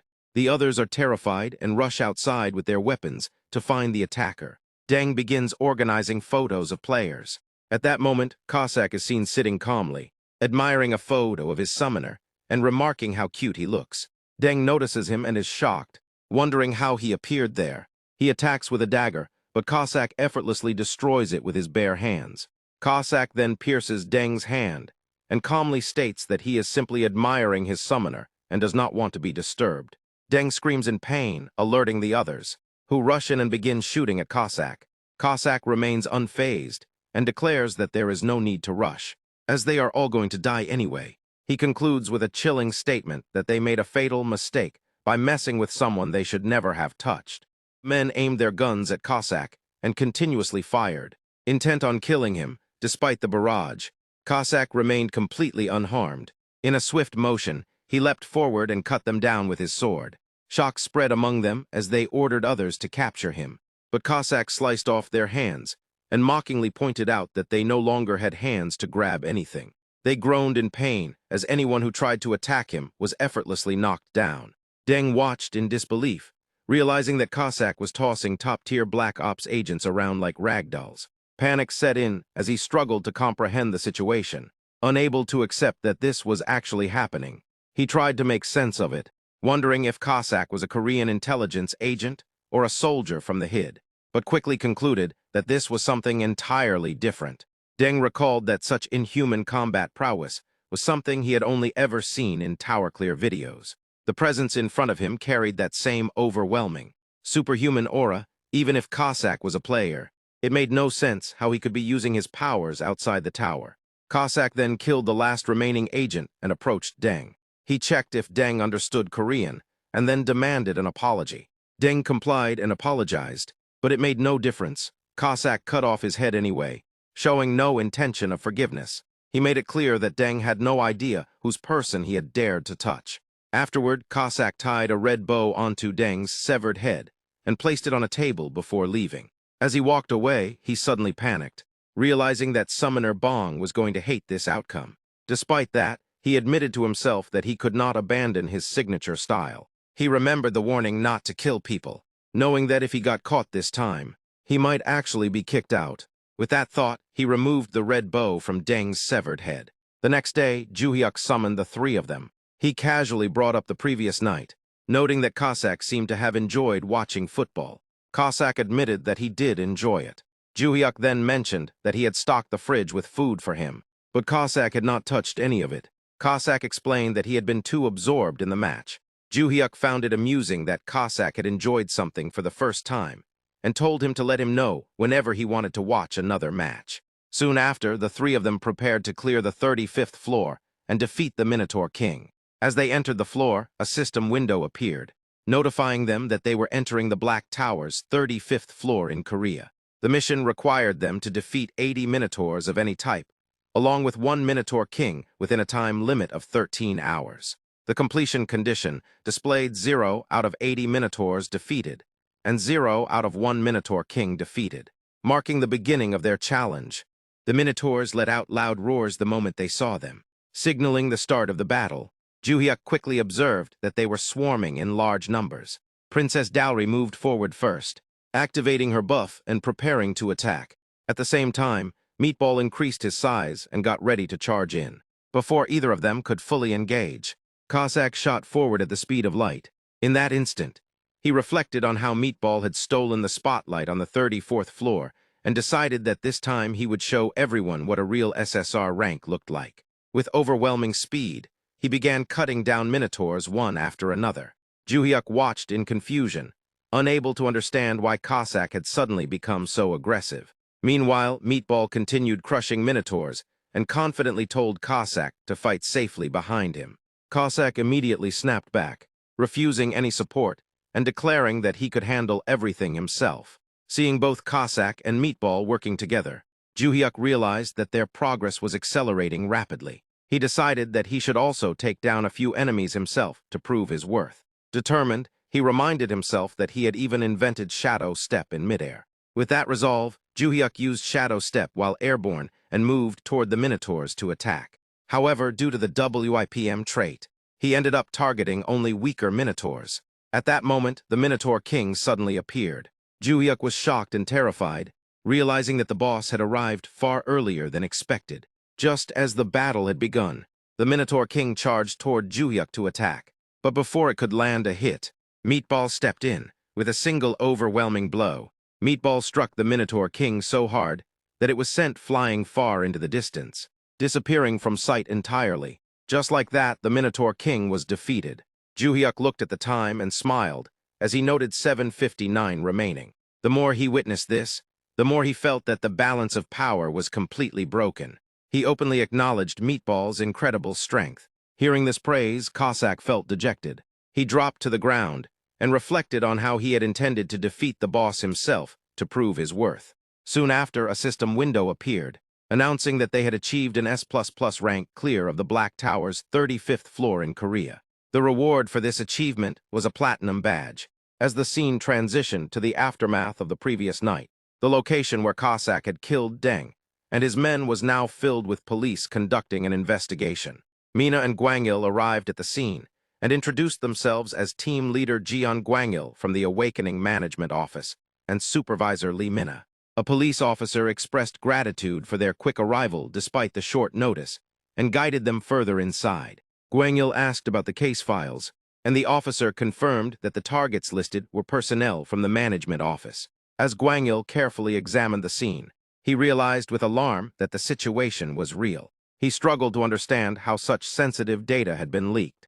Upon noticing Joohyuk's photo among the files, he came to the shocking realization that even player Bong Joohyuk's information had been exposed. Reacting immediately, Gwangil instructed Supervisor Lee Mina to call an emergency meeting for all executives without delay. Mina acknowledged the order and prepared to act at once. The scene shifted smoothly to Joohyuk's room, where he focused on the newly unlocked reward and expressed excitement about finally obtaining the 35th badge perk, wondering what it could be. At the same time, Cossack suggested going to fetch some holy water from the dispenser, believing they should offer a prayer before attempting the pull. Joohyuk considered the idea and admitted that it might actually be a good one. However, Princess Dowry stepped in and clarified that water from a dispenser was not holy water. She warned that offering a prayer with such water could even invite bad luck. Hearing this, Joohyuk felt annoyed and recalled internally that Dowry herself had been summoned earlier using dispenser water. Noticing Joohyuk's expression, Dowry became concerned and asked if something was wrong or if there was something on her face. Joohyuk quickly dismissed it and decided it was better to keep his thoughts to himself. Shifting his focus, Joohyuk decided it was time to check the perks. A system notification appeared, stating that a perk had been granted for accumulating 35 platinum badges. While this happened, Cossack thought about the upcoming random summon and hoped for a trait enhancement. Immediately after, another system window appeared, notifying that the item Golden Aegis of Warm Dawn had been sent to Joohyuk's tower-exclusive inventory, followed by the Golden Mace of Cold Twilight being sent as well. Joohyuk was amazed to see that the reward consisted of 2 items. The first was the tower-exclusive Golden Aegis of Warm Dawn, which boosted concentration, produced a dazzling flash, strengthened both physical and magic defense, and granted a chance to reflect attacks on a successful block. Its trait allowed the user to maintain composure in any state and made it indestructible. The second item was the tower-exclusive Golden Mace of Cold Twilight. which increased attack speed, froze targets' extended attack range, and granted a chance to trigger an ice field on a successful hit. Its feature guided enemies to their twilight rest and, like the first item, it was also indestructible. Seeing these effects, Joohyuk became extremely happy and felt that the abilities were incredible. Overjoyed, he began dancing in excitement. Watching this, Cossack quietly pointed out to Dowry that Summoner Bong was grinning from ear to ear. He grew concerned that Joohyuk would become even more reckless and wondered what they should do about it. Dowry responded in a whisper that they would have to grab his pant leg and hold him back. Doing whatever it took, Cossack questioned whether that would even work, reminding her that they had already tried that before. He then regretted not offering the prayer earlier. Dowry replied that using dispenser water would not have helped and suggested that something even worse might have happened. At that moment, Meatball spoke up, recalling that a warrior remembers, and pointed out that Princess Dowry herself had appeared when they offered a prayer using dispenser water. Dowry was shocked by this statement and reacted in disbelief, even noting that Meatball seemed smart enough to make jokes now. Meatball clarified that a warrior does not lie, and that he did not know how to joke. Cossack supported this, confirming that it was the truth. Trying to recover, Dowry laughed awkwardly and concluded that it must not have been a normal dispenser. She convinced herself that it had to be a divine dispenser, capable of turning tap water into holy water and summoning her. Cossack immediately corrected her, stating that it was just a normal dispenser, but Dowry insisted that they should simply believe it. As the conversation settled, Meatball reminded everyone that the random summon was coming soon, and that their master would bring someone new. This meant there would soon be 4 summons in total. However, since Joohyuk's trait had not been enhanced that day, the 3-man system would continue for a while. Dowry and Cossack both agreed with this assessment. Meatball then raised a serious concern, questioning what would happen if someone more useful than them was summoned, and which one of the 3 would have to leave. Hearing this, Cossack began to sweat nervously as he analyzed the situation. He acknowledged that Meatball could tank and deal damage, while Dowry provided god-tier support. In comparison, he felt that his role as an assassin was somewhat ambiguous. As the thought sank in, Cossack realized that if such a situation were to happen, the one who would have to go was most likely him. The atmosphere among Joohyuk's summons suddenly became tense when Meatball brought up a frightening possibility. He wondered what would happen if a summon even more useful than the 3 of them appeared in the future. In that situation, one of them would inevitably have to step down. Dowry coldly responded that anyone who believed they were no longer needed should willingly leave on their own. According to her, a truly useful servant should naturally take that position instead. Meatball immediately agreed with Dowry's harsh opinion. To him, that was simply the proper way for a summoner's party to function. Hearing the conversation, Cossack became deeply frustrated. Lowering his head, he bitterly realized that the 2 of them were speaking as if they were completely safe from replacement. Even though it angered him, he could not deny the reality of the situation. Desperately searching for a solution, Cossack suddenly thought of something. Nervously laughing, he suggested that perhaps a trait enhancement could appear if they managed to reach the 40th floor. Excited by the idea, he proposed clearing the floors quickly before another random summon appeared. However, Dowry immediately shut down his suggestion with anger. She reminded him that climbing the dangerous upper floors was entirely the young master's decision. She then questioned whether Cossack would truly feel comfortable if Joohyuk pushed himself recklessly, just for the sake of a servant like him. Those words instantly crushed Cossack's confidence. Looking miserable, he awkwardly admitted that he had not meant it that way. After hesitating for a moment, he sadly accepted reality and quietly decided he would step down gracefully when the time came. Even so, he admitted that his time with the group had been fun. Before the depressing atmosphere could continue, Joohyuk suddenly arrived and interrupted the conversation. He immediately demanded to know who had told Cossack to step down. Meatball panicked at once and desperately tried to defend himself. He insisted that he had stayed quiet and claimed he had merely been discussing a hypothetical situation. Joohyuk then turned toward Meatball and challenged his logic. He asked whether Meatball would step down if a perfectly equipped shield knight appeared someday. After that, he looked toward Dowry and questioned whether she would also be discarded if a saintess or priest appeared. Joohyuk then firmly declared his true feelings. If he was going to climb the tower, he had no intention of abandoning anyone. He promised that this exact team would stay together until the very end of their climb. After saying those words, Joohyuk secretly wondered to himself whether what he had just said sounded cool. The emotional speech completely broke Cossack. Tears poured from his eyes as he repeatedly thanked Joohyuk. Joohyuk then apologized after realizing how anxious Cossack had truly been. Wanting to resolve the situation properly, he immediately made a decision. He declared that they would continue clearing floors non-stop until they unlocked a trait enhancement capable of allowing 4 simultaneous summons. Cossack was deeply touched, but he still worried about Joohyuk overworking himself for his sake. He insisted that it was fine and admitted he would never forgive himself if Joohyuk pushed too hard because of him. Joohyuk simply smiled before suggesting another solution. He announced that until the trait enhancement appeared, he himself would step back completely and would not catch even a single monster. He then jokingly asked whether that still counted as overdoing things and questioned whether anyone could object now. Dalray immediately became motivated and declared that she would shake her ritual bells so hard that they might crack. Meatball proudly swore that he would personally protect the summoner and achieve the S++ clear rank. Finally, Joohyuk turned toward Cossack and asked whether he was joining them.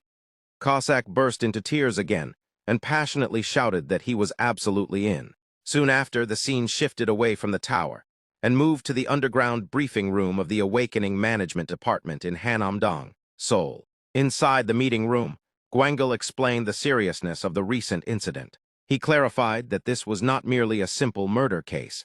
According to him, it had been a kidnapping attempt targeting the elite team responsible for carrying the nation's future on their shoulders. Although the victims appeared ordinary at first glance, they were far from normal civilians. NIS Director Park Il-jun revealed that the National Intelligence Service had reached the same conclusion. Based on the autopsy results, all 8 dead individuals were believed to be highly trained soldiers. Another bald director added that the real target had actually been the owner of the Holy Sword. He warned that losing someone like that would have caused an enormous loss for the nation. Because of this, he insisted they had to discover who orchestrated the attack. Park Il-jun sighed heavily and admitted that the situation was difficult. Since everyone involved had already been murdered, there was virtually no evidence left behind to investigate. At that moment, Gwangul confidently stated that China was most likely responsible. He explained that China kidnapping talented players from around the world had already become an open secret far beyond simple rumors. He further stated that if there were any remnants left behind in Korea, they needed to thoroughly investigate the entire kidnapping organization. Even though he disliked admitting it, Gwangul confessed that the failed kidnapping attempt had only ended because of pure luck. Deep down, he was almost thankful toward the mysterious murderer responsible for stopping the operation. The next day, Joohyuk and his summons arrived at the 36th floor of the Black Tower in Korea. Joohyuk asked everyone if they were ready to push themselves hard until they obtained the next perk. All 3 summons confidently declared they were fully prepared. The narration explained that floors 36 through 40 were inhabited by massive humanoid monsters known as ogres. Although they were smaller than minotaurs, their terrifying speed made them especially dangerous. Even so, Meatball proved far faster and stronger than the ogres, with Shaman Dalray constantly applying wide area binding debuffs and Cossack becoming increasingly aggressive as an assassin. The team overwhelmed the monsters completely. As a result, Joohyuk achieved an S-clear rank on the 36th floor of the Black Tower. The team continued using the exact same strategy while aiming for the trait enhancement reward. The following day, they entered the 37th floor, where ogres moving at lightning-like speed appeared. However, the team still managed to dominate them. The next day on the 38th floor, new ogres attacked from the air with incredible jumping power. Even then, Meatball remained faster and stronger than all of them. Then came the 39th floor, where the ogres were even more dangerous. These monsters used cunning hit-and-run tactics to stall for time and avoid direct confrontation. Despite their tricks, Meatball still completely overwhelmed every single ogre with raw speed and power. The team even joked that throwing Meatball directly at the ogres worked perfectly. Soon afterward, countless system notices began appearing one after another. The system announced that Joohyuk had achieved S++ clear ranks on the 35th, 36th, 37th, 38th, and finally the 39th floor of the Black Tower. The achievement shocked countless people online. 5 consecutive days of hyperspeed S++ clears became a massive topic of discussion among commenters. Some commenters began comparing the mysterious S++ clear record holder to Nam Gyeon. While a few still chose Nam Gyeon, many others argued that no ordinary player could compare to someone achieving 39 consecutive S++ clears. Others claimed that if someone was truly a player, there was no choice except to acknowledge the S++ record holder unconditionally. Many could not believe anyone was even comparing the two achievements. Some people joked that everyone was getting too drunk on national pride lately, and suggested they should all simply have a drink instead. At the same time, many commenters became worried about the player's insane pace. People pointed out that the mysterious player had been doing non-stop clears for 4 consecutive days, which sounded completely absurd. Meanwhile, for unknown reasons, the security around Joohyuk's official had recently become much stricter. The number of guards had drastically increased. On the day before the grand 40th floor clear, Joohyuk prepared to visit somewhere important before dawn. Leaving at 4 in the morning made him nervous because it looked suspicious. Even so, he remembered that he possessed a perception-blocking talisman. After cautiously speaking to a security guard, Joohyuk relaxed in relief. The talisman not only prevented people from recognizing his face, but also scattered their awareness entirely. Because of that effect, he confidently passed through the heavily guarded area without suspicion despite the strict security. Once outside, Joohyuk stopped a taxi and climbed inside. He politely requested to be taken to Gongju Traditional Market in Cheongnam. He also apologized before asking whether they could drive slightly faster. The driver was shocked by the destination because it was extremely far away. Joohyuk then casually offered 500,000 won in cash. The moment the driver heard the amount, his entire attitude changed instantly. Excitedly, he told Joohyuk to fasten his seatbelt tightly. Eventually, they arrived at Gongju Traditional Market. After arriving, Joohyuk summoned Cossack and apologized for dragging him out while he had been relaxing in the bathroom. Cossack immediately shouted about loyalty and insisted everything was perfectly fine. The two then walked through the market together while discussing the large number of things they needed to buy. Joohyuk cheerfully suggested they begin grocery shopping. Cossack happily agreed. Together, they purchased various foods, fruits, and supplies throughout the market. After finishing their shopping, they headed toward Yongsan Park. Once there, Joohyuk summoned Dalray and Meatball as well. Dalray respectfully stated that she had been waiting for the young master. Meatball proudly declared that the warrior would carry all the luggage himself and told them to hand everything over to him. As they traveled deeper into the area, Dalray smiled softly and observed that although this world was different from hers, the mountains looked incredibly similar. Because of that, she believed the place she had spoken about earlier should still exist. Joohyuk asked everyone to follow him. Meatball then lifted Joohyuk onto his shoulders while carrying the luggage as the group continued walking together. Eventually, they discovered a hidden hiking location. Joohyuk became amazed after realizing such a beautiful place existed off the normal hiking trail. Dalray then instructed Meatball to move a large rock aside. Meatball obediently followed her command and pushed the rock away. Underneath the rock, Joohyuk discovered a hidden altar. Dalray immediately ordered everyone to clean the altar thoroughly using the valley water they had collected earlier along the way. As the preparations continued, Dalray calmly sharpened her sword against the rock. Watching her dressed in white mourning clothes, while sharpening a blade made Joohyuk extremely nervous. He secretly wondered whether she still held a grudge because of all his nagging. After the cleaning was completed, Dalray finally began her ritual. Floating into the air, she prayed for the heavens to look favorably upon young master Bong Joohyuk. She also prayed that only great fortune would fill his future.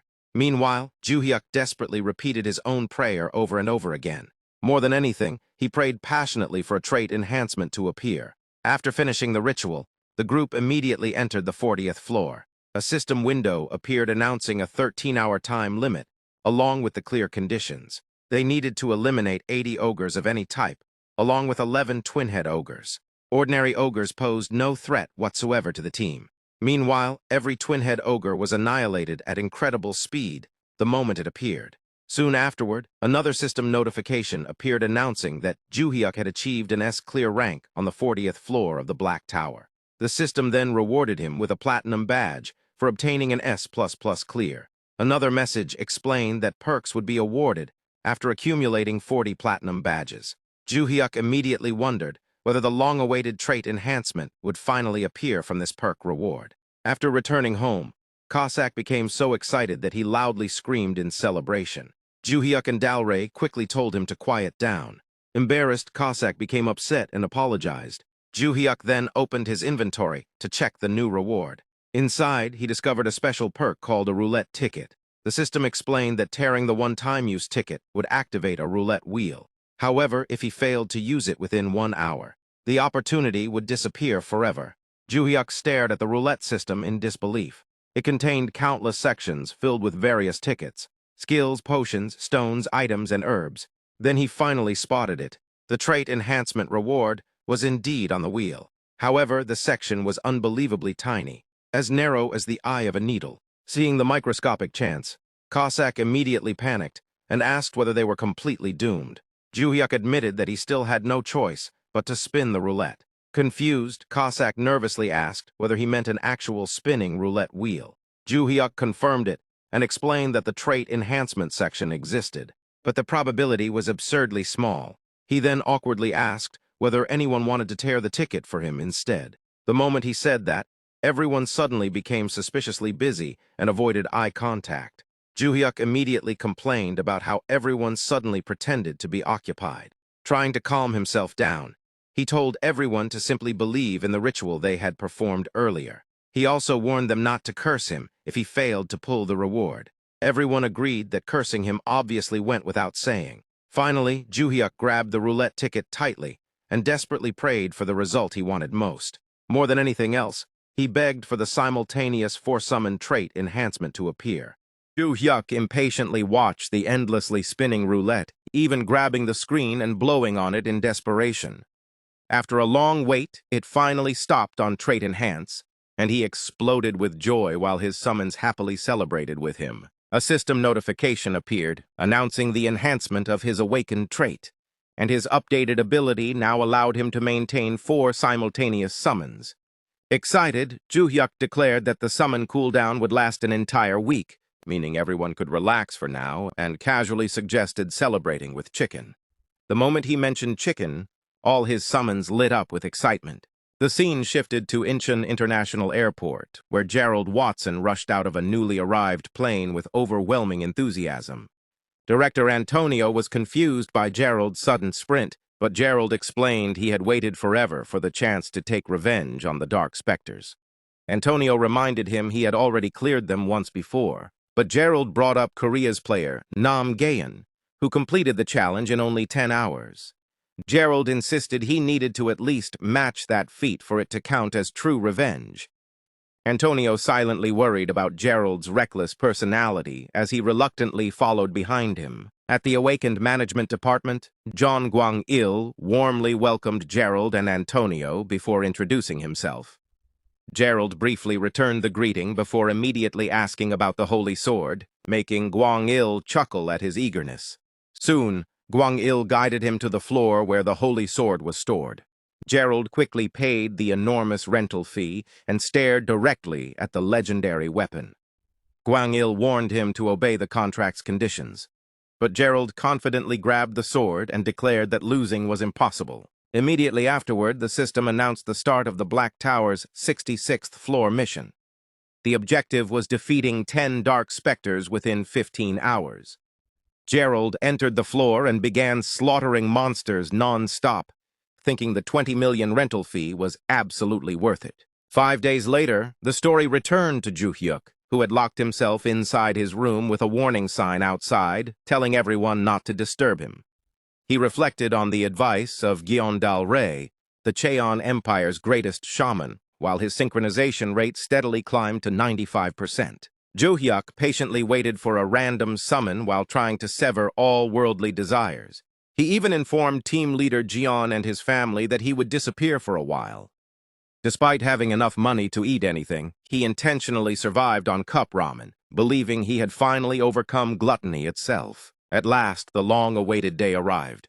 Joohyuk summoned his 3 existing summons into the room and noticed their unusually grim expressions, wondering if they feared a new summon overlapping with their roles. Deciding not to drag out the tension, he immediately began the random summoning. A tiny, chubby hamster appeared from the summoning circle. The system identified the creature as Razix, an R-grade rare worker-type beastkin. Razix could remain manifested for 10 hours, had no satisfaction rating yet, and possessed a 3-hour resummon cooldown after unsummoning. Joohyuk stared blankly in disbelief. Not only was the summon just a hamster, but it was only R-grade and classified as a worker type. Deep down, he felt the summon was a complete failure. Meanwhile, the other summons instantly fell in love with Razix's cuteness.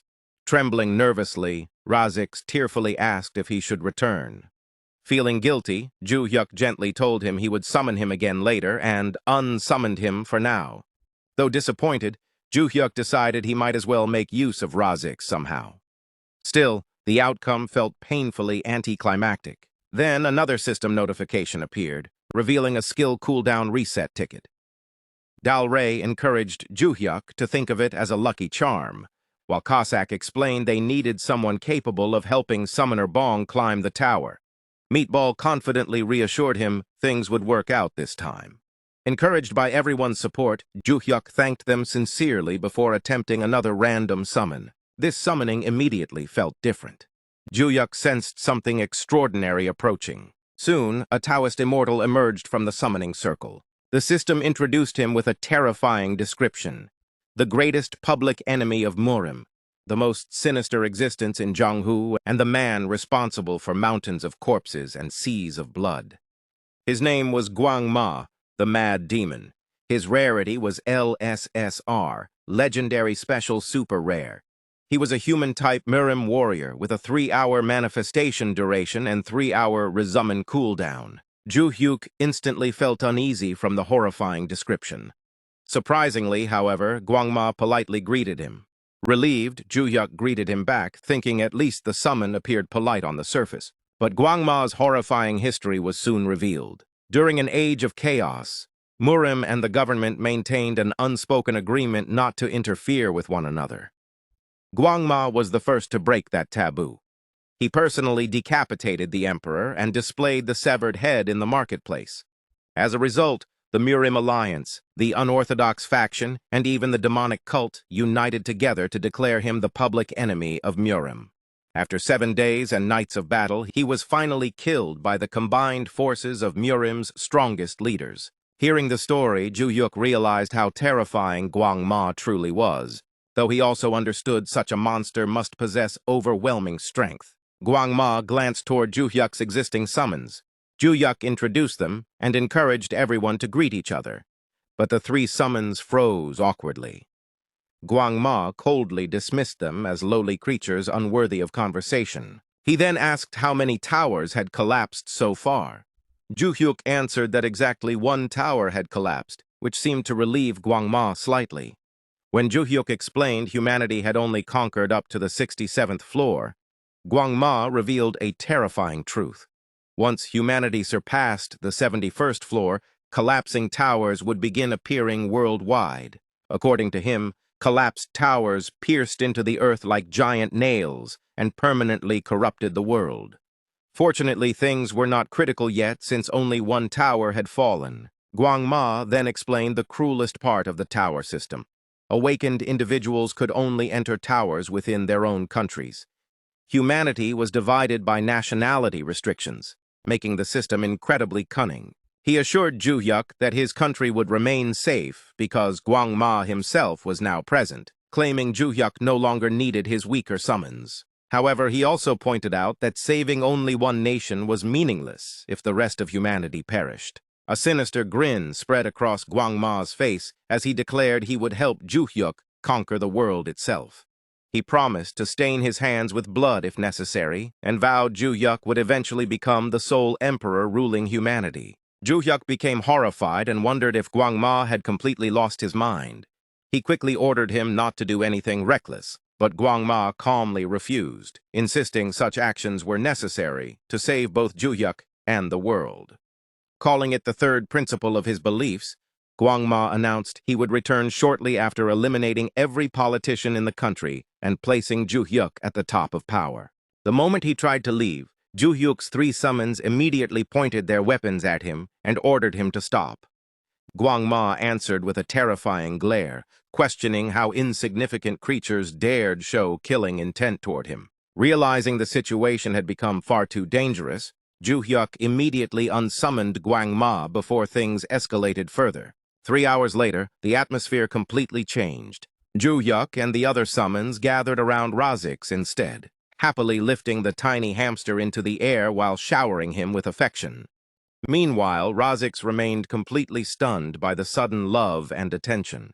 Scene then shifted to Incheon International Airport, where Antonio spoke with Gerald after finishing his test of the Holy Sword. Although he admitted that he had enjoyed using it, he also revealed that he was not completely satisfied. The reason was simple. Despite renting the sword twice, he had not received any discount on the rental fee. Gerald could only laugh awkwardly at Antonio's attempt to haggle over the price. Nearby, Guang-il silently complained to himself, feeling annoyed that Antonio was still trying to negotiate, even after using such a valuable item. As the conversation continued, Antonio suddenly turned his attention toward Jun Guang-il. After hearing some good news about him, he mentioned that Guang-il was apparently being considered for a promotion. Hearing this, Guang-il realized once again just how much information the United States already had access to. Antonio confidently stated that the next time they met, Guang-il would probably already be the deputy commissioner.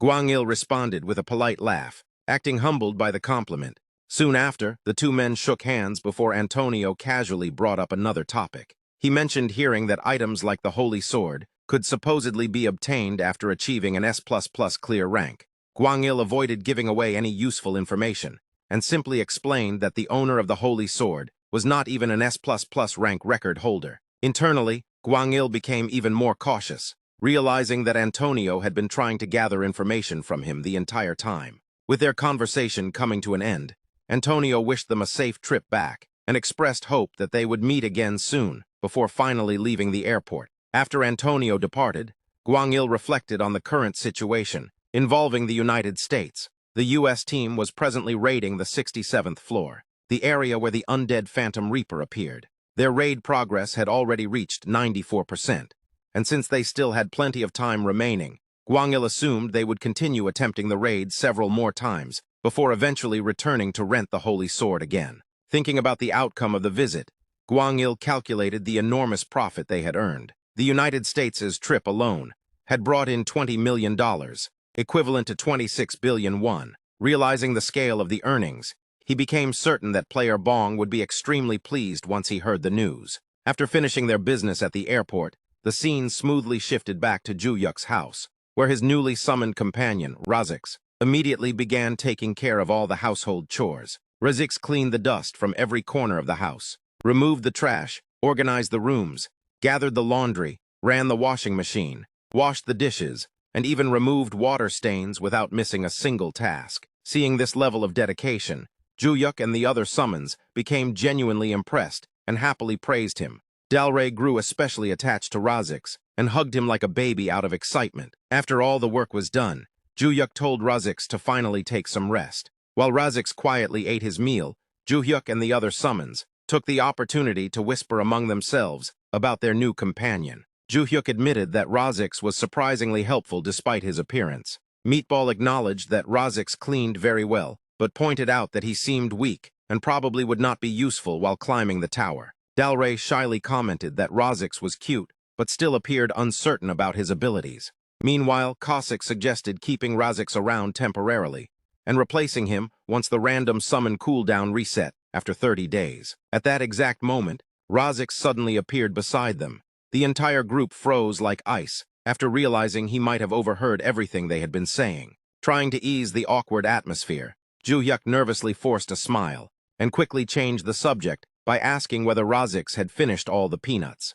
He then suggested celebrating their new member by clearing the 41st floor together. Razix immediately agreed with enthusiasm. Watching his reaction, Joohyuk secretly sighed in relief and convinced himself that Razix probably had not heard their conversation after all. Soon after, the group entered the 41st floor of the tower. The mission for the 41st floor was to defeat 15 ironclad basilisks. Starting from the 41st floor, giant land beasts began appearing inside the tower. One of those monsters was the ironclad basilisk, a massive reptilian creature that looked like a horrifying mix between a crocodile and a lizard. Its body length ranged from 7 to 8 meters, making it an intimidating opponent. The most terrifying ability of the ironclad basilisk was its paralysis beam. The moment a human made eye contact with the monster, their body instantly froze in place. Once struck by the beam, escaping became impossible. Fortunately, items capable of countering the paralysis effect already existed by that point.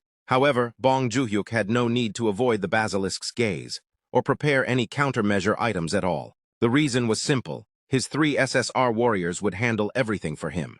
As the battle on the 41st floor continued, Joohyuk's 3 warriors effortlessly slaughtered the ironclad basilisks, one after another. Watching the fight, Joohyuk suggested finishing the raid quickly, so the entire team could enjoy a dinner together afterward. Motivated by that idea, he decided that he would personally hunt 3 basilisks as well. However, Cossack immediately stopped him and reminded him that his real job was protecting Razix. Compared to the giant monsters on the floor, Razix looked so small that a single bite would be enough to kill him instantly. Hearing that, Joohyuk silently admitted that he was honestly worried about Razix. The memory he had seen during Razix's first summoning still remained vivid in his mind. In his previous life, Razix had always been considered a top-tier worker among labyrinth adventurers. He could handle cooking, laundry, building structures, gathering herbs, mining, tanning, and even repairing weapons. Razix was an all-rounder capable of handling almost any task perfectly. Having a beastkin like Razix alongside an adventurer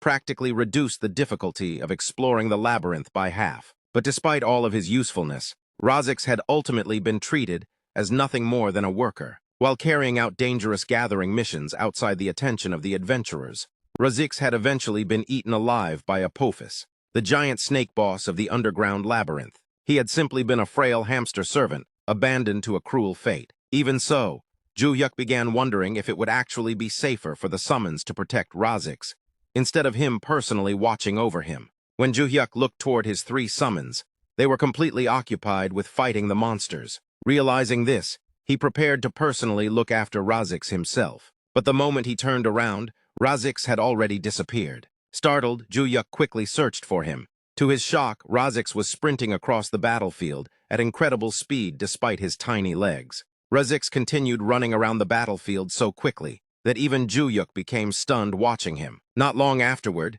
the mission on the 41st floor was successfully completed. After finishing the raid, all 5 of them returned home together. However, the moment they arrived, Razix suddenly started crying. Joohyuk and the other 3 summons immediately became concerned and asked what had happened. Through tears, Razix explained that the raid had ended too quickly, so he had not been able to bring back many things. According to him, he had only managed to collect some herbs, basilisk leather, and a few mana stones. Hearing this, Joohyuk became completely shocked after realizing what Razix had just said. That meant all of those items had actually been gathered directly from inside the tower. To Joohyuk, that should have been impossible. If gathering materials inside the tower had truly been possible all along, there would never have been such a severe shortage of resources in the first place. Back during the early days of the Black Tower, countless people had naturally attempted to bring tower materials back to the outside world. They tried storing items such as cave pebbles, wasteland branches, and plains herbs inside their inventory spaces. Others even attempted to leave the tower while physically carrying the items in their own hands.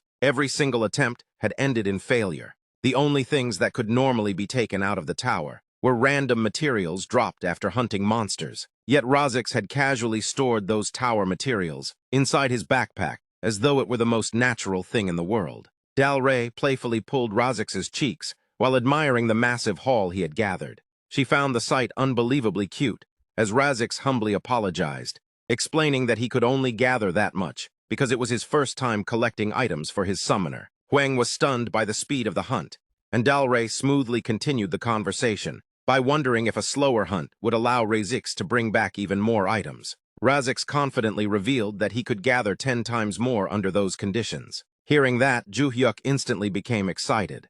The thought of receiving 10 times more of those precious items made him imagine his balance skyrocketing endlessly. Filled with excitement, Joohyuk immediately asked Razix if he wanted to enter the tower once again. Razix calmly explained that entering the tower was normally limited to once per day. Joohyuk then proudly revealed that he could enter twice. Razix responded with a bright smile, calling his summoner incredibly cool and truly awesome. As they prepared to move again, Joohyuk happily reflected on the incredible reward he had received from the achievement of summoning the Mad Demon and pulling the very first LSSR. The reward had been unbelievably sweet. Not long after, the group of 5 entered the 41st tower once again. While moving forward, Joohyuk couldn't stop thinking about how close he had been to throwing away someone this precious, simply because Razix's combat power seemed low. At that moment, the realization became crystal clear in Joohyuk's mind. Razix's tower-gathering ability was powerful enough to completely outclass an LSSR. Joohyuk felt like he must have been insane to ever underestimate him. With his thoughts overflowing with excitement and greed for profit, Joohyuk eagerly pushed forward. The meatball palanquin advanced once more, carrying what he jokingly thought of as money itself, before quickly correcting the thought, and treating Razix as the honored escort lord instead. As the team entered the 41st floor of the Black Tower in Korea, Joohyuk reminded everyone that this was a repeated run. He instructed them to take things as slowly as possible, so Razix could work comfortably. John Cossack happily agreed and planned to drag the hunt out. Meatball declared that he would slowly deal with the basilisks, while Guyon Del Rey promised to stay by Razix's side throughout the expedition. During their conversation, Cossack became excited and almost called Razix his money-making machine, before immediately correcting himself. After that, the group continued deeper into the floor. Before long, the ironclad basilisk appeared and released a deafening roar. The moment the monster showed itself, Meatball enlarged his body once again. He grabbed the basilisk and violently slammed it around until it was completely knocked out. Proud of himself, he announced that he had already killed the basilisk. Instead of being impressed, Razix began crying. Cossack and Del Rey immediately scolded Meatball for making him cry. Meatball became confused because all he had done was catch the basilisk. Razix explained that the problem was not the kill itself. By smashing the monster so brutally, its hide had been completely ruined and would have to be thrown away. Joohyuk quickly realized that the basilisk's hide had indeed been destroyed by Meatball's relentless attacks. Thinking of another solution, Joohyuk pulled out the tower-exclusive golden mace of Cold Twilight. The weapon increased attack speed during combat, froze targets, extended attack range, and had a chance to create an ice field whenever it landed a successful hit. It also possessed the trait of guiding enemies toward the rest of Twilight and was completely indestructible. Joohyuk felt that it was finally time to use the weapon at least once. He volunteered to hunt a basilisk cleanly so the hide would remain intact. However, Razix pointed out that a strike from that mace would freeze the hide and cause it to shatter. He also insisted that the summoner did not need to participate in the hunt. Joohyuk could only sigh. Once again, his summons were preventing him from hunting in their own unique ways. Even Razix had joined them. As a result, the group created a special hunting routine. First, Del Rey cast confusion on the basilisk. Next, Meatball broke its legs to stop its movements. Finally, John Cossack delivered the finishing blow. The result was a perfectly preserved basilisk. Joohyuk then wondered how someone as small as Razix could possibly skin such a massive creature. The answer came immediately. Razix began cutting apart the basilisk with incredible speed and precision.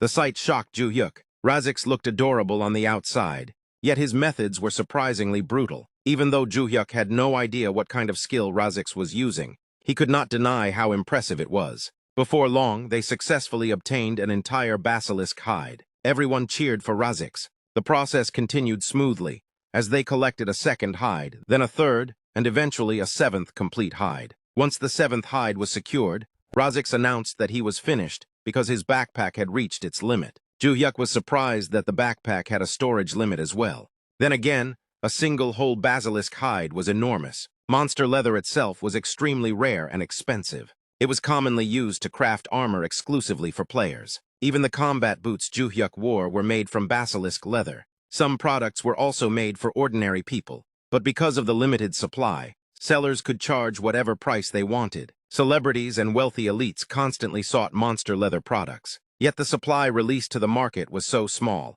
that money alone could not guarantee ownership. While thinking about this, another idea entered Joohyuk's mind. If he fed Razix a summon grade-up rune, the strongest worker in history might be born. After finishing their hunt, the group returned home. Joohyuk praised everyone for their hard work and asked them to clear the living room so he could organize the items they had brought back. The loot consisted of 7 basilisk hides, 1 basilisk hide scrap, 50 kilograms of mana stones worth 25 million won, and a variety of medicinal herbs. Razix explained that tower rewards normally came in the form of dried herbs, but these herbs had been harvested fresh. Looking at the mountain of loot, Joohyuk was amazed. Compared to previous runs, the quantity did not seem 10 times greater. It looked closer to 100 times more. He immediately transferred everything into his inventory. The inventory now contained 6 basilisk hide scraps and 6 whole basilisk hides. Just those items alone filled nearly half of his storage space. However, Joohyuk soon realized that the inventory was not the real problem.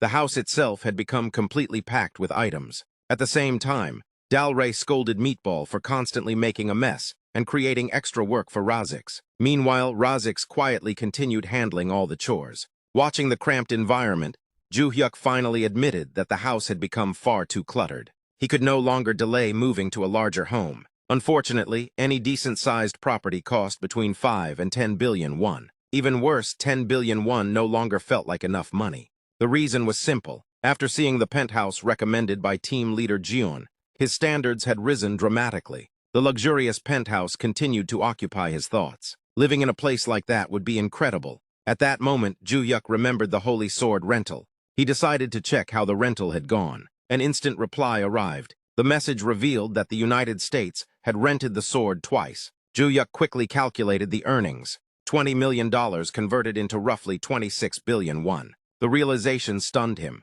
With that amount of money, purchasing the penthouse was finally possible. His mood instantly improved. In his excitement, he praised America as the strongest country, the land of heroes, and the nation that had saved him. He felt especially grateful toward Gerald. Without wasting any time, Joohyuk gathered everyone together. He proudly announced that they would be moving to the Paradise on Earth penthouse. Dalray immediately recognized it as the palace-like residence they had previously seen. Meatball became emotional at the thought of living in such a massive home. Cossack, however, pointed out that Joohyuk had previously refused to move into a large house because maintaining it would be too difficult. At that moment, everyone noticed Razix quietly cleaning the house once again. The sight immediately erased all concerns. With Razix around, cleaning and household management would never be a problem. After returning home, Joohyuk asked Razix if there was anything he wanted to eat. Razix simply requested a carrot. As Razix happily ate his carrot, Joohyuk reflected on everything that had happened throughout the day. The entire day had been a storm of unexpected events. What he had initially considered a complete failure had turned into an enormous jackpot. At the same time, what he thought was a jackpot had ended up being a disappointment. Even the whole conquest situation felt absurd to him. At that point, Joohyuk no longer cared about obtaining an LSSR. In his eyes, the real treasure was already sitting right in front of him. The following day, Joohyuk paid a visit to his parents. As soon as he arrived, his father proudly showed him photos from a recent fishing trip in Incheon. The pictures revealed a massive fish that his father had personally caught. Joohyuk was impressed by the size of the catch. His father proudly explained that it was his personal best and one of the greatest catches of his life. Looking at the fish, Joohyuk concluded that his father's hip joints must have completely recovered if he was capable of catching something that large. His father laughed and confidently declared that he was now the most energetic and active among all of his friends. While listening, Joohyuk remembered that he had previously given both his parents luck talismans and health talismans. He began wondering if the talismans were responsible for these results. At that moment, he noticed an air purifier inside the house. The sight surprised him. He explained that he had been planning to buy one for them himself and commented that the model looked quite expensive. His mother, who was comfortably sitting in a massage chair, revealed that she had not purchased it. Instead, she had won it through a raffle held at a newly opened mart nearby. She then revealed that the massage chair had also been won through another raffle. She could hardly believe that she had won 2 raffles in a row. The unbelievable luck left her completely amazed. Joohyuk immediately became convinced that the talismans were responsible. In fact, the effect seemed almost too powerful. He silently praised Princess Gyeon Dalray for creating something so effective. Soon after, Joohyuk's younger brother entered the room and noticed him. Joohyuk explained that he had just arrived and casually asked whether anything good had happened to him recently. His younger brother was initially confused by the sudden question. After thinking for a moment, he explained that every shot he fired in the FPS game he had been playing recently somehow landed perfectly. As a result, he had been completely dominating other players. His rank had also increased dramatically. Joohyuk clarified that he was asking about unexpected luck rather than gaming performance. His brother then remembered another incident.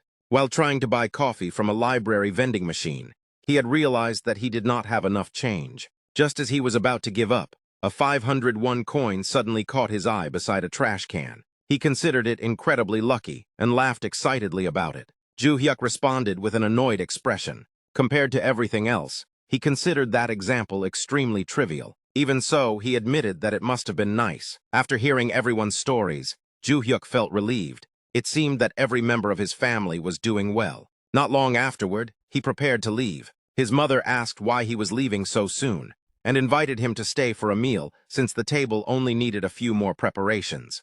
Joohyuk politely declined. He explained that he had another appointment and promised to visit again soon. His younger brother happened to be heading to the convenience store and suggested leaving together. The two brothers walked out of the house side by side. Outside, his younger brother asked whether he had called a taxi. Joohyuk casually replied that it was not a taxi. Moments later, a limousine arrived. Gwangil stepped out to pick him up personally. The sight left his younger brother completely stunned. After saying goodbye, Joohyuk entered the vehicle. Watching the limousine drive away, his younger brother realized that elite players apparently had personal drivers. Even now, he still could not get used to seeing things like that. Meanwhile, inside the car, Joohyuk thanked Gwangil for coming all the way to pick him up despite his busy schedule. Gwangil explained that he had been passing through the neighborhood and remembered Joohyuk mentioning the previous day that he would be visiting his parents. Privately, Gwangil admitted that he had been worried ever since the recent incident. However, seeing Joohyuk healthy and relaxed put his mind at ease. As the conversation continued,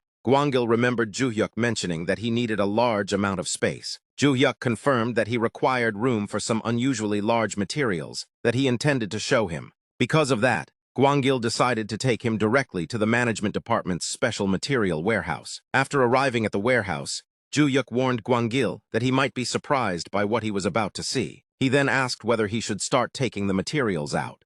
Gwangil simply smiled. Having seen countless rare materials throughout his career, he felt confident that nothing could truly surprise him anymore. The moment he finished speaking, Joohyuk summoned the hide of a dead ironclad basilisk. The gigantic object appeared instantly before them. Gwangil was so shocked that he fell to the ground while screaming in terror. Joohyuk awkwardly apologized. After all, he had already warned him in advance. Still struggling to process what he was seeing, Gwangil recognized the material as an ironclad basilisk hide. Joohyuk was pleased that he identified it immediately. He proudly explained that it was a complete ironclad basilisk hide removed cleanly, as if the monster had simply shed its skin. Then he casually mentioned that he would bring out the rest as well. Gwangil froze. The word rest immediately caught his attention. Joohyuk calmly revealed that he had 6 more hides just like it. The revelation completely shattered Gwangil's composure. As he stared at the mountain of priceless materials, only one thought remained in his mind. Bong Joohyuk had become a person far beyond anything he could understand.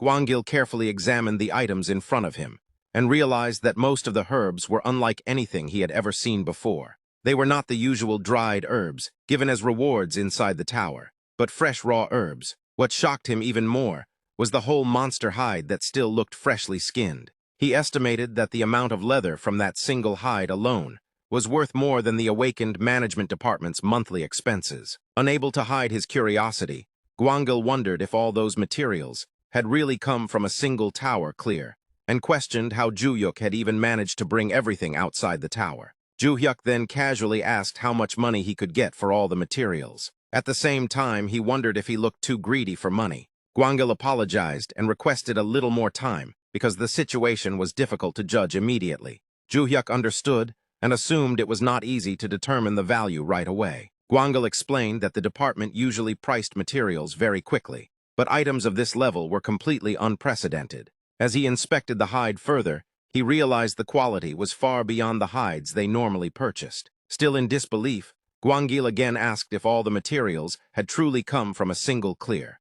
Joohyuk casually confirmed that they had. Thinking it was only a one-time occurrence, Gwangil tried to confirm the matter, but Joohyuk immediately clarified that he could actually bring back even more than that. He even mentioned that a steady and continuous supply would be possible if needed. Hearing that left Gwangil completely stunned. However, he quickly reminded himself that Joohyuk was an S++ rank record holder, so he probably had methods beyond ordinary understanding. He decided not to ask unnecessary questions and instead focused on securing the deal before Joohyuk disappeared. Gwangil proposed purchasing all the herbs at double the standard market price, because they seemed extremely valuable for research purposes. He also suggested releasing the whole basilisk hides into the civilian market. Joohyuk secretly liked the idea of selling them to the public, and immediately agreed. He then asked if the management department could also handle the civilian sales process for him. Gwangil confidently assured him that the department would handle everything on his behalf.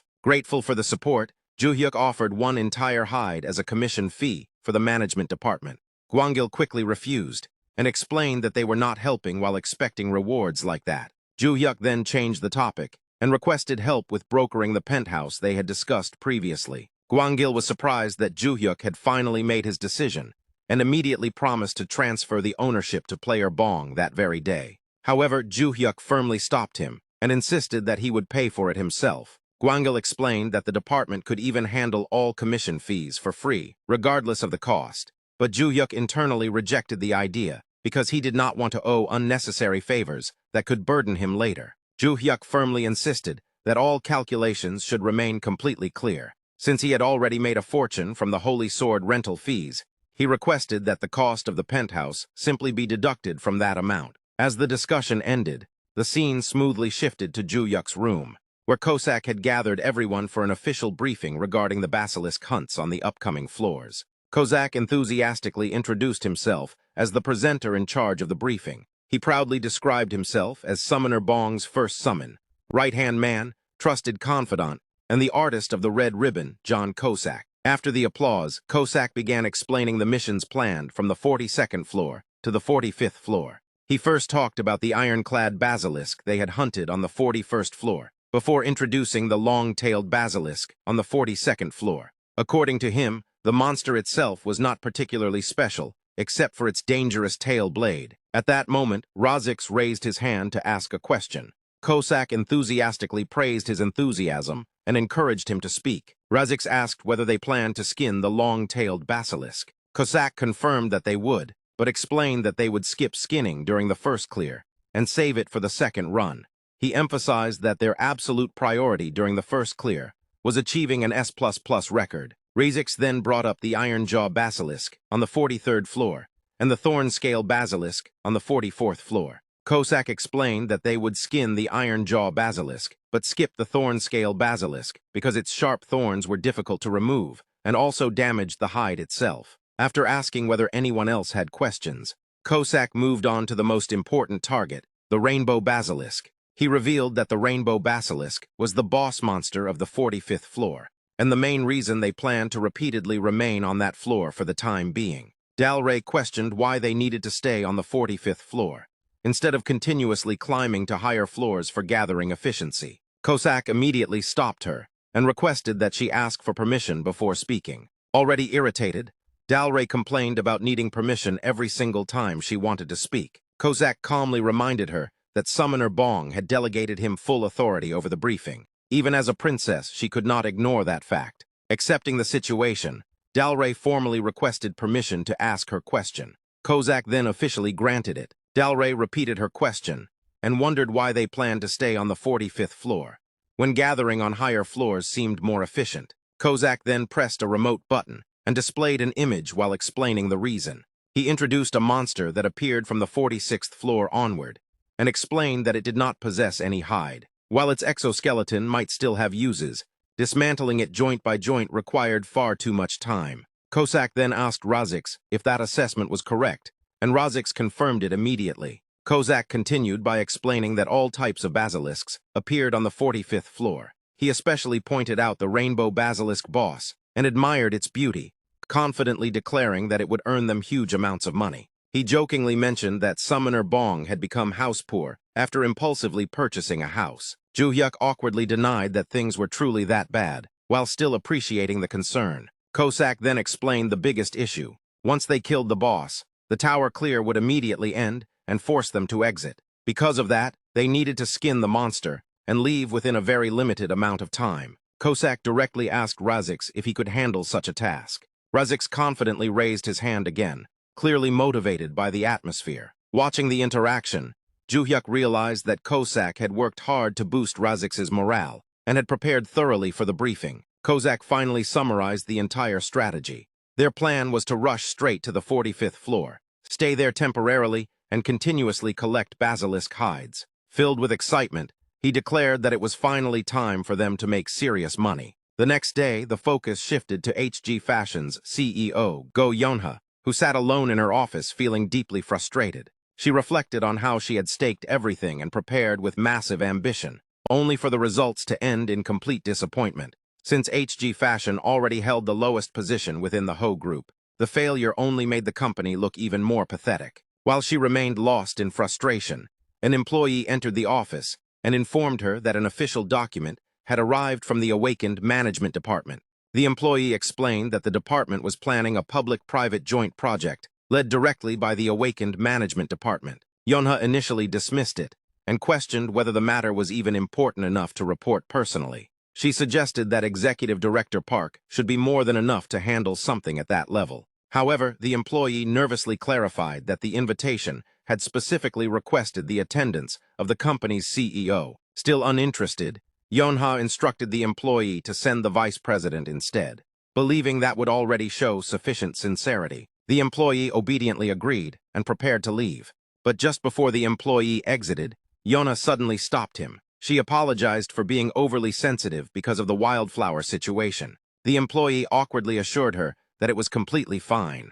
Yonha then requested the documents and decided that she would attend personally after all. Although she admitted to herself that she had no real expectations, she could not shake the strange feeling telling her not to ignore the invitation. She ultimately decided to go see it herself, partly to clear her mind and get some fresh air.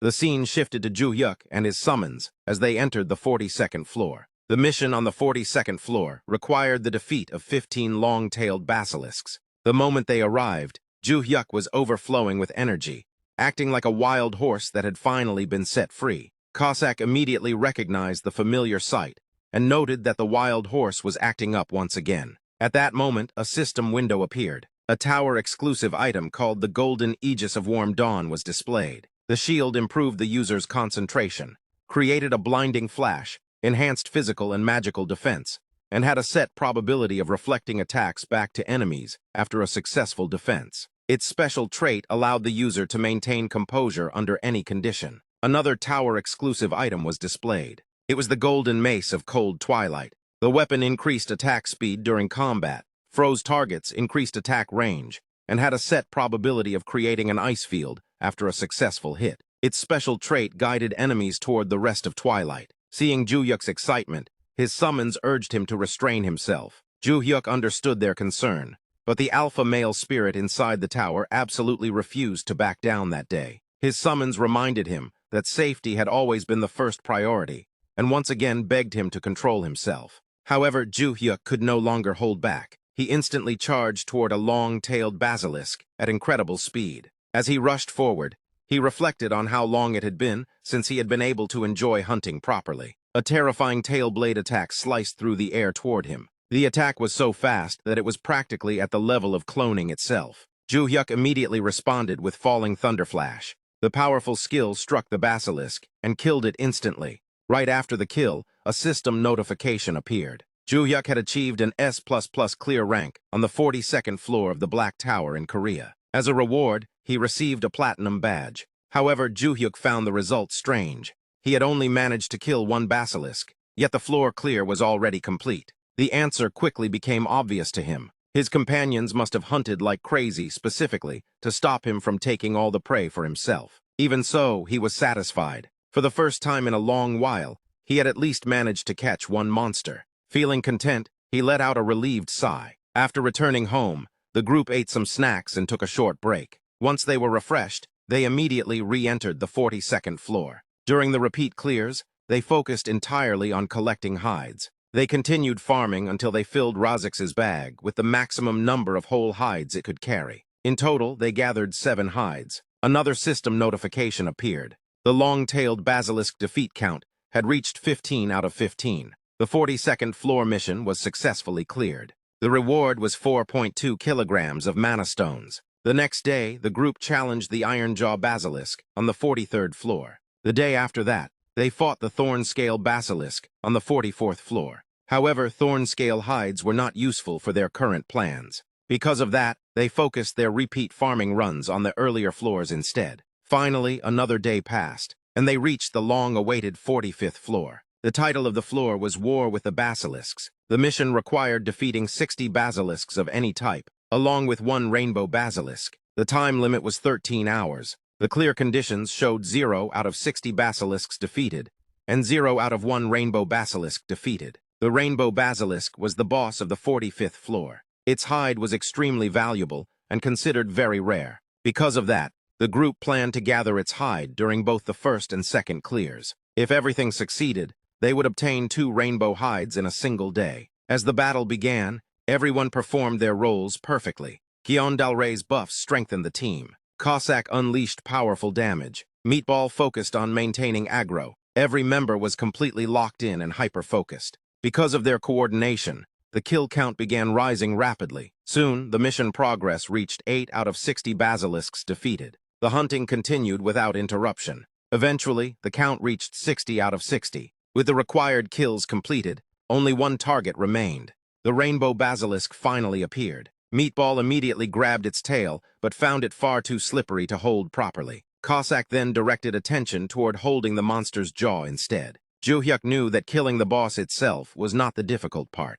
The real challenge was defeating it without causing any damage to its hide. Obtaining the hide in perfect condition was on an entirely different level of difficulty. Meanwhile, Razix remained on standby, prepared to jump into action at any moment. The team had also spent a great deal of time practicing how to skin the boss immediately after its death. Even with all that preparation, they still failed roughly 1 out of every 3 attempts. The battle entered its final stage. Cossack launched an attack against the rainbow basilisk. At the same time, Razix joined the assault. The coordinated attacks finally brought the boss down. The moment the rainbow basilisk died, the team immediately began the skinning process. After a tense effort, the result appeared. Whole hide skinning success. The rare rainbow hide had been obtained in perfect condition. The entire group erupted with excitement. Razix was lifted into the air in celebration. Everyone praised him enthusiastically and acknowledged that he was the best. They congratulated him for his outstanding work. Razix himself was. After obtaining the rainbow basilisk hides, Joohyuk believed that the key to securing the hide was peeling it off quickly before exiting the tower. He praised the team for doing well on their first attempt. He admitted that he had actually been worried because they had failed several times during practice. Fortunately, they succeeded both times, including the repeat clear, and managed to obtain 2 rainbow basilisk hides in a single day. The second run felt much easier than expected. It seemed that Razix was a practical learner. The summons had even come up with their own cheer, which amused everyone. Joohyuk felt that their teamwork was steadily improving. He believed the process would become even easier as they repeated it more often. With the hunt completed, it was finally time to check the perks. As he opened the reward window, he saw that he had accumulated 45 platinum badges. A sense of unease immediately crept in. He worried that something strange might appear as the reward. Dalray noticed his concern and asked about it. Joohyuk explained that he was about to check the perks, but was feeling nervous that something weird might come out. At that moment, his summons began cheering him on. Their encouragement touched him so much that his eyes started to well up. Meanwhile, his self-proclaimed right-hand man, John Cossack, continued acting as enthusiastically as ever. Joohyuk could only think that he was completely hopeless. Still, after receiving what felt like an encouragement buff from his summons, he finally decided to check the reward. A system notification appeared. Perks had been awarded for accumulating 45 platinum badges. Joohyuk immediately feared that it might be another random box or roulette reward. He wished the system would simply hand it over directly, if that were the case. Another notification appeared. A perk called One Multinational Tower Access Ticket had been distributed to his inventory. The ticket allowed entry into any tower regardless of nationality. However, it could not be used to enter floors that exceeded the user's level. Seeing Joohyuk's reaction, Cossack asked whether something good had appeared.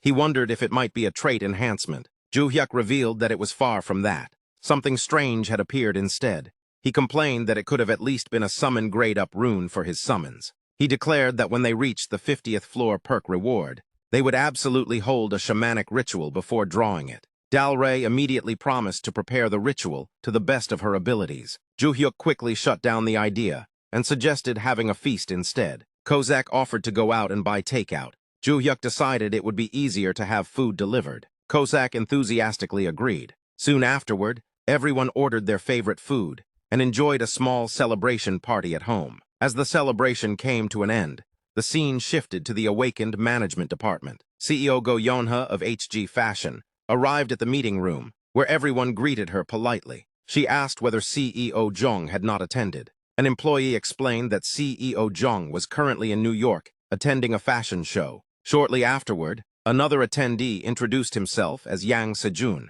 executive director of Daehyun Corporation. Yona greeted him politely. Internally, she realized that she was the only actual CEO present. She jokingly thought that she must be the person with the most free time there. For a moment, she even considered making an excuse and leaving. Before she could do so, John Gwang-il arrived and introduced himself. The sight immediately caught her attention. John Gwang-il was the deputy commissioner and the true power behind the awakened management department. He had led the elite team player project and was considered the man who had helped elevate South Korea into an advanced nation in tower climbing. Many believed that Nam Gaeun's rise as a star player and South Korea's achievement of matching the United States in floors cleared were possible because of his full support. He was already being predicted as the next commissioner. The fact that such a person had personally appeared at the meeting convinced Yona that attending had been the right decision. Gwang-il began by offering an apology. He addressed the representatives from Ilseong Apparel and Daehyun Corporation and stated that they would have to meet another time. When he had sent the official invitation, he had specifically requested that the CEOs attend. There had been an important reason for that request. The representatives quickly offered to contact their CEOs immediately. However, Gwang-il explained that it was an internal policy. He apologized again and stated that he would only speak with CEO Go Yonha. With the room cleared, the meeting continued. Yonha jokingly wondered whether she had stumbled upon a lucky opportunity. Gwang-il replied that she had at least gotten closer to one. Seeing the opening, Yona presented something she had prepared. She hoped it would help her seize that opportunity. She introduced an armor design created by HG Fashion's chief designer. The concept had been inspired by player Nam Gaeun. If the management department intended to pursue fashion-related business, she confidently stated that HG Fashion would be the best choice. She asked for honest feedback. Gwang-il thought that the proposal was sudden, but he also noted that Go Yonha was remarkably proactive. Rather than discussing it there,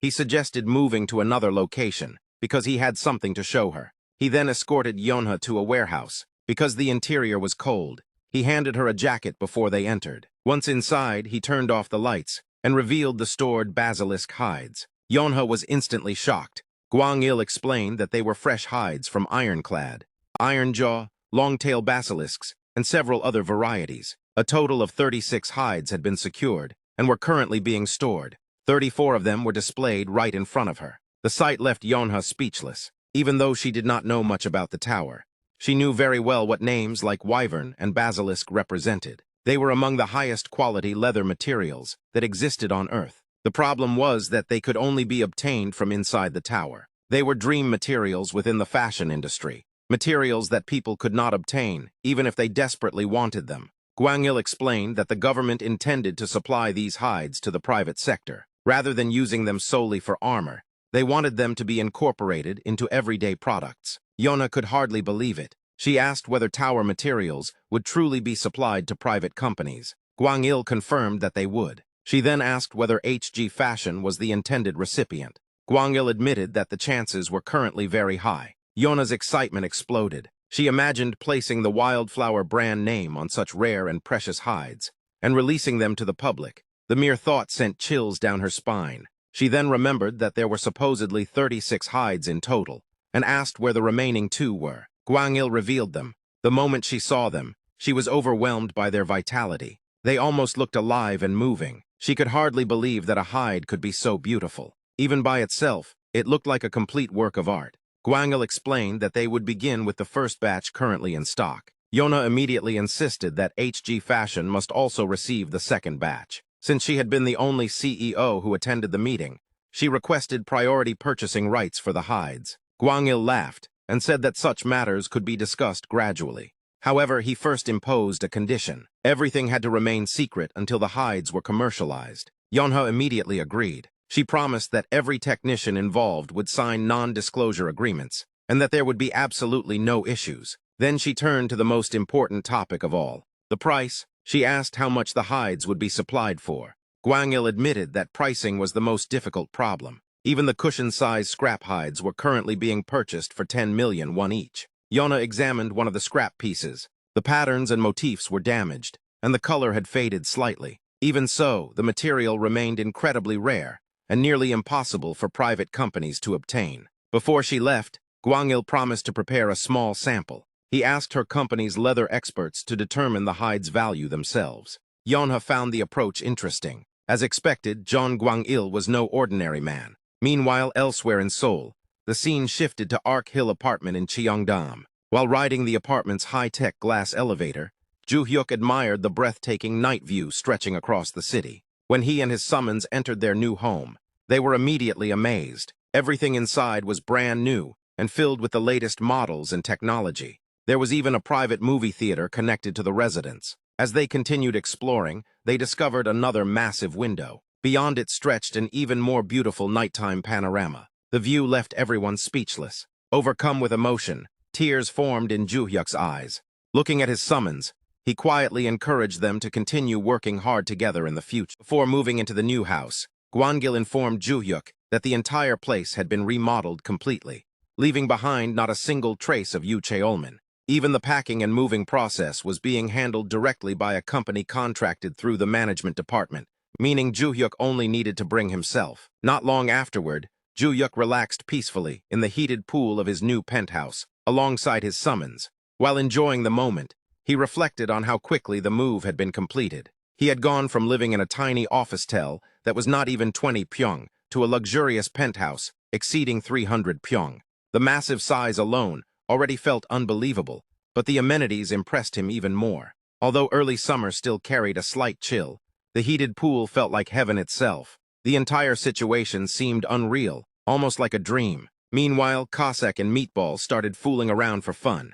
The two suddenly grabbed Dalray together and threw her into the pool. Furious from the prank, Dalray immediately used her mana to inflict stomach pain on both of them. The punishment worked instantly, causing the terrified pair to run straight toward the bathroom. Watching the chaos unfold, Joohyuk silently made a mental note never to mess with Dalray again. As the situation settled down, Joohyuk noticed someone missing and began looking for Razix. Soon, he discovered Razix desperately competing against the automatic cleaning machine, while personally sweeping and mopping the floor himself. Seeing Razix work so seriously made Joohyuk smile. He realized Razix was probably afraid of losing his role in the household, and was fighting a lonely battle entirely on his own. At the same time, Meatball finally came out of the bathroom after recovering from Dalray's punishment, and proudly declared that he had seen heaven itself. Right afterward, Joohyuk whispered something quietly into Meatball's ear. Without hesitation, Meatball immediately destroyed the cleaning machine.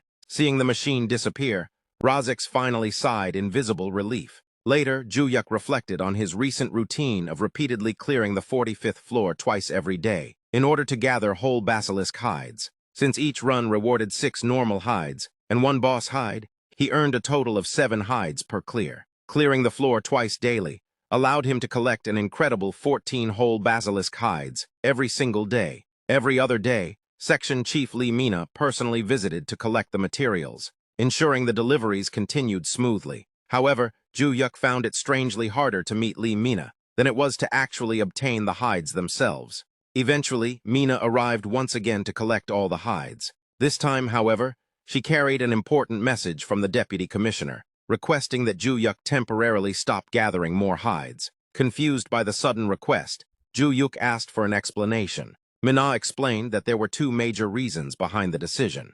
First, they still lacked the facilities and processing equipment necessary to properly handle the hides. Second, if too many hides entered the market at once, their rarity and value would inevitably decrease. After hearing the reasoning, Joohyuk calmly accepted the explanation and realized there was no reason to object. The following day, tension erupted inside the house as Dalray furiously confronted Cossack. She criticized him for confidently claiming that money would soon start pouring into their accounts, only for the hide sales to suddenly stop with no clear timeline for profits. She also pointed out that Razix had suffered unnecessarily because of it.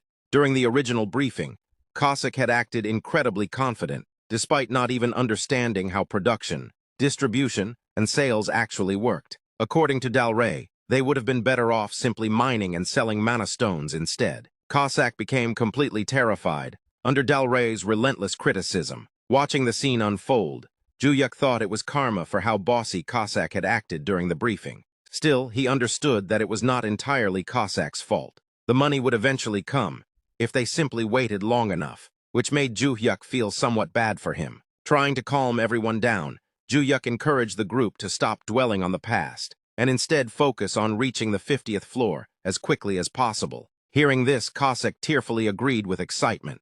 Joohyuk then officially announced that they would begin clearing the 46th floor the following day. The summons immediately agreed with the plan. The next day, the group entered the 46th floor of the Black Tower. The mission required them to defeat 15 paralysis scorpions within 13 hours. Failure meant either death or abandoning the mission entirely. The floors from the 46th to the 50th were filled with giant scorpions, carrying increasingly dangerous poisons. As players advanced upward, they would encounter paralysis poison, bleeding poison, hallucination poison, and eventually a boss monster possessing every poison combined. Because of this, these floors consumed more healing potions than any other section in the tower. For ordinary players, success depended entirely on how many healing potions they had secured beforehand. However, Joohyuk's party was far from ordinary. Meatball drew enormous aggro by directly clashing pincers against the giant scorpions. Cossack reliably secured the finishing blows to eliminate distracted enemies.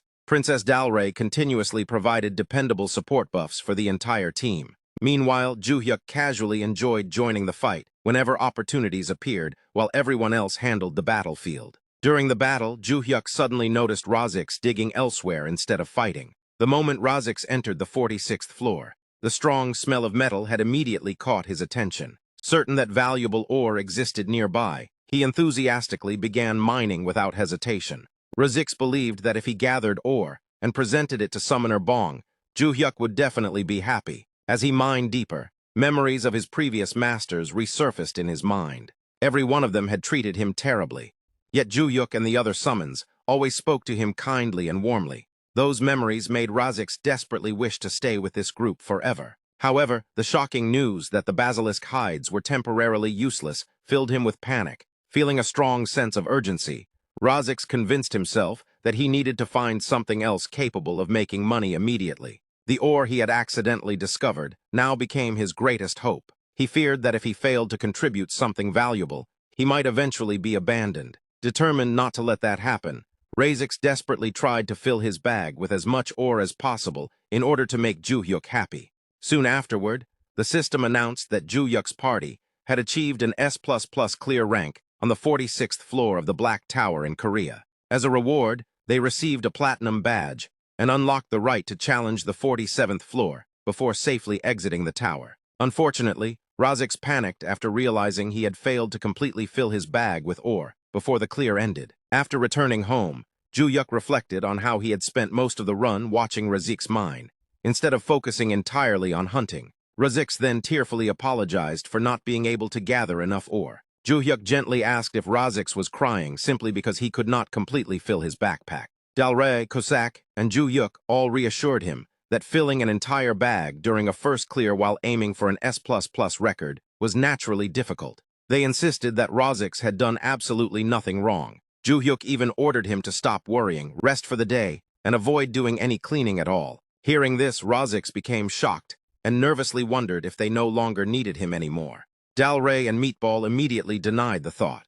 They explained that unlike Cossack, the entire household would become a disaster without Razix managing everything properly. They even admitted that they would genuinely feel sad if Razix disappeared, though they jokingly excluded the assassin from that statement. Cossack immediately protested in frustration, unable to believe everyone was treating him this way. Soon afterward, the three summons began arguing and fighting like children. During the chaos, Joohyuk calmly reassured Razix that he was the most necessary talent in the entire household. Hearing those sincere words filled Razix with overwhelming happiness. As the repeated clears of the 46th floor continued afterward, the group steadily filled their bags with valuable ore. With every successful run, Razix's expression gradually became brighter and happier as well. 10 days later, the scene shifted toward the awakened management department. Director Park handed Gwangil a classified report containing top-secret information shared by the UAE's National Intelligence Service. After reading the file,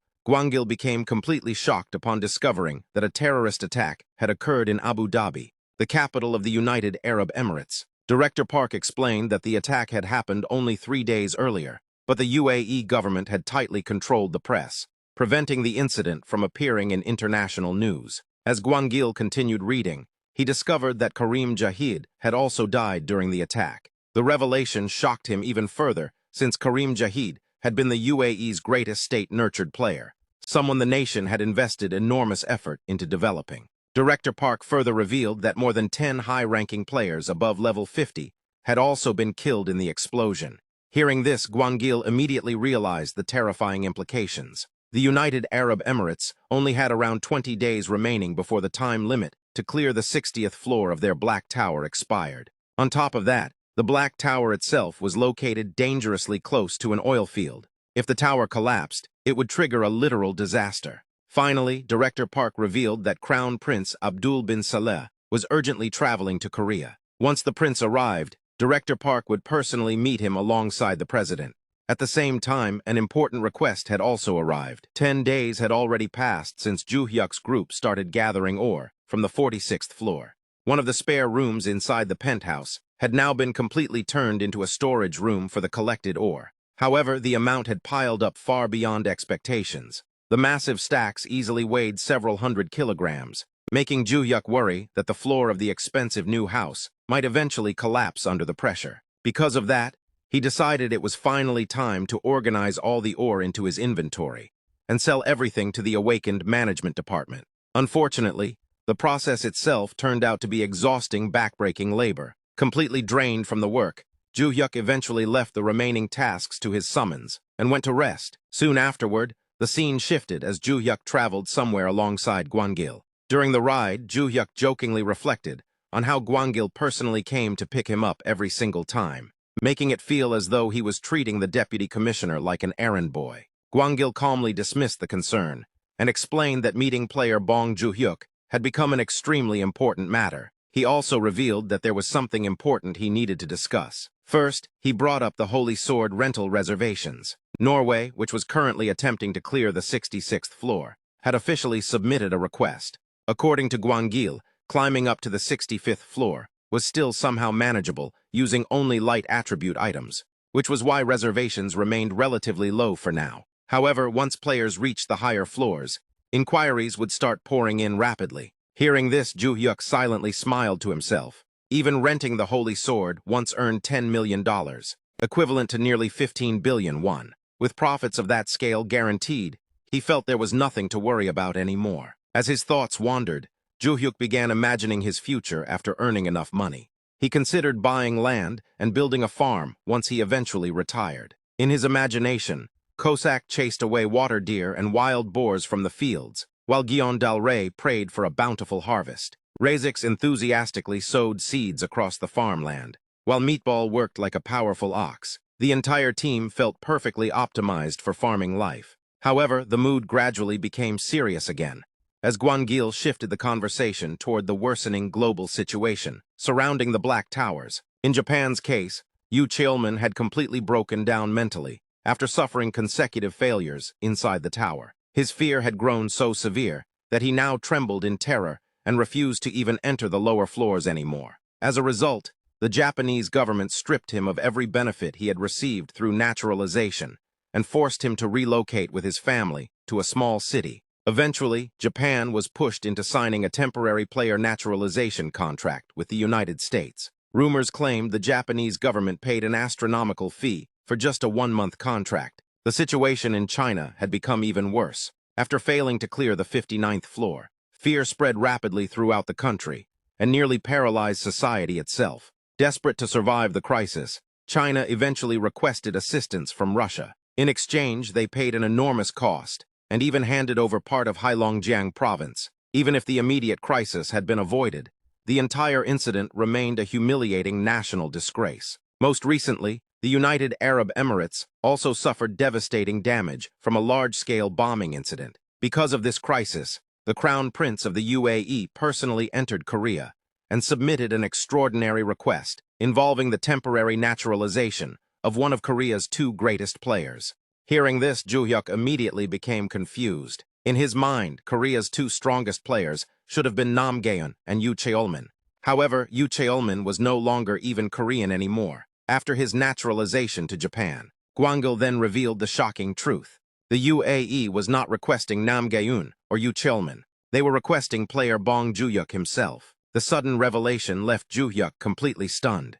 Joohyuk was left completely shocked after learning that another country had started searching for the mysterious S++ record holder. The thought that they had somehow discovered his identity immediately made him anxious. Gwangil reassured him that they did not actually know who he was. They had only guessed that the Korean Management Office had already identified the person behind the S++ record. Their plan was simple. They would pretend to know nothing and continue acting normally. Hearing that eased Joohyuk's worries. Remaining anonymous was the most important thing for him, and he was grateful that his identity was still safe. Joohyuk then wondered why the country was looking all the way to Korea for help when Saudi Arabia was right next to them. Gwangil explained that despite both being Arab nations, Saudi Arabia and the UAE did not share a good relationship. He revealed that the conflict began when trait enhancement runes first entered the market after the Black Towers appeared. The two oil-rich nations fought a fierce bidding war to secure the runes. In the end, the UAE managed to obtain a much larger supply, and that competition severely damaged the relationship between the two countries. After hearing that, Joohyuk started thinking about the upcoming temporary naturalization contract. He felt that instead of accepting only money, he should demand a trait enhancement rune as part of the payment. Gwangil admitted that obtaining such a rune would not be easy. The other side seemed determined to solve everything with money, rather than giving away something so valuable. Joohyuk quietly gave up on the idea. Since he already possessed a multinational tower use ticket, he had planned to make good use of it. However, without a trait enhancement rune involved, the deal no longer interested him. He decided they could figure things out on their own. As the conversation ended, Gwangil led Joohyuk to the storage area, where all the monster hides he had previously delivered were being kept. Seeing the neatly stored hides amazed Joohyuk. Looking at his precious collection, he hoped they would soon turn into huge stacks of cash filling his bank account. After taking a quick look around, Joohyuk shifted his focus to the real reason for today's visit. He informed Gwangil that he had brought another batch of materials and was ready to show them. Gwangil eagerly agreed. At the same time, he secretly hoped the materials would be ingots, because they were currently running short on leather-working equipment. Joohyuk then revealed the materials he had brought, placing several ordinary-looking stones in front of Gwangil. At first glance, Gwangil was disappointed. He had expected valuable ingots, so seeing nothing but rocks made him feel that he had raised his hopes too high. Wanting to examine them more carefully, he picked up one of the stones. The moment he held it, he realized it was far heavier than its appearance suggested. He was even more surprised that the rocks could be stored inside a tower-exclusive inventory. As the realization struck him, Gwangil immediately identified the stones as ore.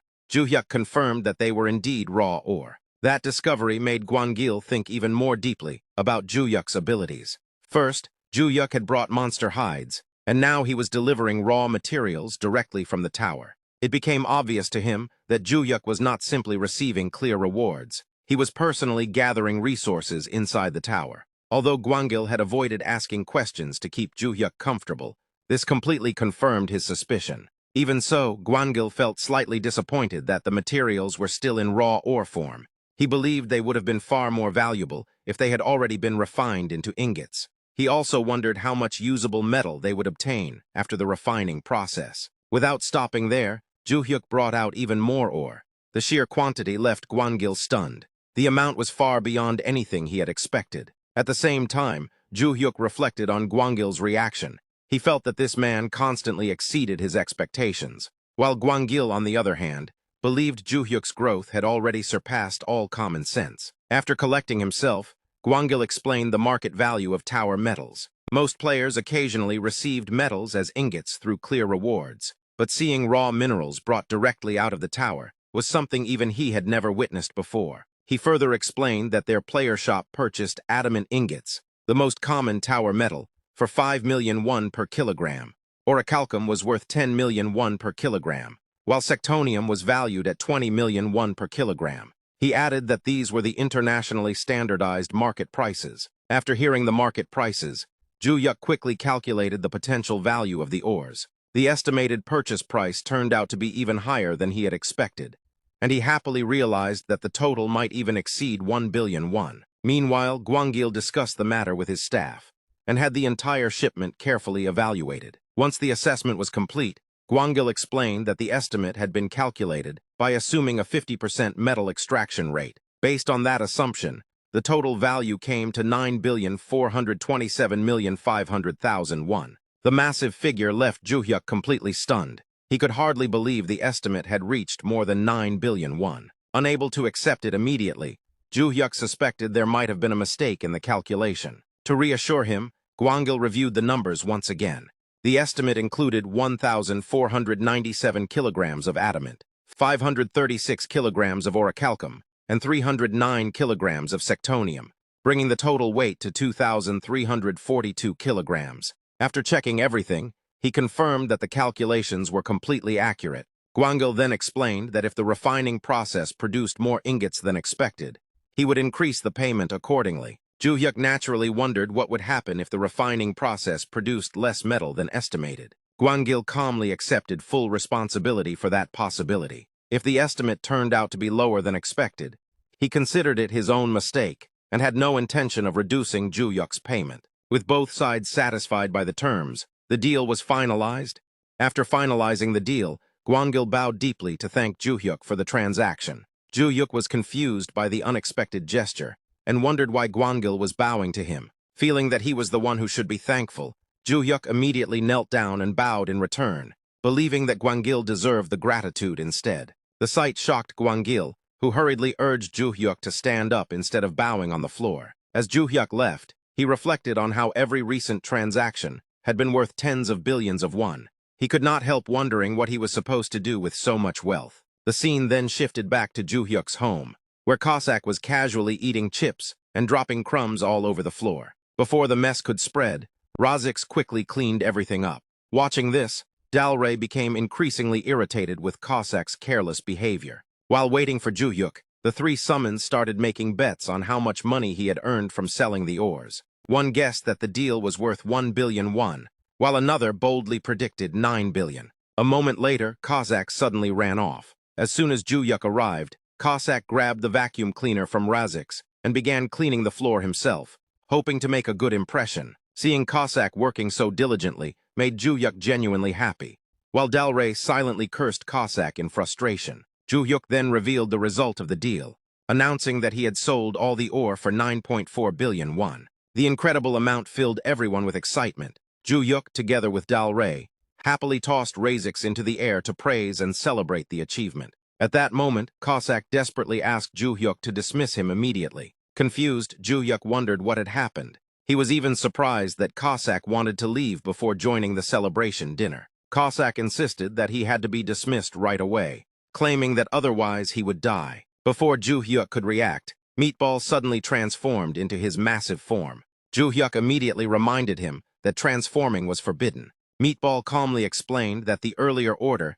had only prohibited transforming while being hit. As a warrior, he had clearly understood the command, and a true warrior would never lie. The next instant, Meatball grabbed Cossack and hurled him across the room with tremendous force. As Cossack crashed away, Joohyuk thought the impact sounded powerful enough to crack the floor itself. The next day, Joohyuk received more good news. The refined ore had contained more metal than expected, so he would receive an additional bonus payment. Taking full advantage of the opportunity, he continued gathering as many resources as possible. At the same time, the information Gwangil had shared earlier began appearing all over the news. The UAE Crown Prince's visit to Korea quickly became one of the biggest headlines. The media reported that the UAE had officially requested the temporary naturalization of a player from Korea's AMO. In return, the UAE promised to award all national infrastructure projects to Korean companies if the request was accepted. Despite the attractive offer, public opinion remained largely negative.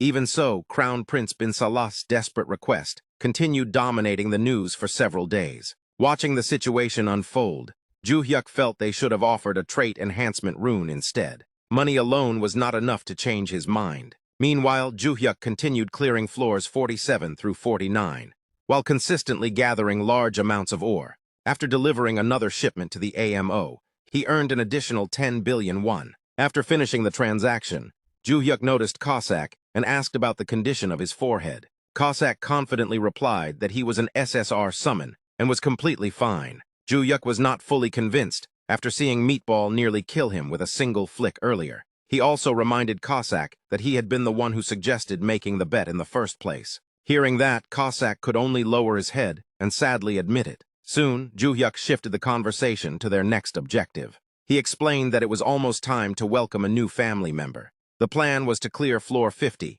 and obtain the next perk in advance. Cossack happily agreed with the plan. Without wasting any more time, the group entered the 50th floor of the Black Tower in Korea. The mission required them to defeat 60 scorpions of any type, along with one king scorpion. As the battle began, the other summons charged forward to fight the monsters, while Joohyuk and Razix deliberately stayed in the back. Joohyuk wanted to avoid making any mistakes that could cost them the platinum badge at the final moment. At the same time, he thought ahead about the future. If he successfully summoned another companion, the total would become 6 members. However, excluding Gwangma, there would effectively be only 5 active summons. Without obtaining another trait enhancement, he could only deploy 4 summons at once, meaning someone would eventually have to stay on the bench. Before long, the King Scorpion finally appeared. Meatball and Cossack immediately rushed forward and launched a relentless assault against the powerful monster. Watching the battle, Joohyuk realized that his team completely dominated the fight. Even so, he knew that maintaining his continuous S++ clear streak would require one more powerful damage dealer. With that thought in mind, he eagerly hoped that the upcoming perk would grant exactly what his team needed. As the battle came to an end, Razix made a small sound. Joohyuk felt that Razix was worried about him, which helped calm his own anxiety. Instead of overthinking the outcome, he convinced himself that everything would work out in the end. A moment later, the system displayed a notification confirming that Joohyuk had achieved an S++ rank clear on the 50th floor of the Black Tower in Korea. As a reward, he received another platinum badge. With the floor successfully cleared, everyone returned home. Back at the house, Cossack nervously asked if Joohyuk was finally going to check the new perk. Looking at everyone's tense expressions, Joohyuk realized that they were all just as anxious as he was. He decided that he needed to become their emotional anchor and remain completely calm. Joohyuk then reflected on how much his life had changed since meeting his summons. Before entering the tower, he had been a lonely coward with no friends. Over time, he found the courage to fight inside the tower. His life transformed from surviving on part-time jobs to living comfortably in a beautiful home. More importantly, he had finally found companions he could genuinely trust. Filled with gratitude, Joohyuk thanked all of them from the bottom of his heart. He believed he had reached this point because he trusted his companions, and he promised to continue trusting and protecting them no matter what happened. He also vowed that he, Bong Joohyuk, would keep fighting for everyone. Those heartfelt words deeply moved the summons, leaving them so emotional that they burst into tears. After the touching moment, Joohyuk finally prepared himself to check the new perk. He firmly resolved that no matter what kind of perk or new summon he received, he would not show even the slightest sign of weakness. The system then displayed another notification.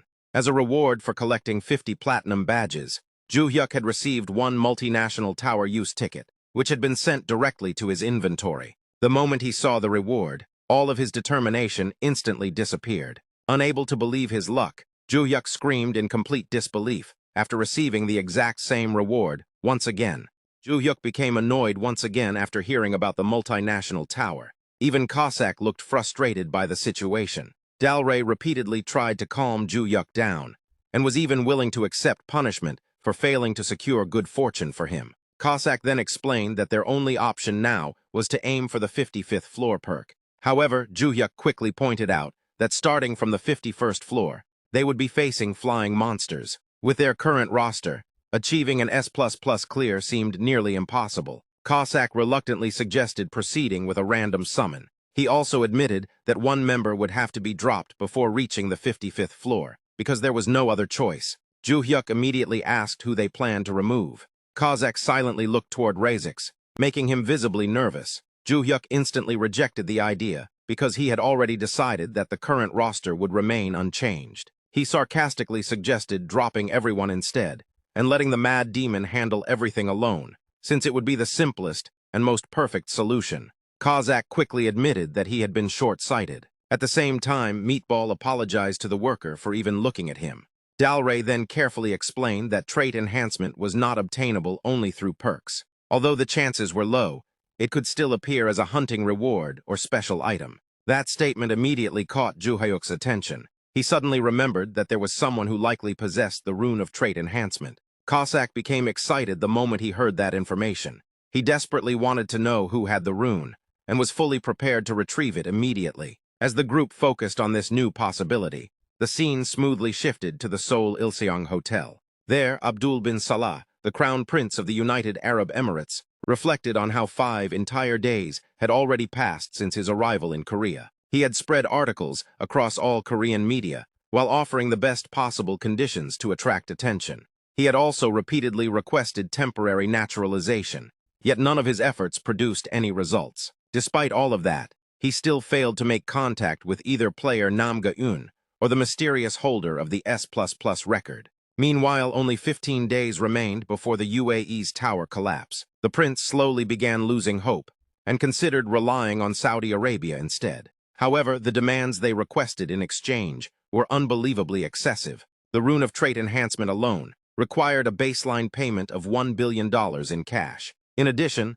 Saudi Arabia demanded the transfer of territory containing a gas field near the border. Their conditions also included 1,000 tons of magic stones, 1,000 tons of tower metal, and 10,000 tower leathers. The demands were so outrageous that even thieves would not act this badly. Even so, the prince realized that he no longer had any other option left. To stop the tower from collapsing, he was forced to consider signing the humiliating contract. After thinking through the situation, Abdul bin Salah became even more terrified. He convinced himself that any country would make similar demands anyway. In his eyes, relying on a neighboring country was still better than depending on a distant one. He finally concluded that staying in Korea any longer was nothing but a waste of time. Because of that, he decided that he should return the very next day. However, just as he was lost in thought, someone suddenly approached his location. Abdul initially assumed it was the security team, but he quickly realized he had never called for them. Moments later, the truth became clear. Kozak had arrived after brutally taking down several men before forcing his way inside. The sudden appearance completely shocked Abdul, and he immediately tried to evacuate toward the emergency panic room. Before he could move, Kozak activated his mana and froze Abdul in place. Kozak calmly walked toward the sofa and sat down before releasing the pressure of his mana. He then gestured for Abdul to sit as well. After that, he revealed a paper with the words Korea Translator written on it. At that moment, Abdul believed he had finally found an opportunity to escape the situation. He immediately called in all the police guards. The armed men rushed forward, pointed their guns at Kozak, and aggressively demanded his identity while threatening him. In the very next instant, Kozak moved faster than light itself. Using only his dagger, he destroyed every single gun before anyone could even react. After disarming them all, he coldly demanded that they bring a translator immediately. One of the terrified men could not even believe what he had just witnessed. Seeing guns destroyed with only a dagger felt completely impossible. At the same time, the terrifying aura surrounding Kozak felt like having a blade pressed directly against his neck. The fear was so overwhelming that even the slightest movement felt fatal. Soon after, one man stepped forward and introduced himself as the translator. Despite trembling in fear, he still asked who Kozak was, where he came from, and what he wanted from Crown Prince bin Salah. Kozak ignored everything else and went straight to the point. His only demand was the rune of trait enhancement. The moment Abdul heard those words, he was completely stunned. To him, the request sounded utterly absurd. Even so, Abdul firmly declared that he could never hand over the rune, not even if his life depended on it. Kozak then revealed an unbelievable offer in exchange. He promised to clear the 60th floor within 15 days, and even reach the 61st floor within 6 months. The proposal immediately shocked Abdul. He could not understand how such a thing was even possible, and assumed that Kozak planned to become naturalized. However, Kozak denied that idea completely. There would be no naturalization involved at all. That answer only made Abdul more suspicious, and he began feeling as if he was being mocked. Without reacting emotionally, Kozak simply asked whether there was a player present in the room. Abdul then looked toward the translator beside him, who was actually the UAE's prospect player, Damar Hassan, a level 27 player. At that moment, Abdul realized the irony of the situation. He had specifically brought Damar Hassan with him because staying beside the crown prince was supposed to be the safest place possible. Yet somehow everything had turned out like this instead. Cossack then pointed toward Omar and asked to speak with him for a moment. He clarified that he had no intention of harming anyone and explained that he had only knocked the guards unconscious. At the same time, he warned everyone that if they continued acting in such a frustrating manner, every person inside the room would die. Hearing that, Omar carefully walked toward Cossack, while Abdul warned him to stay cautious. Even so, Omar calmly assured him that everything would be fine. Once Omar approached, Cossack handed him a special ticket and explained that it was an item. He then instructed Omar to check its effects personally and explain them directly to the crown prince. The moment Omar examined the item, he became visibly shocked. It was a multinational tower access ticket. According to the system description, the item allowed entry into any tower regardless of nationality. As soon as Abdul heard the explanation, he instantly realized the importance of the item. It was something that allowed access to towers all around the world without requiring naturalization. Right after that, Cossack revealed that the mace and shield placed on the table were also gifts offered as a sign of friendship. The first item was the golden Aegis of Warm Dawn for tower use. Its effects increased the user's concentration, created a brilliant flash, enhanced both physical and magical defense, and even provided a chance to reflect enemy attacks after successful defense. The shield also possessed a characteristic that allowed the user to maintain composure under any condition. The second item was the Golden Mace of Cold Twilight for tower use. Its effects increased attack speed during combat, expanded shield attack range, and gave a chance to activate an ice field upon a successful strike. The mace also carried a unique characteristic that guided enemies toward the rest of Twilight. After hearing the item descriptions, Omar became extremely excited. He admitted that he had never seen items of this level before. The effects were unbelievably powerful, and he could not even determine how many abilities were stacked together. The weapons impressed him so much that he immediately wanted to try using them. Abdul then asked whether the items were truly that incredible. Omar immediately confirmed that such items could never be found easily anywhere else. That response made Abdul realize that Cossack was clearly no ordinary person if he could casually offer treasures of this level as gifts. Because of that, Abdul finally asked whether Cossack truly intended to clear the UAE's 60th floor in exchange for the rune of trait enhancement. Cossack calmly confirmed it. He promised that the 60th floor of the UAE's Black Tower would be cleared within 15 days. Even after hearing the promise, Abdul still struggled to trust him completely. Making such a massive decision, based only on words, felt extremely risky. In response, Cossack swore it upon his own name. That finally led Abdul to ask for his identity. Cossack introduced himself as Gobang. He then honestly admitted that he was actually better at torture than assassination. According to him, he could force Abdul to hand over the rune of trait enhancement willingly, within the next minute if he truly wanted to. Even so, he emphasized that he was still choosing to offer a fair deal instead. He warned Abdul not to miss the opportunity. At that moment, Abdul once again felt the same terrifying pressure surrounding the mysterious man. The bizarre ability to use such overwhelming power, even outside the tower, made him suspect that this person might actually be the legendary S++ recorder. Eventually, Abdul decided to hand over the rune of trait enhancement. The moment Cossack received the rune, he became extremely happy. As he prepared to leave, Cossack casually asked whether Abdul was satisfied with the deal. Abdul confirmed that he was. Cossack then confidently declared that Abdul would feel even more satisfied 15 days later. In the end, Abdul entrusted the tower clearance entirely to Gobang. Meanwhile, on the other side, Joohyuk remained deeply worried about allowing an assassin like Cossack to handle the negotiations alone. He could not stop thinking about the possibility of the mission failing. If Cossack failed to obtain the rune of trait enhancement, and the next summon turned out to be a non-combatant, then maintaining future S++ clears would become impossible. As those thoughts continued bothering him, Joohyuk finally considered checking on someone he had not contacted in a long time. Because of that, he activated the designated summon and called forth the Mad Demon. The moment the Mad Demon appeared, Joohyuk immediately wondered whether he might have changed his mindset. If that were true, then the Mad Demon could become an extremely valuable hidden card. Unexpectedly,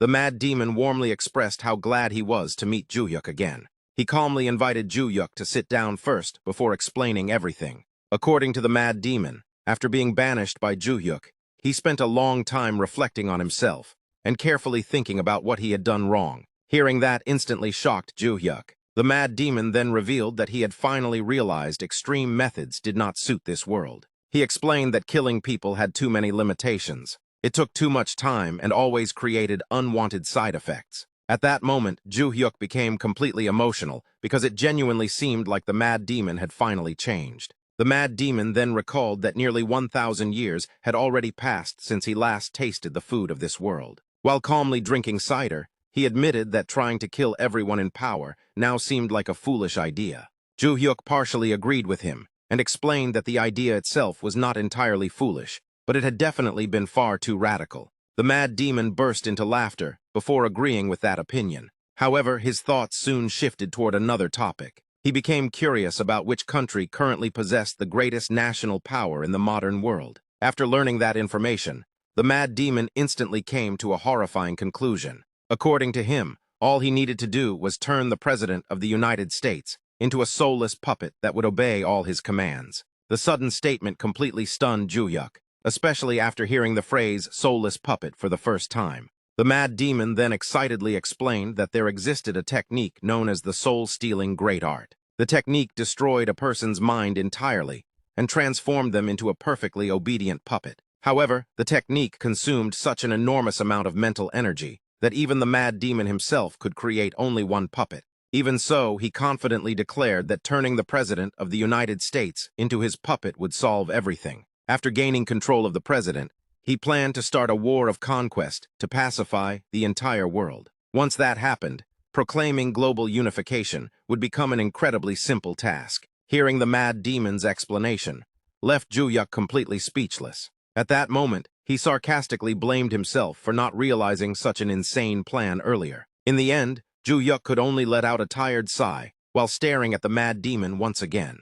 The mad demon suddenly became even more excited and loudly insisted that they should begin the plan immediately. According to him, finding the President of the United States was now the highest priority because the war of conquest needed to begin as soon as possible. Hearing that completely destroyed Joohyuk's remaining hope. He immediately realized that the mad demon's mindset had not changed at all, and bluntly concluded that his entire direction was completely wrong. Without wasting another second, Joohyuk instantly unsummoned him. Not long after that chaotic encounter, Cossack finally returned with a satisfied expression on his face. The moment Joohyuk saw him, he quickly asked about the results of the negotiations. Instead of answering immediately, Cossack simply chuckled confidently. That reaction alone made Joohyuk realize what had happened. He instantly became excited after understanding that Cossack had successfully obtained the rune of trait enhancement. Cossack then proudly confirmed it with a smile. After clearing his throat dramatically, he confidently reminded Joohyuk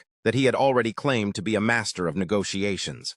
The next day, Joohyuk carefully prepared himself before using the item. He emptied his bowels, took a bath, trimmed his nails, put on fresh clothes, and even spent some time meditating. After finishing all of that, he reflected that it was his first time using an item like this, and hoped everything would work as expected. At that moment, the system window displayed the trait enhancement rune, along with its instructions. The rune simply had to be placed in the mouth, swallowed and consumed. Without any hesitation, Joohyuk followed the instructions and swallowed the rune. Moments later, another system window appeared, notifying him that his awakening trait was being enhanced. His summon trait was successfully upgraded, increasing his simultaneous summon limit from 4 to 5. Joohyuk was thrilled after realizing the enhancement had worked. He now had the ability to maintain up to 5 summons at the same time. Excited by the successful upgrade, he immediately decided to share the good news. The system then designated John Cossack as a summoned ally. Next, the dull barbarian Meat Shield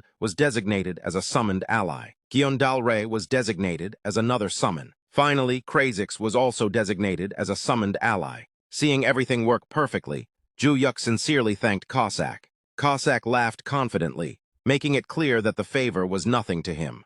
Meatball also expressed his gratitude, while Dalray congratulated Joohyuk on his successful trait enhancement. Razix then became excited after realizing he could now stay summoned all the time. Cossack explained that Razix could remain summoned as long as he wanted. He also briefed everyone about the upcoming floors, revealing that the monsters starting from the 51st floor were griffins, enormous bird-like creatures. Razix immediately became curious about whether those monsters could be skinned.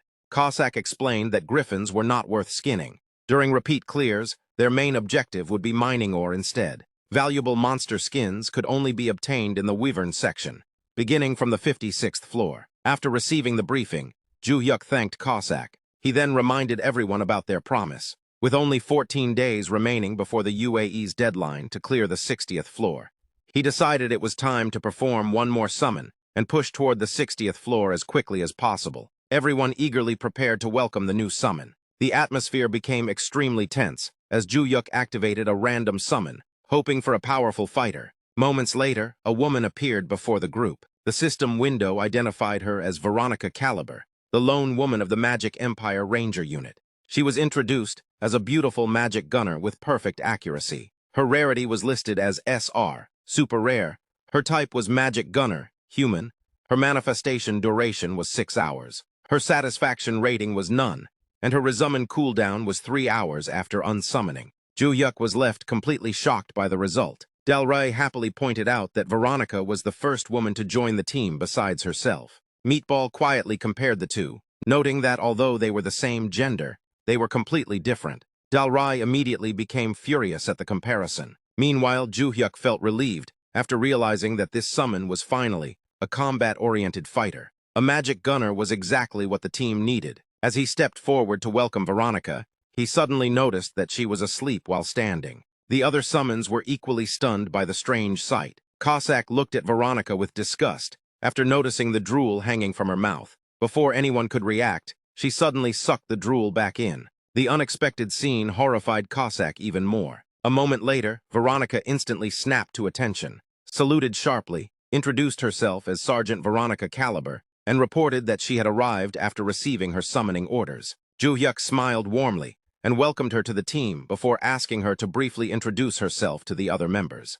However, Veronica quickly fell asleep again, leaving Joohyuk completely stunned. Del Rey commented that Veronica had a very peculiar personality. Cossack immediately disliked her because leading salutes and slogans had always been his role, but Veronica had now taken over that habit. As Joohyuk observed her, he found her behavior increasingly strange. She had even been summoned while dozing off. He wondered whether she naturally slept all the time, or if there was another reason behind it. Deciding to find out, he opened her information. The system revealed that Sergeant Veronica Caliber had once been a veteran sniper of the Ranger unit in the Northern Magic Empire. Amid freezing temperatures and endless battles against monsters, she built a legendary reputation as a magic gunner who never missed a single shot. Everything changed when an enormous monster wave suddenly attacked the border fortress. The monsters assaulted the fortress day and night without stopping. As exhaustion consumed her, Veronica continued fighting even after surpassing the limits of human endurance. She fought continuously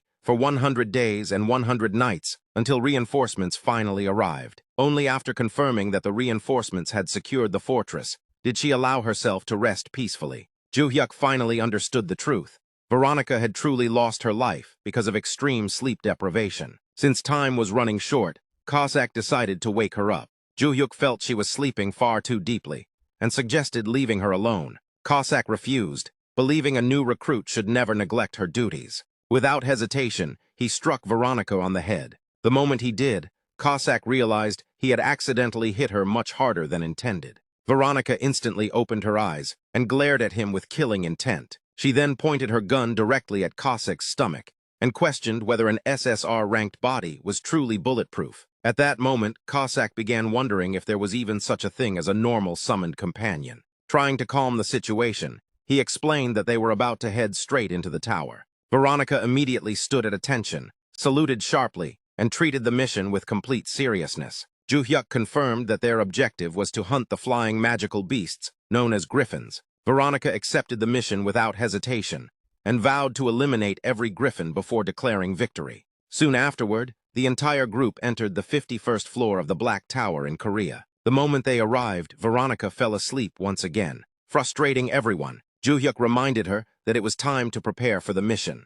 Veronica immediately woke up and gave another perfect salute. Just then, the system window displayed the mission. The objective was to defeat 15 sharp-clawed griffins within 14 hours. Failure would result from death or abandoning the mission. Veronica praised the princess for keeping everyone's morale high. She then requested temporary command of the operation. Joohyuk immediately approved the request, realizing that Veronica truly behaved like a disciplined soldier. Taking command without delay, Veronica began the operation and ordered every squad member to move down the hill and execute the mission. Following Veronica's orders, the entire team moved down the hill. Veronica began shooting the griffins one by one with flawless accuracy. As each monster fell, she passed the bodies directly to Cossack and Meatball. Meanwhile, Cossack and Meatball efficiently cut apart the griffins and collected their valuable body parts. Watching the teamwork, Joohyuk was completely amazed. The entire operation felt like a perfectly coordinated express delivery service, and Cossack looked more motivated than ever. With a tank, a melee damage dealer, a ranged damage dealer, and Guion Del Rey's powerful buffs, Joohyuk realized the party was finally complete. He proudly felt that his latest summon had been an incredible success. Soon, the system window announced that the team had achieved an S++ clear rank on the 51st floor of the Black Tower in Korea. As a reward, they received a platinum badge. The system also confirmed that the 52nd floor was now unlocked. After clearing the floor, everyone returned home. To welcome Veronica properly, Joohyuk prepared a dinner party for the entire group. However, Veronica once again fell asleep before the celebration even began. Cossack refused to wake her this time, remembering the threat she had made earlier after being hit on the head. Joohyuk reminded Cossack that the earlier incident had happened because he had struck her head. Before long, a delicious dinner was prepared, and everyone happily began eating together. As Joohyuk watched his companions enjoy the meal, he felt that becoming a successful player was rewarding, but spending peaceful moments with his summoned companions was even more precious. He also found it amazing that everyone got along so well, despite constantly arguing and fighting. He hoped Veronica would also become part of the group without any problems. Wanting to check on her, Joohyuk looked toward the sofa, expecting Veronica to still be sleeping there. To his surprise, she had disappeared. Meatball then revealed that Veronica was actually sleeping underneath the dining table. Del Rey explained that while sleeping, Veronica had unconsciously followed the smell of the meat and ended up beneath the table. Curious, Cossack held a piece of meat in front of Veronica's mouth. Even while remaining asleep, Veronica calmly chewed and ate the meat. Cossack was completely amazed by the sight. Joohyuk was left speechless after realizing Veronica could even chew meat while sleeping, making him wonder if that was a special skill as well. Soon, Meatball and Razix also began feeding her meat and vegetables, while she remained fast asleep. Watching the heartwarming scene, Joohyuk happily realized that Veronica had already started fitting in with the rest of the team. Meanwhile, the countdown continued, with only 13 days remaining until the UAE tower collapsed. Joohyuk checked the conditions for using the multinational tower access ticket. He realized that entering a higher floor in another country's Black Tower required matching that floor's level first. A system window confirmed his entry into the 52nd floor of Korea's Black Tower. His physical abilities instantly adjusted to match level 52. His traits and combat skills became available again. Joohyuk was impressed by the massive increase in his strength. His mana pool had grown so much that he could keep Shadow Step active all day. Even his veins looked noticeably more defined. The only thing disappointing him was his outdated equipment, because Cossack had taken his better weapons for negotiations. As the squad prepared for the mission, Cossack asked whether Veronica would be leading once again. Veronica confirmed that she was ready to command any operation under the captain's orders. She soon realized that her weapon had run out of Mana Stone ammunition. Without hesitation, Razix pulled out a huge supply of Mana Stones from his bag. Veronica thanked him, and Joohyuk jokingly promoted Razix to the team's official supply officer. Joohyuk then asked Razix to refill Veronica's weapon. Veronica happily declared that she would rely on Razix whenever she needed more Mana Stones. Joohyuk assured her that she would never run out of ammunition again. A new system mission appeared. The objective was to defeat 15 steel-beaked pitch-black griffins within 14 hours. Failure meant death or giving up the mission. Veronica immediately activated her targeting scope and mobility gear. Watching her advanced equipment in action, Joohyuk admired its unique steampunk and cyberpunk appearance. Veronica asked the squad how many griffins they could handle at once. Meatball confidently volunteered to take on all 15 by himself. Veronica approved the plan, while warning everyone to stay careful because the attack would attract aggro. Del Rey calmly assured everyone that there was nothing to worry about. Meatball declared that he would handle the front line, while asking the magic gunner to stay back for a moment. Veronica instead decided to fire a powerful large shell first and asked the others to finish whatever survived afterward. Joohyuk became eager to join the battle himself. He volunteered to help. Veronica immediately refused because it was too dangerous. Joohyuk could only sigh in disappointment. Veronica loaded the massive shell. She reminded everyone that friendly fire often claimed more lives than enemies. Joohyuk never got the chance to fight, but he couldn't deny how dependable Veronica had become. With Veronica in the squad, clearing floors had become much easier. The team successfully cleared the 52nd floor. The following day, they cleared the 53rd floor. One day later, they conquered the 54th floor as well. Their rapid climb toward the 60th floor continued without slowing down. Meanwhile, the story shifted to the residence of UAE Crown Prince Abdul bin Salah. Abdul reflected on his worsening situation.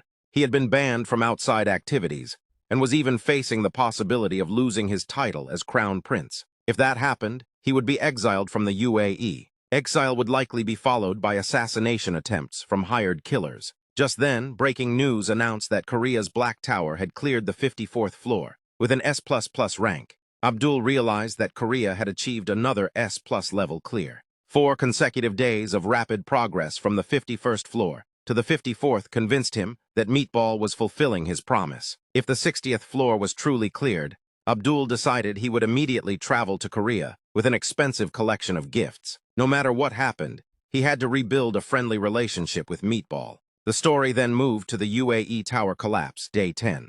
Back in Korea, Joohyuk and his summons entered the 55th floor. A new mission appeared. They had to defeat 50 griffins of any type, along with 1 peacock feather storm griffin within 12 hours. Joohyuk looked ahead and saw an enormous flock covering the sky. Only 50 griffins needed to be defeated before the boss appeared. However, attracting aggro carelessly could awaken hundreds of griffins at once. Veronica immediately unleashed rapid fire. Joohyuk was stunned because she had intentionally pulled aggro from the entire swarm. Dalray instantly covered the battlefield with debuffs, dragging countless flying griffins to the ground. Joohyuk couldn't help admiring their teamwork. A griffin that couldn't fly was nothing more than a slightly oversized pigeon. The coordination between Veronica and Dalray was unbelievably efficient. Their hunting speed became completely insane. Before long, the peacock feather storm griffin finally appeared. Joohyuk immediately recognized it as the deadly boss, whose finishing move had caused countless casualties in previous raids.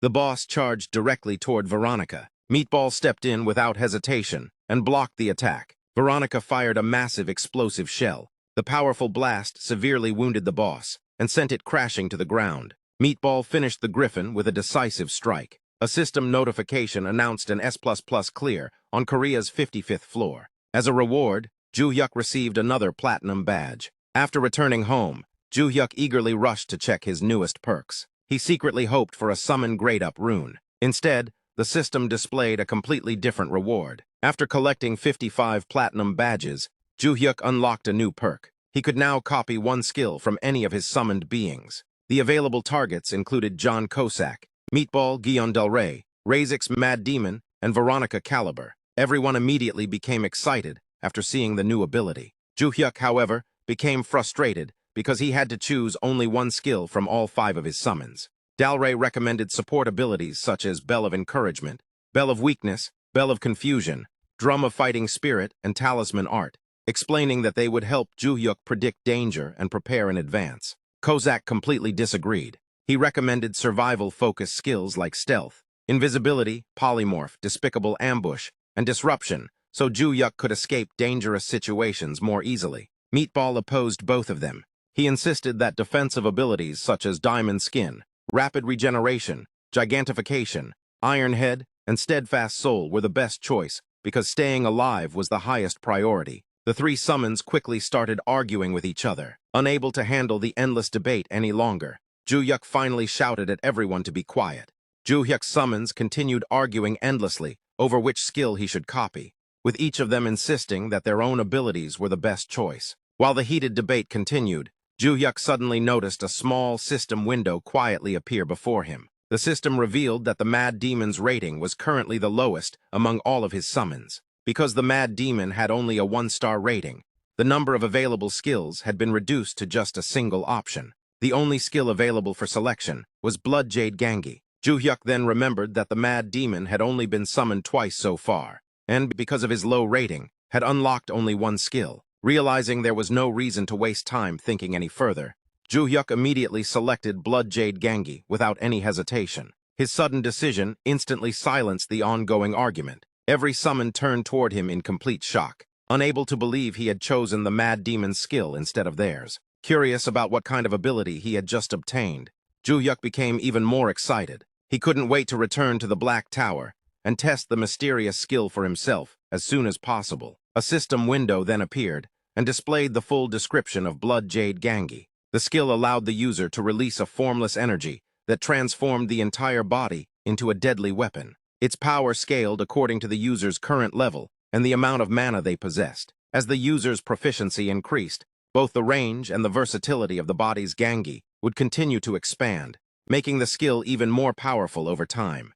We then see Joohyuk lying comfortably on his bed, finally getting a moment to rest after everything he has been through. As he stares at his phone, he starts thinking about all the stories and discussions people have been sharing about him across the internet. Curious about what people are saying, Joohyuk opens the internet and begins browsing through the latest news and player-related content. Soon, he comes across an exclusive interview featuring player Nam Gaeun. During the interview, Gaeun is asked about her abilities and achievements. While discussing her position among the players, she unexpectedly brings up Joohyuk as well. Gaeun openly states that comparing her to the S++ record holder makes absolutely no sense at all. She further admits that, compared to someone like Joohyuk, she still has a very long way to go before she can reach the same level. Hearing Gaeun praise him so highly, Joohyuk becomes visibly pleased. A proud smile appears on his face as he enjoys hearing someone of her caliber acknowledge his achievements. For a brief moment, Joohyuk seems completely satisfied with himself. However, that moment does not last very long. Suddenly, Joohyuk sits upright on his bed and realizes that he may be getting carried away with his own imagination again.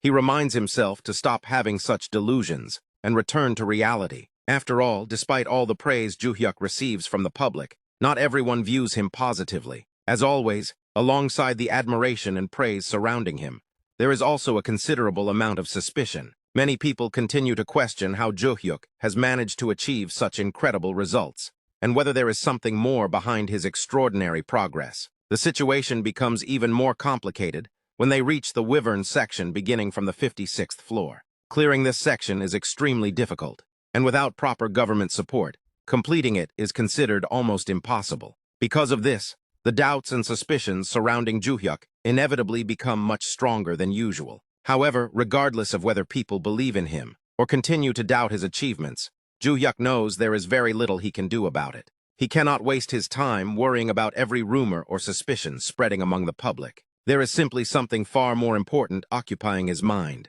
Only 9 days remain until the collapse of the United Arab Emirates Tower. With such a limited amount of time left, Joohyuk decides that the only thing he can do is continue moving forward. He pushes himself onward and keeps running toward his goal without allowing the rumors to distract him. As the days continue to pass, Joohyuk successfully makes it through another day, bringing the countdown down to 8 days before the collapse. The relentless progress continues. Another day passes, and the remaining time drops to 7 days. Joohyuk refuses to slow down and continues his advance despite the exhaustion and pressure weighing heavily on him. Soon, another day is cleared, leaving only 6 days until the collapse of the United Arab Emirates Tower. Finally, after everything Joohyuk and his team have endured, the system delivers a major announcement. It informs Joohyuk that he is now eligible to challenge the 60th floor. This also means that he is finally approaching the point where he can exit the Black Tower of South Korea. With this important milestone finally within reach, Joohyuk and his team complete their journey for the time being and make their way back home. After arriving home, the exhaustion that Joohyuk had been suppressing finally catches up with him. The moment he enters, Joohyuk drops down and sits directly on the floor. His entire body feels completely worn out after pushing himself so relentlessly. He feels as though he has burned himself out completely after giving everything he had during the journey. Despite his overwhelming exhaustion, Joohyuk cannot help but smile. He knows that all of his hard work has brought him closer to something important. Tomorrow they will finally be entering the 60th floor. The thought alone fills Joohyuk with a sense of accomplishment and anticipation. Seeing how exhausted he is, Cossack acknowledges all the hard work Joohyuk has put in and praises him for working so incredibly hard. Dalray is equally impressed, She expresses her deep admiration for Joohyuk's spirit of sacrifice, especially because he continues to give his absolute best every single time, regardless of how difficult the situation becomes. After hearing their words, Joohyuk takes a moment to himself and opens his status window. As the information appears before him, Joohyuk carefully looks over his current status and the many achievements he has accumulated. He suddenly realizes just how much his status has changed compared to before. The once simple status window has now become incredibly packed with information, reflecting everything he has accomplished throughout his journey. Looking at it, Joohyuk feels a deep sense of pride. He cannot help but feel proud of how far he has come, and how much he has managed to achieve through his relentless effort.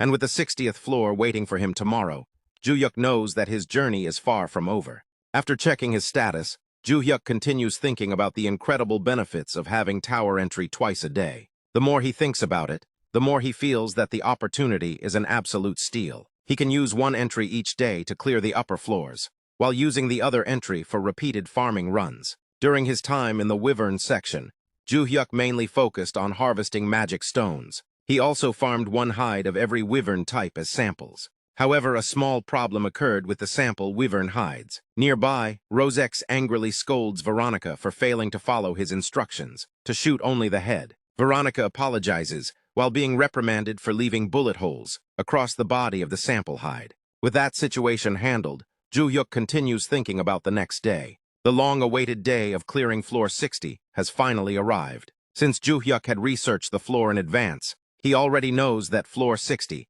is the final stage of the Wyvern section. In fact, this applies to the entire flying monster section as well. Without national support, this floor is considered impossible to clear. The main objective on floor 60 is to defeat the boss known as the Wyvern Lord. However, the real threat is the bizarre monster called the Poison Wyvern, which appears alongside it. In terms of attack power, the Poison Wyverns are the weakest among all the wyverns that have appeared so far. They are almost like summoned beasts belonging to the Wyvern Lord. Their defense is weak, and their movements are slow as well. Even a light attack is enough to kill them. However, the real problem begins after they die. Whenever a poison wyvern falls to the ground, it creates a poisonous puddle on the surface. The most troublesome part is that they do not even need to be attacked to create these puddles. They can crash themselves into the ground on their own, spreading poison across the battlefield. Since the battlefield is located inside a narrow canyon, avoiding these poisonous puddles is practically impossible.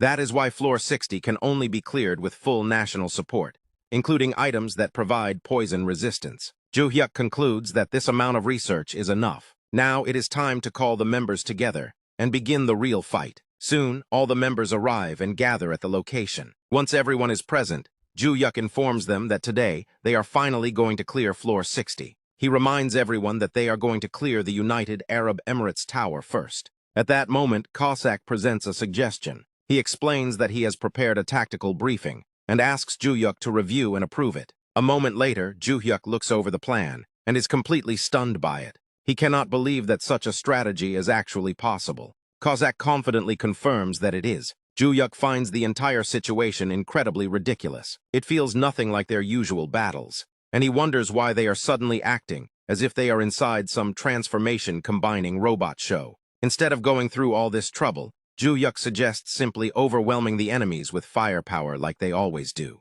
Cossack agrees that it is certainly possible.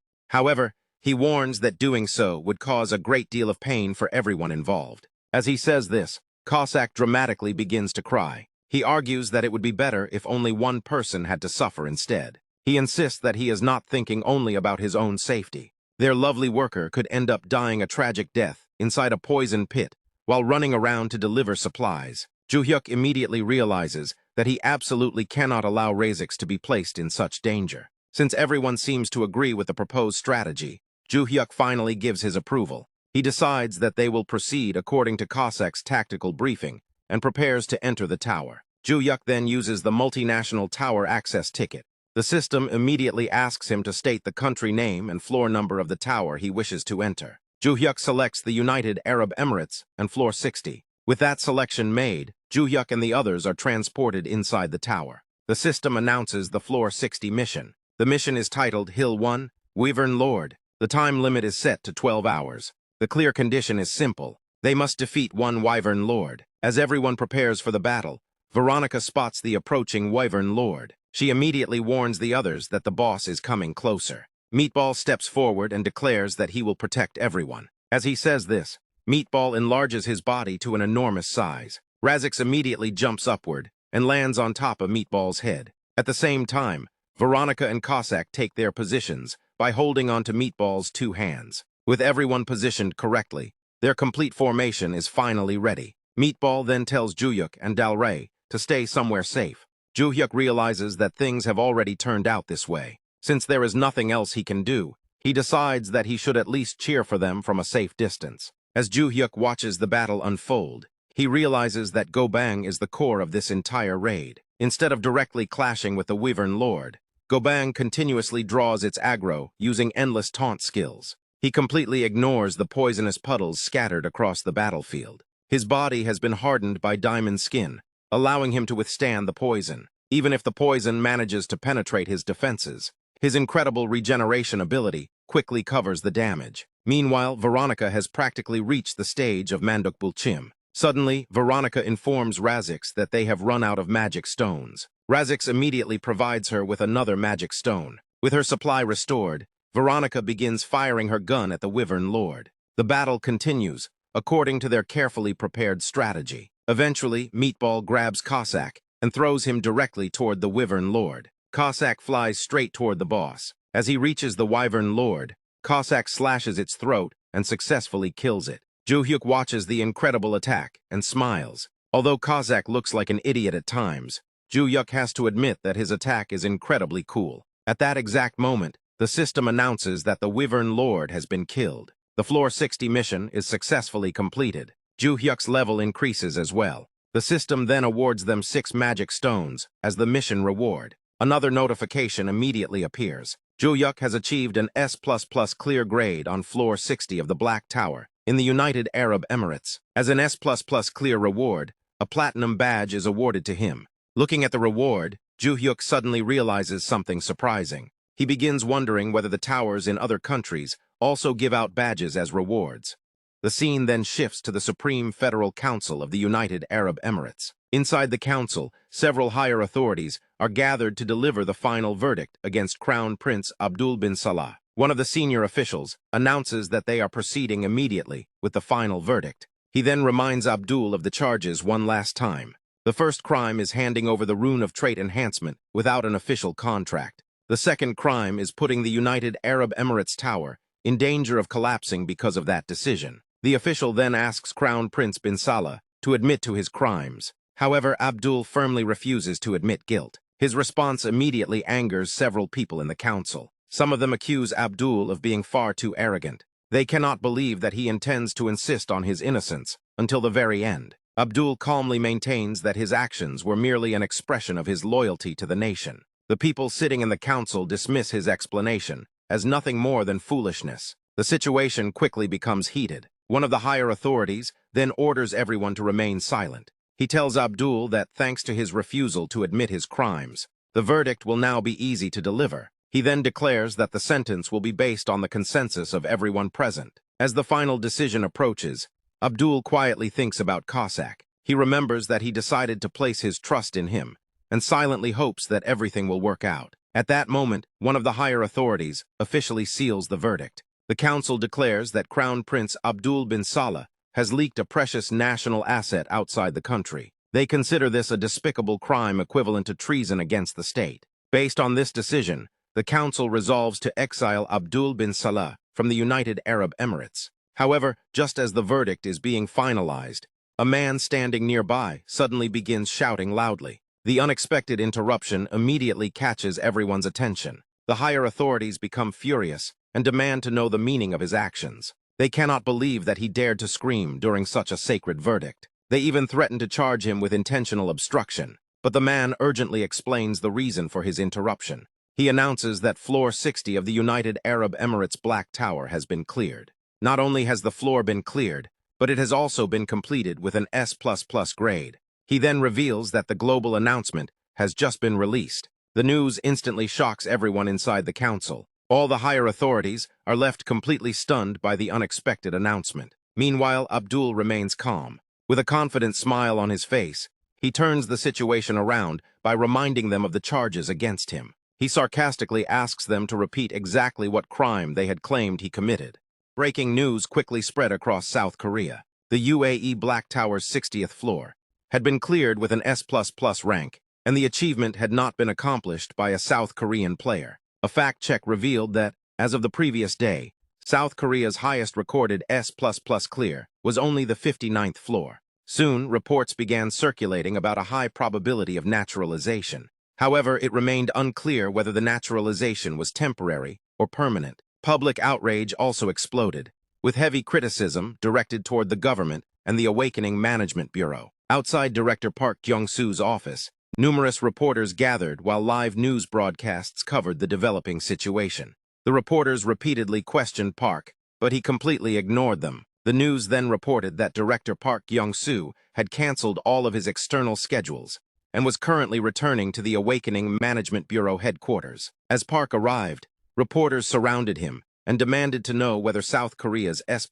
rank record holder had truly been naturalized. They also demanded clarification on whether the naturalization was permanent or temporary. The reporters further questioned whether a temporary naturalization involved a secret backroom deal with the UAE, insisting that South Korean citizens deserved an answer. However, Park ignored all the reporters and immediately entered the building. Once inside, Park urgently asked what had happened and whether the situation had been confirmed. Mina explained that she was currently on the phone with player Bong. Gwangil then reassured the director that there was no need to worry, as the player had not been naturalized.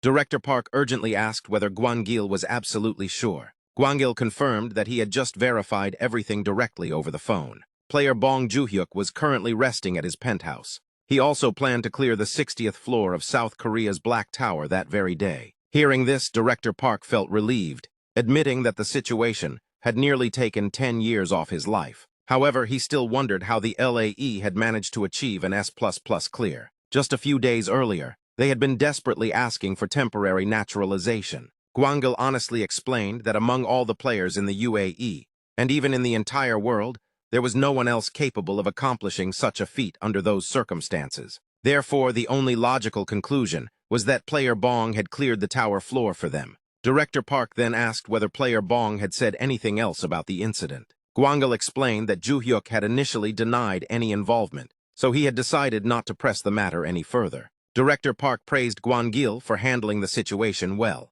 He believed Joohyuk must have his own reasons for keeping quiet. Since Joohyuk was a timid person, Director Park decided that they should not pry into every little detail. Meanwhile, Mina pointed out that public opinion was extremely volatile at the moment. She wondered whether they should take some action to calm the public down. Gwangil, however, suggested that they simply leave the situation alone. Once the S++ clear of their 60th floor was revealed that day, he believed the public outrage would disappear instantly. Gwangil also mentioned that he was already scheduled to collect the wyvern leather samples that day. Therefore, he decided to visit Joohyuk personally and confirm with his own eyes that he was safely inside his penthouse. Later, Mina visited Joohyuk at the tower and praised him for his excellent work on the wyvern leather processing. She explained that the basilisk leather had now entered the full-scale production phase. If Joohyuk waited just a little longer, the product would soon begin generating profits. Joohyuk became embarrassed and awkwardly acknowledged her words. Mina then prepared to leave. Before departing, she wished Joohyuk good luck with his 60th floor clear and told him to take his time without rushing. Joohyuk assured her that he planned to finish the clear within an hour, so she did not need to worry. As Joohyuk returned to his room, he thought to himself that talking to a real human woman was far more difficult than clearing the tower. Meanwhile, as Mina left the penthouse, she realized that Joohyuk really had been at home. Seeing him there with her own eyes finally put her mind at ease. With her doubts settled, Mina decided to return and report everything. Once the bureau employee was gone, Joohyuk told his summons that they could finally continue from where they had left off. Joohyuk then thought about the multinational badge he had earned by clearing the UAE's 60th floor. At that moment, his system window displayed a special perk called the Ghost Leg Ticket, which could only be used once. The system warned that the opportunity would disappear if he failed to select a path within 1 hour. The available choices were 200 kilograms of magic stones, a rune of summon rank enhancement, sectionium, a smite skill rune, wyvern leather armor, 100 healing potions, and a single-use multinational tower access ticket. Cossack was surprised and asked whether that exact image had appeared on Joohyuk's system window. Joohyuk confirmed that it had and explained that he had drawn the options exactly as he had seen them. He then asked everyone which number they thought they should choose and invited them to share their opinions. Cossack chose number 7, Meatball chose number 1, Dal Ray chose number 8. Razix refused to give any recommendation. As usual, Veronica was sleeping. With everyone giving different opinions, Joohyuk became confused. After thinking it over, he finally decided to choose number 3 and clicked on it. The moment he selected it, the option began expanding rapidly, leaving Joohyuk completely shocked. The system window then confirmed that he had selected number 3. It also announced that the Ghost Leg minigame had begun. Joohyuk's summons became excited as the game started. However, Joohyuk himself was nervous as he began playing. After playing for some time, the system window displayed the possible rewards, including magic stones, summon rank enhancement, and sectionium. Seeing this, Joohyuk desperately shouted that he would seriously flip the table if he received magic stones. Instead, he desperately hoped for a trait enhancement. The system window finally revealed that the reward was the rune of summon rank enhancement. Everyone immediately congratulated Joohyuk. The chaos was so loud that Veronica finally woke up from her sleep. However, Joohyuk simply told her to go back to sleep. Joohyuk then asked Razix whether he was ready for a promotion. Razix became so happy that he responded with tears of joy. Seeing this, Joohyuk thought that he was really looking forward to witnessing the result. The scene then revealed a completely transformed Razix. However, before upgrading Razix's rank, Joohyuk remembered that they first needed to clear the 60th floor of the Korean tower. Razix immediately agreed and eagerly suggested that they enter the tower right away.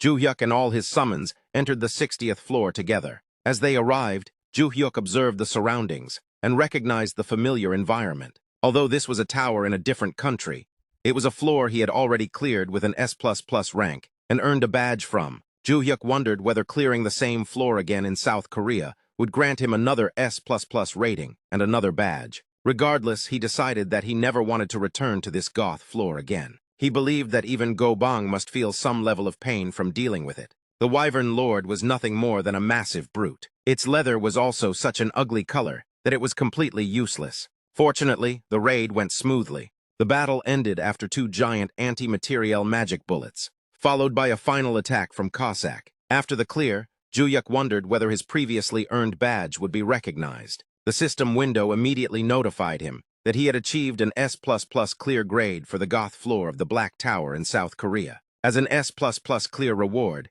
he was awarded another platinum badge. Afterward, Joohyuk and the others returned home. Joohyuk was thrilled to discover that duplicate badges were recognized, even though it was the same goth floor. He now possessed a total of 61 platinum badges. He also realized that his next perk unlock would become available at the 64th floor. Before parting ways, Joohyuk handed Razix a stone. He wished Razix a safe trip and explained that he would not enter the tower himself. Instead, Joohyuk planned to stay home and wait until Razix returned. Razix became emotional and begged Joohyuk not to clean while he was away. He insisted that he would handle the cleaning himself after returning. Razix also warned Joohyuk that he could not buy an electronic servant. Joohyuk assured him that he absolutely would not buy a robot vacuum. With that, Razix departed. Joohyuk then thought about how Razix possessed a soul as pure as Go-bang's. Because of this, Joohyuk believed there was a very high chance that Razix would trigger a blessing. He expected the transformation to take around 4 days, just as it had when Go-bang underwent the same process. Joohyuk then wondered what Razix would look like when he finally returned. Afterward, Joohyuk gave all his summons some time off and sent them on vacation. The next day, the situation in South Korea finally returned to normal. As soon as South Korea's 60th floor was cleared with an S++ rank, the public outrage completely died down and peace was restored. However, another unexpected development soon followed. The news showed Crown Prince Bin Salah arriving in South Korea once again. The media asked whether he was visiting South Korea again and wanted to know the purpose of his visit. Bin Salah explained that he had come to express his gratitude. The reporters assumed he was referring to the South Korean government. However, Bin Salah clarified that someone else truly deserved the gratitude of the UAE's citizens. He explained that he could not reveal the details, but everything had happened thanks to someone known as Go-bang Nim. Realizing that he had almost revealed too much, Bin Salah awkwardly cleared his throat. He then decided to end the interview there and quickly left. The reporters were left completely shocked. They could not understand who Bin Salah had just mentioned, and wondered who Gobang actually was. Meanwhile, people online immediately began discussing the mysterious name. Everyone wanted to know who Gobang was. Some speculated that Gobang might be the name of a top player, but they had never heard of anyone by that name. Others admitted that the name somehow sounded like the name of a powerful top player. Some even wondered whether a new name had been created using an acronym. As people continued guessing, they came up with strange possibilities. Some suggested names such as Meat Shield, Noble Shield, Premium Cushion, High-Fat Yellowtail Sashimi, and even mackerel door-to-door sales. Joohyuk was shocked when he realized what had happened with Gobang. He then figured out that when Cossack had gone to negotiate with, or rather half-threaten, Crown Prince Bin Salah, he must have introduced himself as Gobang. Joohyuk found the situation truly amazing. He then decided to check Razik's status. The system window displayed Razik's catalog and showed that he currently could not be summoned. Joohyuk immediately realized that the same cannot be summoned status had appeared with Razik's, just as it had with Gobang. This meant that a blessing enhancement was currently underway. Joohyuk became convinced that Razik's would soon return as an SSR-ranked summon. Thus began Joohyuk's vacation time, which also became a period of waiting for Razik's return. The second day of vacation passed. Then the third day passed. Finally, the fourth day also came to an end. During his vacation, Joohyuk reflected on how this must be the life of a rich, unemployed person. He had always dreamed of living like this. However, even playing around eventually became boring. Joohyuk then began wondering when Razik's would finally return. It had already been 4 days since Razik's had left. The next day finally arrived, marking Razik's return. Joohyuk and all of his summons prepared a grand welcome party for him. Everyone became extremely excited as they waited for Razik's to return. Joohyuk then summoned Razik's. Razik's appeared and happily announced that he was finally back. At that moment, the system window displayed Razik's updated catalog. It described him as a loyal, reliable, and versatile genius worker from the Beastman tribe. His name was listed as Razik's. His rank had been upgraded to SSR, meaning Special Super Rare. His type was listed as Worker, Beastman. His manifestation duration was 7 hours. His satisfaction rating was an average of 5 points. His resummon cooldown was 3 hours, which would be applied after he was unsummoned.